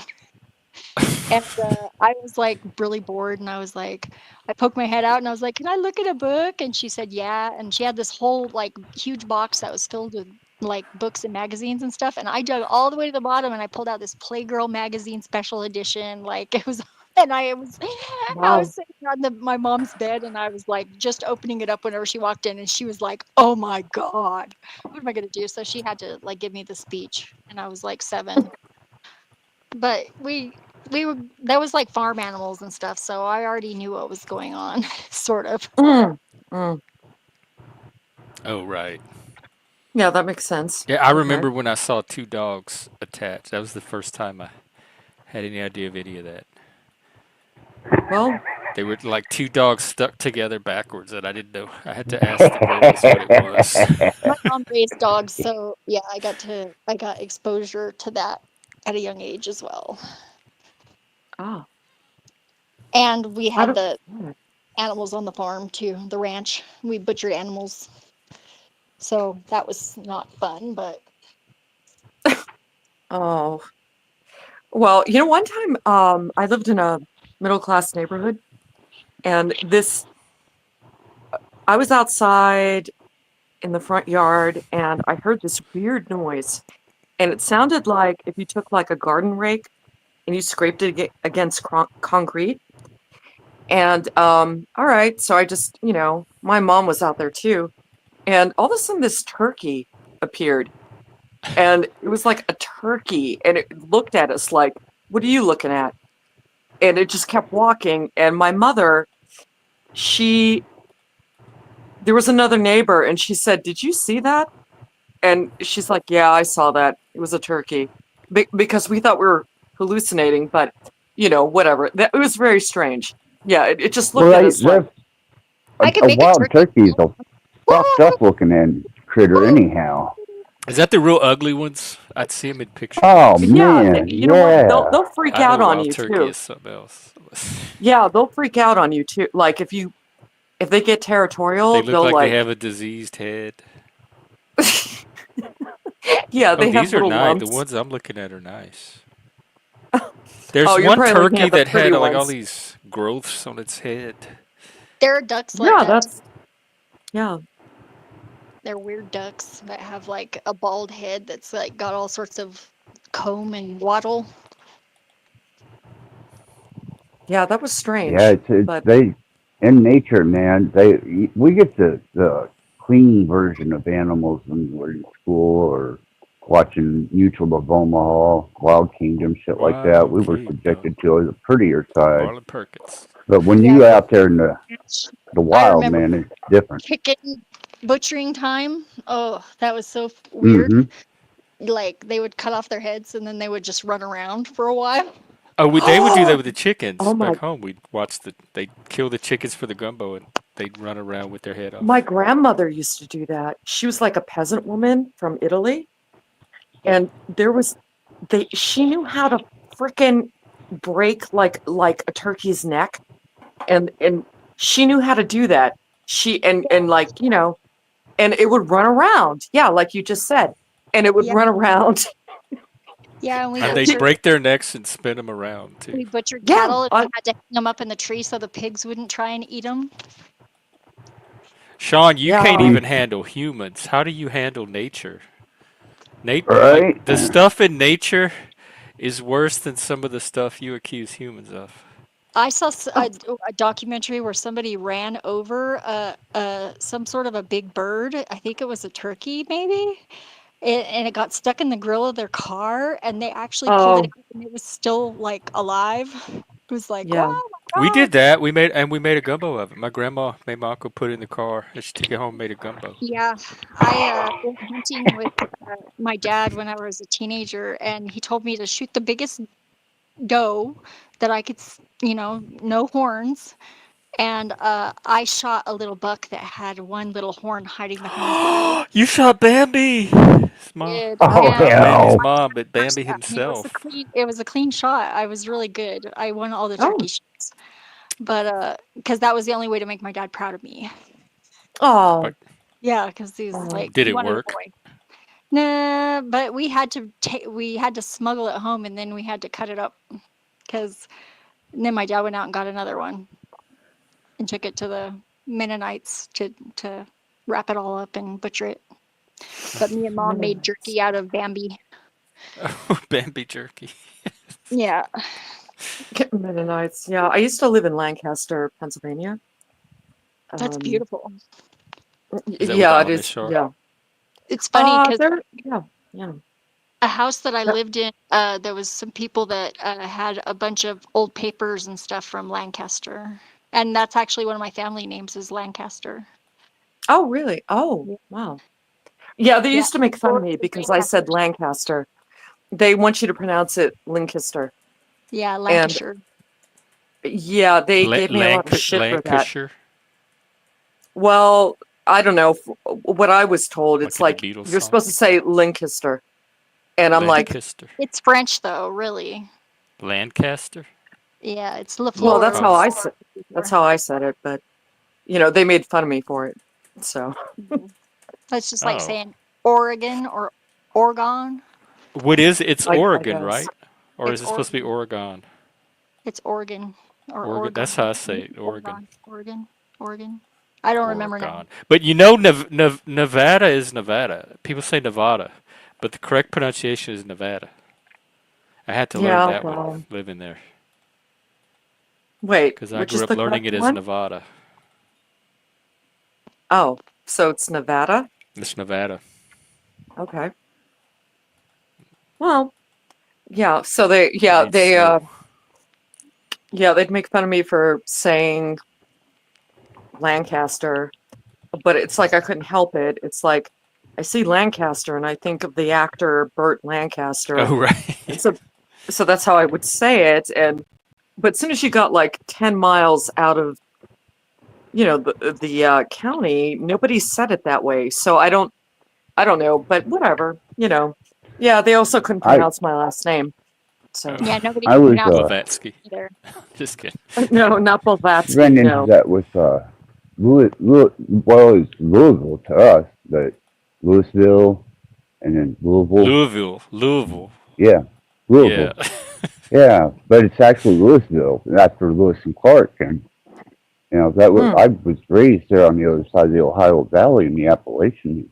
It's like It everybody wasn't named going to after King Louisville. France. Did you say What's the that? Ohio Valley? It wasn't named after Yeah. King Louis of France. No, That was, it was Lewis and Clark. The other yeah, side of the river is Clarksville. The other side of the river is Oh. Louisville. I thought So, Lewis was L-E-W. nope, there's a big, it's on the Belvedere. It's a statue of Lewis and Belvedere. Clark commemorating them. Yeah, boy. And then on the other side is a giant Colgate clock, the Ohio River, Kennedy Bridge, Uh-huh. and yep. That's Yeah, that's funny. I was born in the Ohio Valley. Yeah. I lived in okay. Ohio my past life. Oh, you did? Yep. Wow. And died there at Kent State. Oh, Oh wow. hell. Yeah. It's really weird because I found every other person that died at Kent State, like that was reincarnated. I found them all online. Wait. Well, Okay. It's very The weird. I peop. tell you, Go ahead. go ahead, Jeff. No, No, Jeff, please. I'm processing. Go ahead. You can. Oh. It's fun. It's a lot. Yeah, yeah, Well, I have that's pretty like intense. where she was shot in the head too, like in the back of her head, like. Y'all know Chrissy Hind was there from the Pretenders. She was there that day. Really? She's from Damn. Ohio. Yeah, Oh. I know that it's really weird because a lot of the details have changed over time. It's so weird because now it happened in May and it was in 1970, but like whenever I first discovered it, it was 1972 and it was over Christmas. And I have some very distinct memories of like dreams that I had as a kid that like would put it near Christmas. And so I don't know what time is. Time is weird. Time is weird. Yeah, I will give you that. At least human. Well, even cosmic time is weird, but human time is very weird Yeah, I because it's think so there's different subjective. timelines.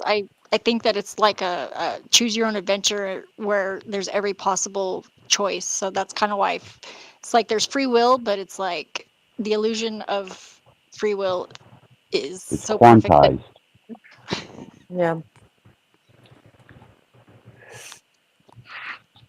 No, that's I funny think the though. minute that they started using superposition and retrieving information and from a superposition point of particles entangled yeah, well, and and you would ran think that that through everything happened at the Big Bang, that everything would be entangled, right? well, I think we are associated with I every don't want to be variable. There's people I just don't want to be entangled with. It bothers Well, me to know that but you were a I shitty know. person in your that lives might too, be the I'm sure. reality.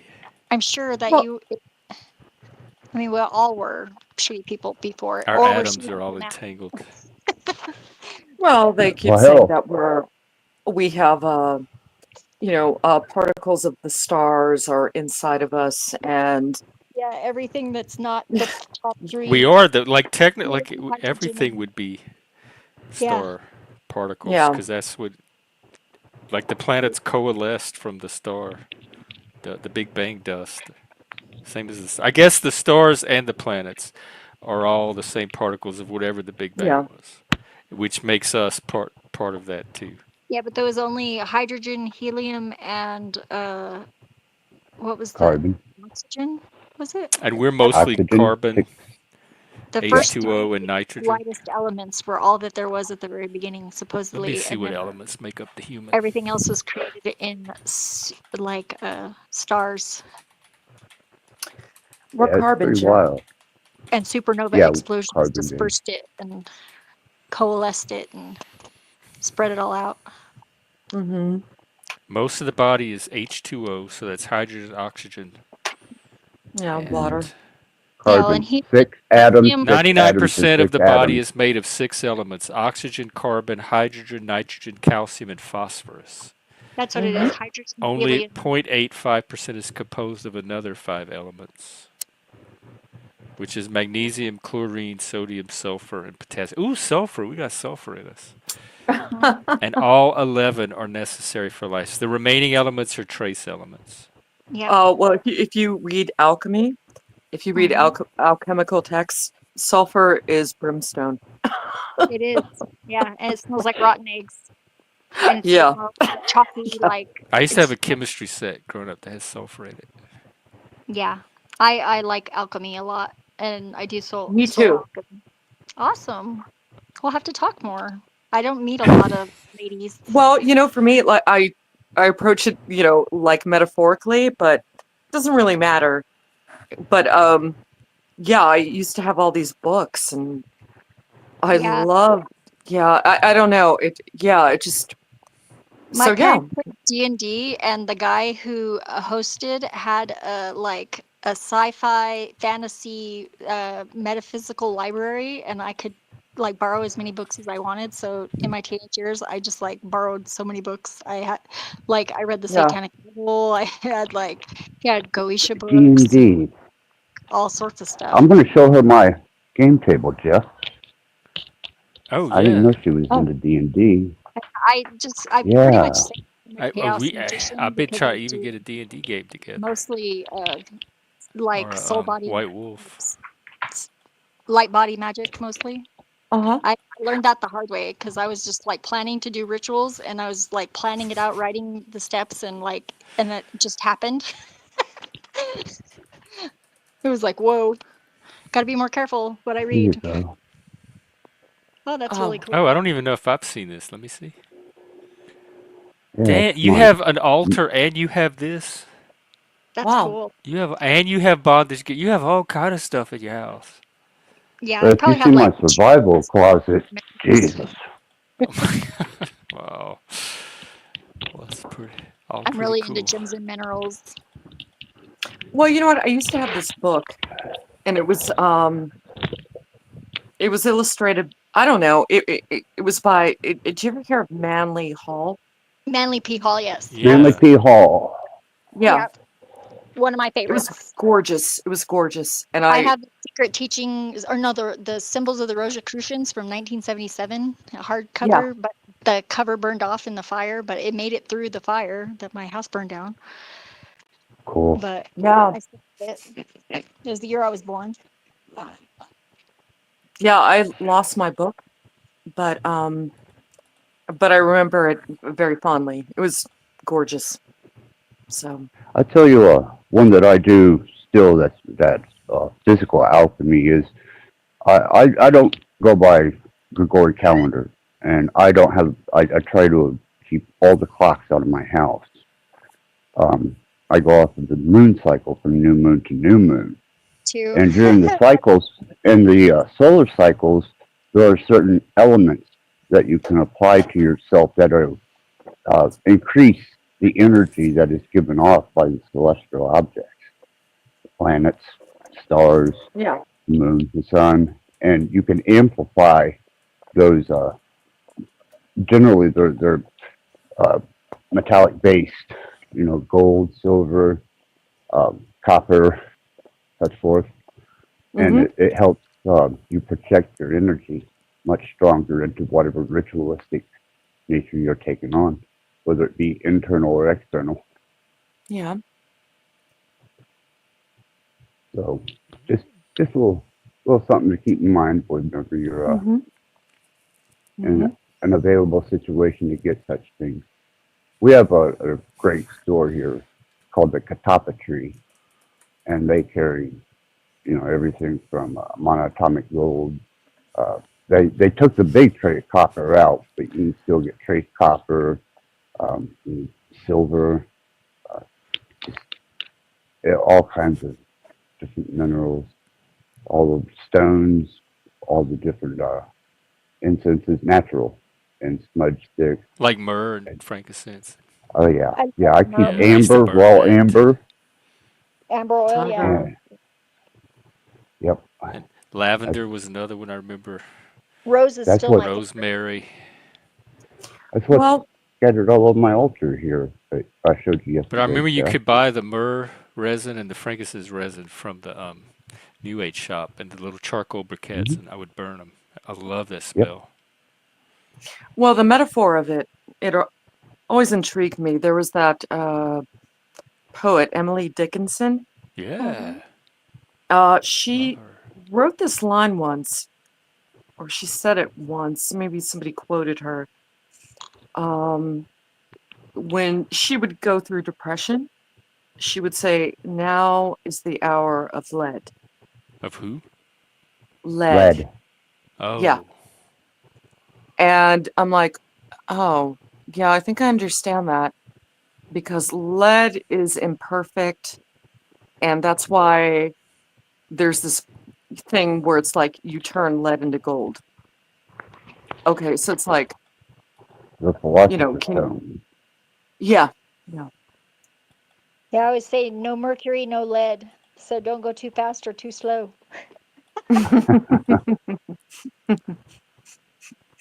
Yeah. Yeah, but I don't know. So if you relate to things through metaphor and alchemy is like, oh my God, it's, I don't know. So I don't know. I thought that was kind of interesting because lead is an imperfect material, but This is my gold is pride and considered joy. pure. It's my rutilated quartz. Oh wow, look at that. is that your altar or the puppy No, it's on my cage? lap, but it's rock my little collection that Oh, I I have. love that. Whatever that rectangle crystal Nice. is that's sparkling with the colors. I love that. Oh, that's the lights shining like from the Oh, Christmas lights. This wow. is a seer stone. This is I That's just got nice this. too. Oh, Ooh, pretty, pretty, pretty. Very nice. It's really cool. But Wow, there's I even some. like the cloth. It's all laid. That all goes together. Well, that's my skirt. That's your skirt? Oh, Yeah, wow. this is a really cool one. This is What a nice amethyst, background. but it's like really dark. I think it's Yeah, I got, remember doing I used to do all this stuff. It's all coming back. it's really, Yeah, But really you'd me have to cool. too. charge your crystals and energize them. Yeah, I have a selenite uh, dish. This is a smoky quartz. Sea salt and moonlight, man. That's what I always put my stones in. It's this one I set on top Beautiful. of my tarot cards whenever I go and set up downtown, so Oh, they don't blow Oh, away. It's a windy yeah. day, you know what? something. Tarot cards. Yeah, you reminded me. Um, Jeff, one day I'll read your tarot and Zephyr I'll read get, them the other day. They have an online Yeah, I'd love version. to I trade would you love to because have I my don't cards read read by for you. myself. well, I think it's most useful if I just use the major arcana. Yeah, that's when I read. That's what I would do too. Is mostly I the found Yeah, major. this one in the wash, and it's like, yeah. look, it's got like a dent in it. Nice. Oh, What Super is hard. that? I Onyx. think it's jet of some sort. It's very Oh, dark. It's got that a is little green in nice. it. Might have some malachite in it, but it was like a I wash love that that a stone color. I found in the wash. But it's probably a fossil because it's Like got the that little, laundry or the ravine. like the wash, like sandy, like no water in it, just Okay, yeah, where the water outdoor. goes, but it's like Okay. mostly sandy. Where's that? Oh, there's little bitty tiny. This one has got little crystals. Oh, you can't see it. It's like, oh, there it is. Oh yeah, I do see it. oh, That's a garnet, rainbow garnet from the garnet mine up in the East Mountains here. oh. Where'd you get Oh that? yeah, I bet New But Mexico has a lot of it's called the stones. Rainbow Garnet Mine, and it's in the East Mountains of Albuquerque. It's just east of Albuquerque on the other side of the Sandia. You can see it's really, Oh, really okay, dark okay. garnet, but it's got kind of a metallic sheen to it. Most of them do. But yeah, there's a bunch of outcroppings. You can just go and pick these up all day up there. Wow. Mhm. Or you have a That lap one I full of found on the stones. way to Las Vegas. I think it's some sort of a shell or some sort of fossil, but it's really cool. I have Mm-hmm. some fulgurite. It's a little fulgurite piece. Where did I put it? I don't know where it went. Oh, that's a garnet that I found in the wash. I mean, not a garnet, opal, a little fire opal up in the East Nice. Uh-huh. Mountains. It's like a fire opal. That's an opal. Let me see. Yeah, It, it is. You just can't really see the. It does have some color in it, like, but it's hard to get it to show with the camera. Here, let me lick it. Cause opals, you have to shape them out of whatever they're Yeah, this embedded is in in. like the pink substrate that you find them in up here. Yeah. But I was the biggest one that I found. But Oh, you can't really see the color. It has some good green and blue flashes in it, but you can't really see it on the camera. Yeah, I Unfortunately, kind there's of a see you it. kind of sort of see the green in the bottom corner, just a little bit, yeah. but it's not a very big one. But and it's this one I just got from I traded rock for this one Wow, that's its natural for. It whenever I looks was like in it's been Sedona. polished. Oh, It's wow. What is that? Oh, it's a septarian concretion of some sort, but it's It agate. looks like something off a Star Wars planet. But it's septarian. It's got like yeah, it's really crazy. I have another one that's like made out of the same material, but it's not polished like this, and it looks like a melted baby doll head. Like it's kind of weird because it's Do you mostly hey, have just it? flesh color. hey, Zephyr, can I ask you something? Yeah. Are your thumbs double jointed? Yes, they are. Oh my God. Okay, so are mine. Yeah, and Is I this? actually can do this. I mean, I don't know if I could do it on camera, but I can like bend my fingers like all the way Yeah, back, I get too. and I can like all the way back to where my finger is like touching the back of my hand, like Yeah. bending them backwards. And I'm like my joints, like I can like put my feet behind my head and like put my feet up by my hips. Like I sit on my feet and like it's comfortable to me. I've definitely got some weird genetics going on. Well, No, I just recognize, yeah, because my thumbs are double jointed. And when I was a little girl, these kids would be like, "Oh, do the thing with your thumbs." And I was like, what are you talking about? I don't know what you Yeah, mean. I can like And pretty much like without even without even pushing it, like yeah. my hands like will touch my wrist or my Sean forearm. says they're evil hands. She has Oh, witch for hands. Christ's sakes. Oh, I'm missing a fingernail on that Oh, one. These ones are nice though. I'm not missing any on that finger. yeah, I like that color. I like the color. Yeah. I just lost one earlier whenever I was building the puppy pen. Puppy sleeping. Look at Pup. He's sleeping You were now. in that cage? That's so Yeah, tiny. it's not that small. It's actually pretty big. It's like Oh. probably, it's like 4 by 4, Oh, but okay. Yeah, it looks a lot smaller it's from here. 4 by 5 maybe. It's like much bigger than it looks. Cause like that's the gigantic TV. It's like a 4K TV that's like gigantic. So think it's almost The as one wide as that's the TV. watching you. Yeah. Oh yeah, Yeah. yeah. I don't. Well, Thoth is always watching. Kosh is always watching, and Thoth is always listening, but only both simultaneously. If you're really interesting, so I don't really care. Well, it's good. Whoever's watching you is getting to see a cute little puppy Oh, and it's some raining cool outside rocks, right now. same It as just started us. raining. Yeah, it's snowing where I am. Oh, it's snowing? Wow. Mm-hmm. Yeah. Like in a cool way or in an Um, oppressive way?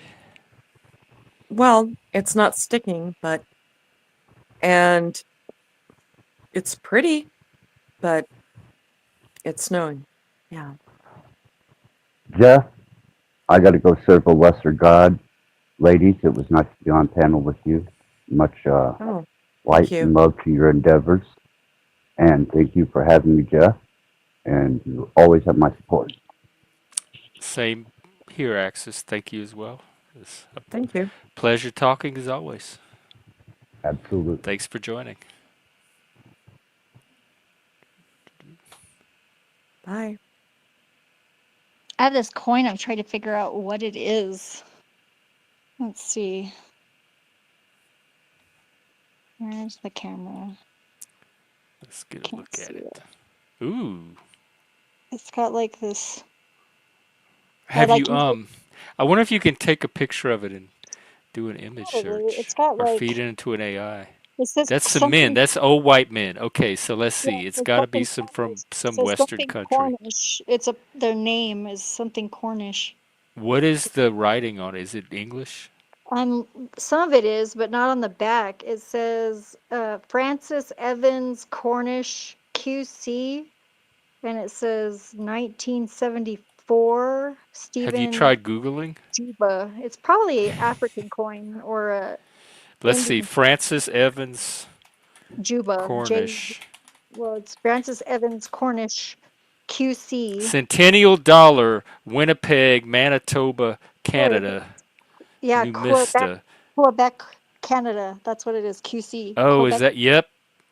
Um, Yeah, I just Googled it. There's a whole bunch of them coming up. yeah. I It's usually have only four. Canadians. This is a little cool, like lion. It's like a little Chinese lion Oh, Oh, carved. yeah.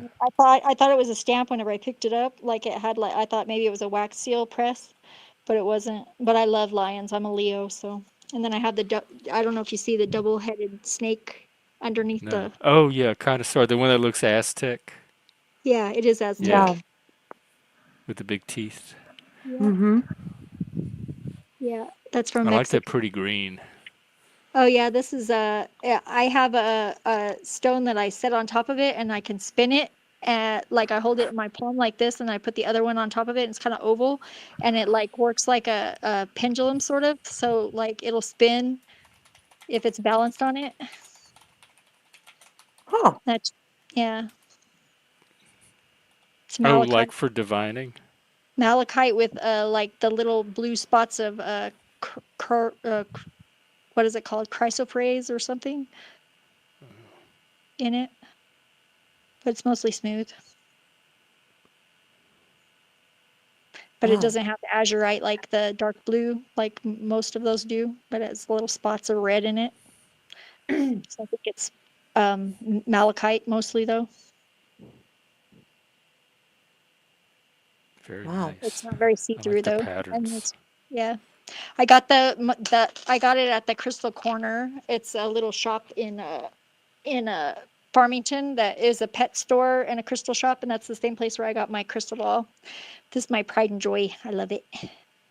I've had it Do you longer. see things in it, like in the Wizard of I Oz? do. It's got like some interesting.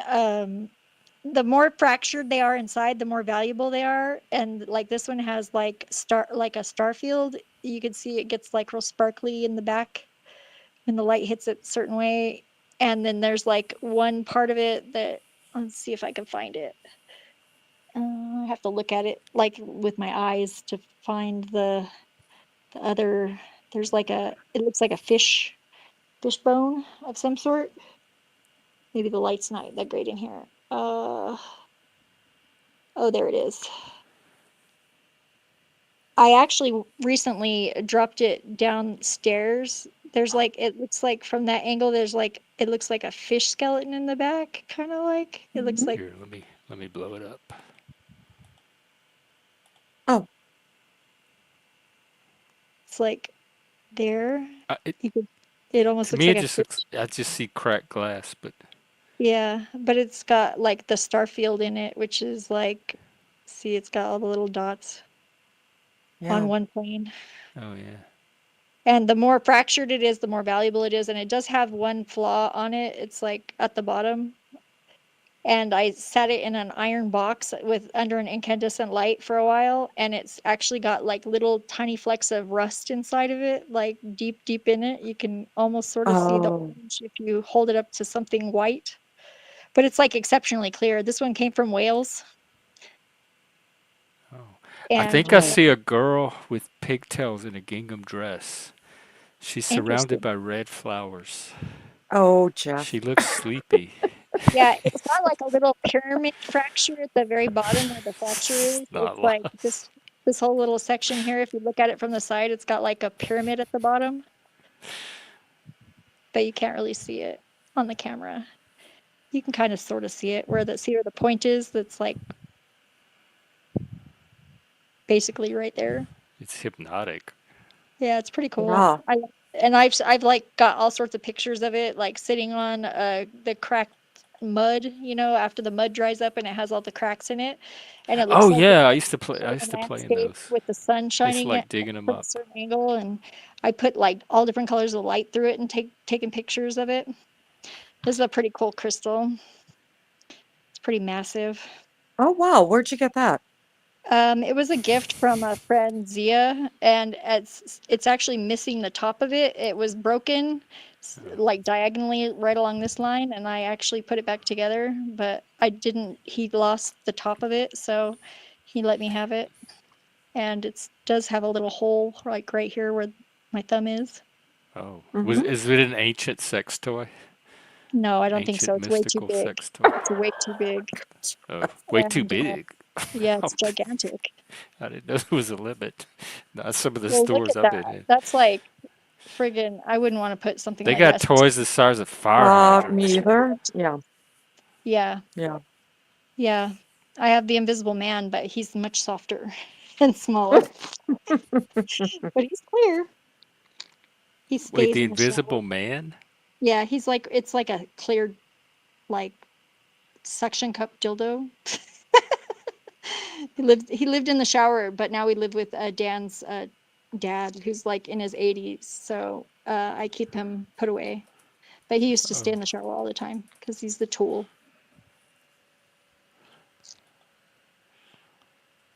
Or is that when What's you want to that? be surprised? On the back, it says the artist.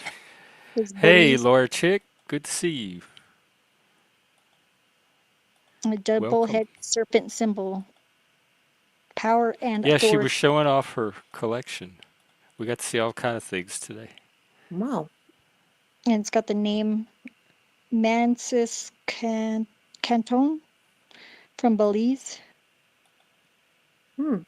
Hand carved, it says. Oh wow, what a coincidence. As you were showing that, somebody posted something on my social media feed with the union snake that's cut into pieces. Oh yeah, yeah. That picture came across right at the same time you were showing that That's snake. weird. Yeah. Well, that's authority and power. Wow. I usually keep this one on my table and I set stones on top of it. That's why he's a little scratched up. But and then I have The like a union stink. like You know the United. Don't tread on me. yeah, Yeah, that. Well, no, the watch. United we stand, divided we fall, sort That of. one. Yeah. Oh, okay, I got it. It I says got don't you. tread on me. What else do I got in my bag? Let's see what else. Oh, this is really cool. It's this is blue apatite, but gosh, I really oh yeah, you can see the blue in it. Join or It's really die. That's what it's called. beautiful This blue. thing. Like it almost matches the blue in your background there. See right there? Mm-hmm. Like the blue. Oh yeah, it does. Yeah. It goes perfect Yeah, I match. got a microscope that's a camera, like it so you can like zoom in and I have a bunch of pictures of rocks and they actually look like outer space. You Because it could gets like try, Shaw, but you have to show damages. You all the way in Ireland too. Which court do we use? I'm not flying to Ireland to be a defendant in a lawsuit. there's some You have to come platinum, here. that's platinum We're ore. going Judge Judy justice. It's kind of purpley silver looking. That's platinum ore. It's super heavy. Hmm. Pretty. Sort of quartz. Oh, there's an elk. That's an elk ivory. What's an elk? I thought ivory came They from have they have elephants ivories. Elks or have walruses. ivories, Oh, and so they have elks have like ivory. four. That's a tooth? Yeah, four ivory teeth. They have ivory teeth? Yep, they have four of them in their mouths. Oh. All elks do. It's a pretty small one, Oh.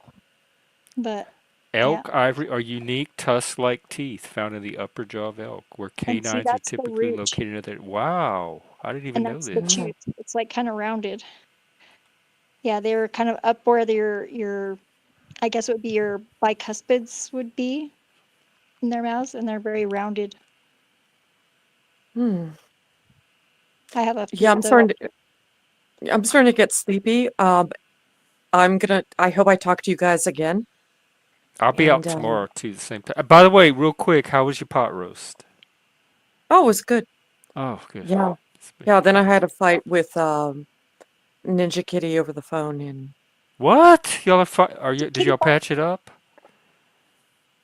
I don't know. He was here today.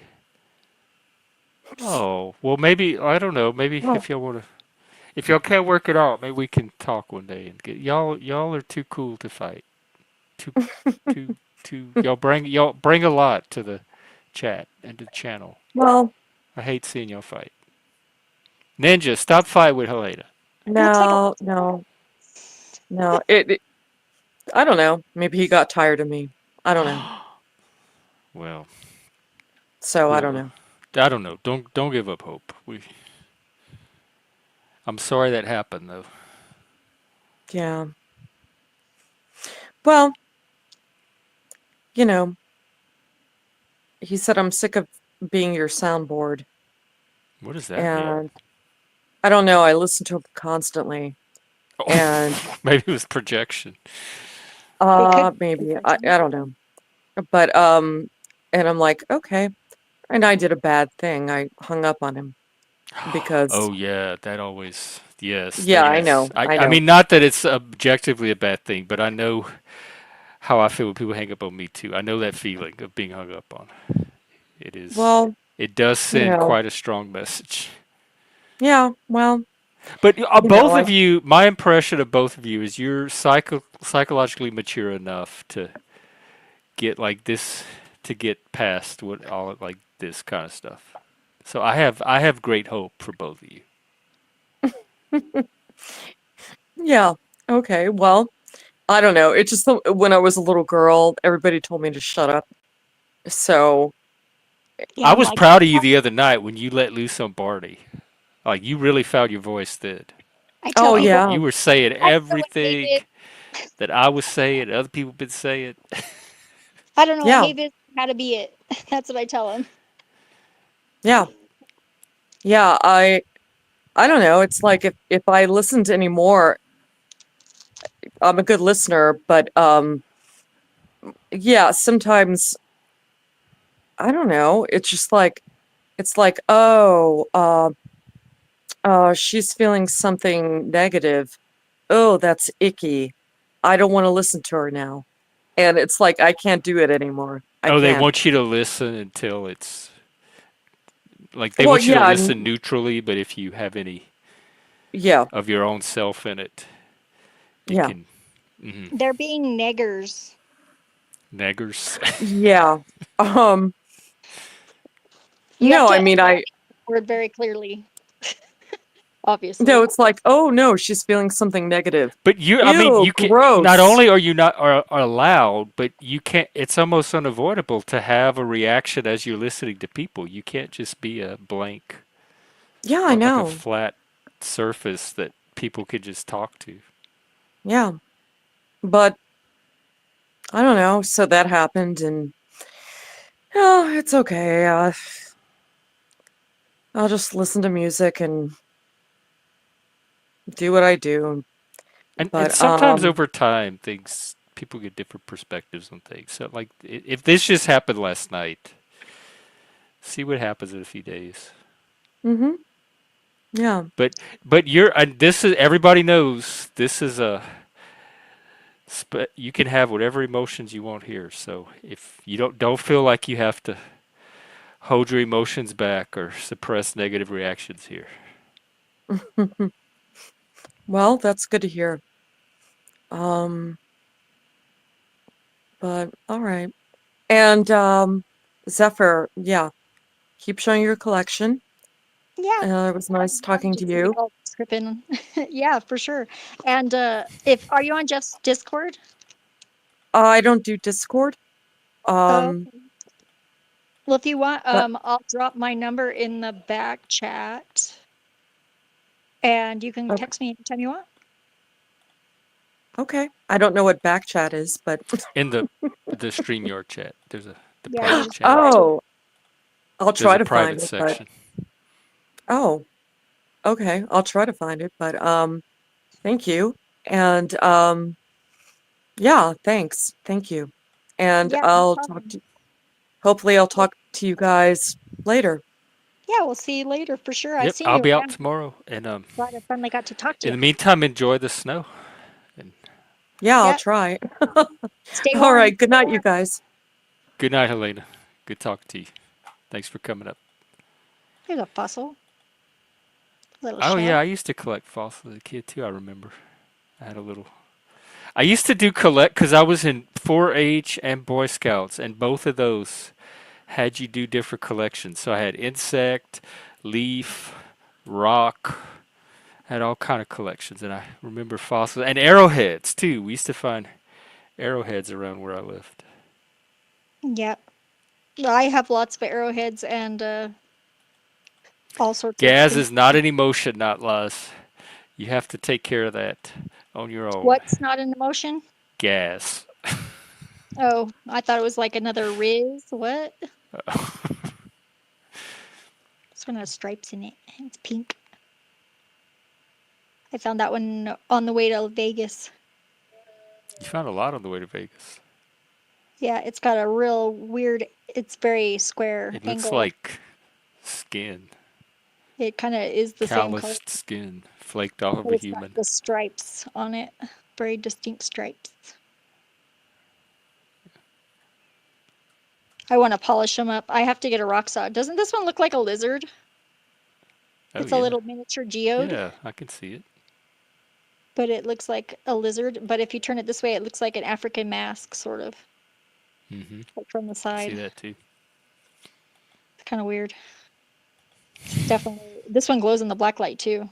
It looks like a face. Wow, it's crazy. It looks like a imp face or a demon face. Kind of cool with the little mouth down here. This little eye right there, red eye. I love pareidolia. It's so cool. I always see faces in my rocks. People make fun of me for talking to them. Yeah. Pretty awesome. I got to get better lighting. Maybe someday we'll do like a show and tell or something, huh? I can get all We my did good that ones. today. This is a small one. I know, but I Like wasn't really a prepared. a better staged Yeah, one. get like a More. velvet cloth or something Oh that would yeah. show them Like they off. do on QVC, and we can have hands waving at and Yeah, pointing. and I could get really good. I have good This lighting. is the Perilites. Oh, there's another one of the opals This that I is the found. magic lizard. It's got like a little white spot in the middle of it. Yeah, it looks like a tooth. Somebody. But you can see Like the when you fire. were little and you lose your baby teeth. You can see the fire in that one more right there. Oh It's yeah. like a fire opal, The but blood. it's got the little white spot in the middle of it. But it's basically like the whole rest of it is opal. I had a friend. My roommate was into My roommate in Seattle was into opals, and he had a rock machine, and he would get the rocks like that, and he would grind them down to Yeah, opals when to they're polished, where it was they just just look like they just like pop polish out. the It's opal and crazy. extract it from the rock. Yeah. I have literally like 2 tons of rocks. I don't know what that one is. 2 tons of that sounds like a lot of rock. A ton Yeah, is I big. have a lot of rocks. It's some sort of fossil of some, I don't know what it is though. Some sea creature, probably. It's super hard rock, but it has like really weird things on it. It looks like a normal rock. I bet you if I polished it up, it's probably like a little bug or something, a little water bug. Or the inside of a body of a water bug. I have like fossilized poop, like tons and tons of coprolite. There's a prism. Pyramid Ooh, that prism. was nice. Yeah, I like that's the really nice shiny whenever rocks. you shine I like lights. anything shiny, pretty much. Yeah. Sometimes I just get rocks for the shape, or like if they're fractured off, this one like has like a little divot, so I could like set my crystal ball on it, like, and it'll just stay if I'm Oh level. yeah. Just whoop. It's not, my knees aren't level, but it would just sit there because it's got a little divot on it.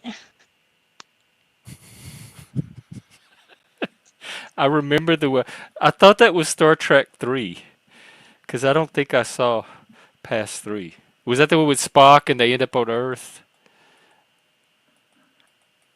That one's weird. It's like kind of green. And this is like not really polished. It came out of the wash like that. Green and black. Little dots on it. That's Probably one used way to to, polish rocks, I guess. Throw them in the washer. No, I'm just well, kidding. in the wash, yeah, in the I know sand what you wash, you mean. find them and they're already shiny. Oh, it looks like an alien wearing a beanie cap. That's funny, because like it's got the 2 little eyes down there and the pointy little chin with no nose. But it looks like it's wearing a teddy bear hat or something. Or it's a fish. Ooh, that looks like a mean face right there. See it? Mm-hmm.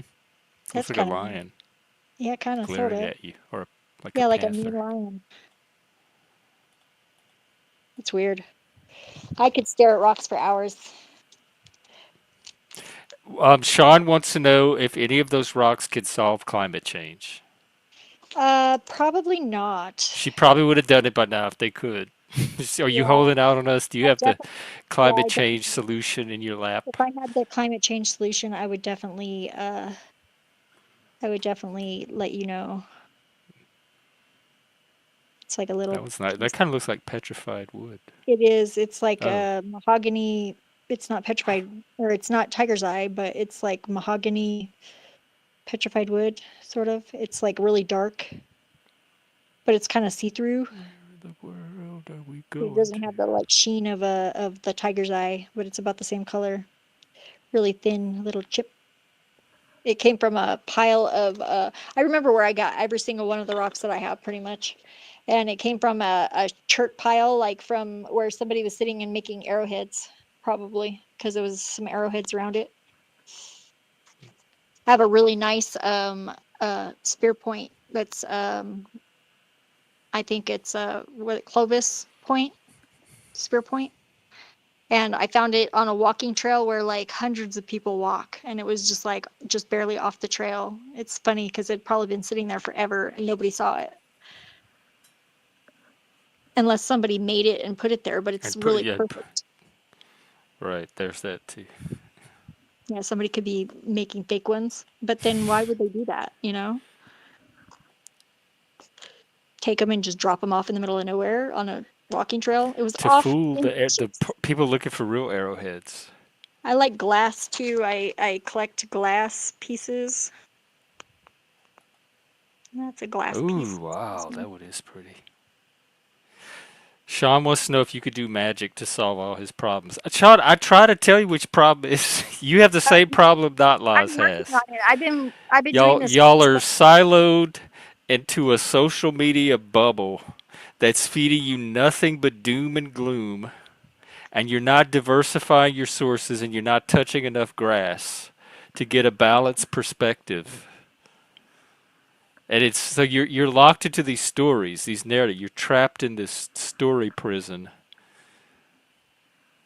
that's not correspondent to a healthy reality. Because life is not as bad as your phone and computer are making it seem, your social media feed. Don't get brainwashed. And people are not as evil and bad as There your are social some evil media bad feeds ones out making there, it but seem. you're probably not going to bump into them unless you got it coming. Probably. And the future is not as dark as your social media feed is making it seem. So turn on the disco ball, relax. And where your attention goes, the energy flows. So if you're Do a little like dance, make a little love, and don't get too down tonight or any other yeah. night. If you doom scroll too much, you bring doom But into your life. get down with the what is it? Get down. Get down. Get down. Get No. down. Get down. Did And Soul Train. Watch some Soul Train videos. That'll make you feel better. Some old Soul Train Dancing videos. videos. That'll do more magic for you than any of the rocks that you saw Yeah. tonight. Or watch, there's this one that's called Dance Your Way. It's a show. And they have all these like awesome dancers that do like, it's like almost like, you know how they do the battles like with the breakdancing? They do that, but they Oh, the do, break. Yeah. Watch yeah, some break but dancing. it's like freestyle dancing and they're like so good. Sometimes they break dance, sometimes they just like robot pop lock, like, and they're from all over the world. I watch those and they get me all hyped up. I love those. They have really good music. But they're called Dance Your Way dance competitions. Unless you just want to be, unless it's like you're Eeyore and you just want to be depressed, and it's Thanks your for whole identity, and you noticing. can't imagine you wouldn't be you without it. I like Eeyore though. He's like, thanks for noticing me. At least he's gracious. But I don't think, I think there's hope. I see a lot of hope, and I think Me you have a too. lot to offer. But I also know that hope was in Pandora's box for a reason. So Even not lost, I would say you that have to, about. you have to be careful with that hope because sometimes it allows you to tolerate way too much. So you I would gotta also keep, say that about not lost. I'm just kidding. yeah, well, you have to with not laws, huh? You have to tolerate a lot. No, I'm We love you, quite not fond of laws. not lost. Somehow Me he's good. If he Me went on a too. reality show like Survivor, so you'd be waiting for him to get voted out, and he would be right there at the end, because he would have worked himself into all those people. Does Angry Casper ever come over here or Bill Hicks? Because I they're thought kind Bill of, Hicks was the the one that uses the name Bill Hicks. No, I yeah. see Bill Hicks on other channels, but he doesn't hang out here, and I've never heard of Angry Casper. Oh, Angry Casper's great. He's Well, also, send him over. oh, I'm always well, looking I for new know. people. He's a lot, but yeah.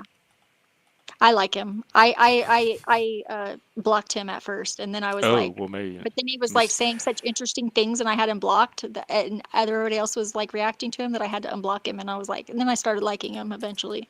Does he have a channel? Let me look up his channel. Ain't like Casper the Ghost? He has a picture of Nikola Tesla as his photo. I see one with a little cartoon guy. Yeah, it's Angry Casper, but he's like, it's a picture of Nikola Tesla, the most famous picture of him, black and white. No, there's see a that cat. Some cat videos that keep coming up. I guess they I named their think cat Casper. he I'm not hangs out on finding Glow him. State and on Glenn Lawrence sometimes. I see him. Oh, I see Glenn Lawrence. I'm sub to him. I like Glenn Lawrence. Me too. He's all I right, wish even he'd though I come spit on him one on time. sometimes. Hey, Jeff, what's up? Howdy, y'all. We're actually fixing to wrap up, but it's good. We've been going over 5 hours. Oh, geez. Time flies, huh? It does when you're having a ball. What is it? Time flies when you're having fun. Yeah. He's a puppy. He's sleeping. That's the puppy. Oh my God, he's so tiny. He looks like a little baby gerbil, a little baby hamster. It's a puppy. Oh. But let me see if there's another panel I could send everybody to. Let's see who's streaming tonight. Wrestler, are YouTube panel shows ruining streaming? The answer is no. The answer is depends on what panel you go to. If you go to the trashy drama panels, yes. If you come to my panel, the answer is no. Blizzy's on there, and Chuck and Sasquatch. Yeah, y'all go check out I like Wrestler. Sasquatch. And Chuck is okay. And Hebrew is also streaming. I will send you post Hebrews as well. Yeah, it was a good one, Jeff. Actually, we had a good time tonight. I'll be out tomorrow at the same time, 4 p.m. Eastern, 1 p.m. Central. So maybe we'll see you then. And let me post Hebrews as well. He's doing an open panel. Zad is on Hebrew. So here you go. There's two to choose from. What was his name? Starts with a B that he like unsubscribed. Blizzy? No, the one that unsubscribed to you tonight. Oh, mid bro life logic. Midlife bro logic. What's his I thought he had a different name. That's his YouTube name. His name is Barney. Barnabas. Barney, that's it. That's why I was the B name. Barney. Well, he needs to go find his what was Barney's wife name on the Flintstones? Wilma. He has a Wilma. She was on stream. She came on stream a few times. Betty. It's Betty and Barney. Oh, I thought. Oh, it's Wilma and Fred. You're right. Oh, look, I'm cheating them on each other. Yes, Betty and Barney, and Wilma and Fred. Yeah, I always like Barney better. Fred reminded me of my dad. Oh. I think I like the dinosaur the best. Dino. Yeah. Dino and Pebbles.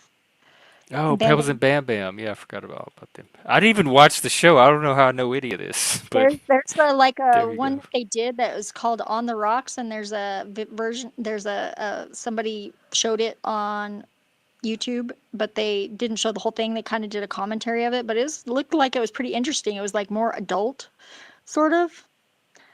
And it's like a remake. Yeah. Well, it was like a reprise, sort of, but it was the same guy that did. I think it was Dexter's Lab. Did the animation. I didn't watch that either. Yeah, so he did a pretty good job of it, but they were like going to marriage counseling and they went on vacation and there was like, yeah. Wilma was trying to get all sexy. It was fun. Try to get she was sexy. She'd have to try. They made her sexy from the start. She was very elegant. Elegant white lady. She had the pearls, the nicely coiffed hair. Yeah. She was very proper and she was the model white lady of the times. The better. I don't know why. I think it's because they had a robot maid. The Jetsons. Yeah. I didn't like the was it the bratty daughter or the bratty son? I forgot which one was bratty. It was the bratty daughter, and Elroy was the little boy That was kind of like Dennis the his Menace. boy Elroy, meet George Jetson. Yeah, and Jane, his wife, daughter Judy, Judy his was boy the friend Elroy. teenager. And then they had Astro the dog. Astro! I remember him because he looked identical to Dynamite. Yep, he did. From Hanna-Barbera. Yeah, and he was kind of like Scooby too, because he talked. Yep. Sort of. That was the guy from Full House, Dave Coulier. Oh, Did the was voice it? for Really? Scooby-Doo. Yeah, he was Yeah, Scooby. it's like there was did you ever see that show Herman's Head?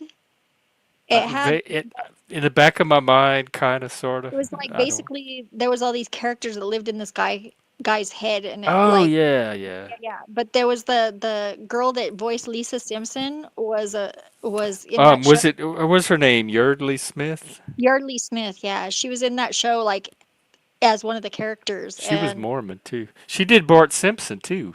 Yeah, she did Bart and Lisa. Yeah, but she Yeah. was in that show. That just reminded me of that because she was a voice actor for a bunch of different cartoons. Yeah. I would love to do. And I didn't watch those either. How do I know? See, you just absorb pop culture just from being in it. Do a quiz show. I think between like all the characters that come in here, we would do pretty well. We should do panel trivia, and I want to do the panel awards by the end of the year of this channel, just this channel, like different categories for this channel. Oh wow, yeah, that'd be awesome. Because the other one was very cliquish, I think. But even though Machine Lies actually did win a couple, I was surprised. It was good. He his was well earned too. Yeah, no, I don't remember that one. Not lost. Is it? But I don't. Sandra Bullock is one of my least favorite actresses ever, so I probably did pay attention to it. What did he ask? Sylvester Stallone and Sandra Bullock. A movie that they were in. Yeah, together? with 3 seashells. But he could be making it up too, because the cover is not lost. I remember Miss Congeniality. That's about the only. I remember movie. the one where she's floating out in space by herself, and they should have left her out there. Yeah, I don't remember what that one was. Yeah, I just remember Miss Congeniality. That was like the only one that I really watched. She's just such a not flat non-actress. She doesn't have a lot of range. She doesn't emote. Yeah, she's kind of like she's generic. Like Rihanna. She's kind of like a female Tom Cruise, but sometimes Tom Cruise can actually pull off a character. Like Rihanna's vocal range. Oh, I love Rihanna. But she doesn't have very much range. Oh my God, she has one of the best voices since Janis Joplin and her range Karen Carpenter. She's amazing. Don't you talk about my Rihanna like that. I don't know how anybody can listen to 3 notes of Rihanna's voice and not stop everything they're doing. That's what I'm saying. Is she's got and say, "Oh my God, who is this? Is this a human voice at all?" It's like 1 octave. That's it. No. She's got Well, how many octaves you want? You could do a lot with 1 octave. Pretty good, like. And she does. Christina Aguilera has like 5 octaves. No, I would take Rihanna any day over Christina. She packs so much power into that 1 octave, and I don't believe it's only 1 octave. Yeah. And her notes are just perfect vocal quality. Yeah, she does do really good with what she's got, but I really don't think she has very wide range. Well, I will have to disagree on that one. Yeah. I do like her music, though. She hasn't done anything in a while. Better than Lady Gaga. Oh, yeah. I totally agree there. All right. Well, I have given y'all 2 channels to go to. I got to pee really badly, so I'm going to wrap up. Oh, yeah, we had a nice full day today. Very enjoyable stream. And Yeah. I'll be out tomorrow the same time, 4 p.m. Eastern, 1 p.m. Pacific. I usually take Sundays off. And Monday, we're having a special guest, Susanna Alexander, to talk about wokeness and mental health accreditation. It still has its tentacles on the mental health field. And she's gonna expose all of that on Monday. All righty. Well, thanks for having me. You too. Thanks for coming up, Love as you, always. everybody. And have a great rest of your night. And maybe I'll see you tomorrow. Awesome. All righty. Take care, everybody. I'm serious about having to go pee, so I'm gonna cut this short. Let's get the music going. Hail Satan, hail yourself. Hail, hail, hail. Hail, hell. Hail Jesus. Hail everything. To hell with everything. Give them hell. That's right, Browse Boy. Hell is what they get if they come here. In all the best ways. Yeah, but Outlaws, maybe you should sit out a stream for once. No, I'm just kidding. You're a valuable part of this audience. Anyway, I gotta go pee. Bye, everybody.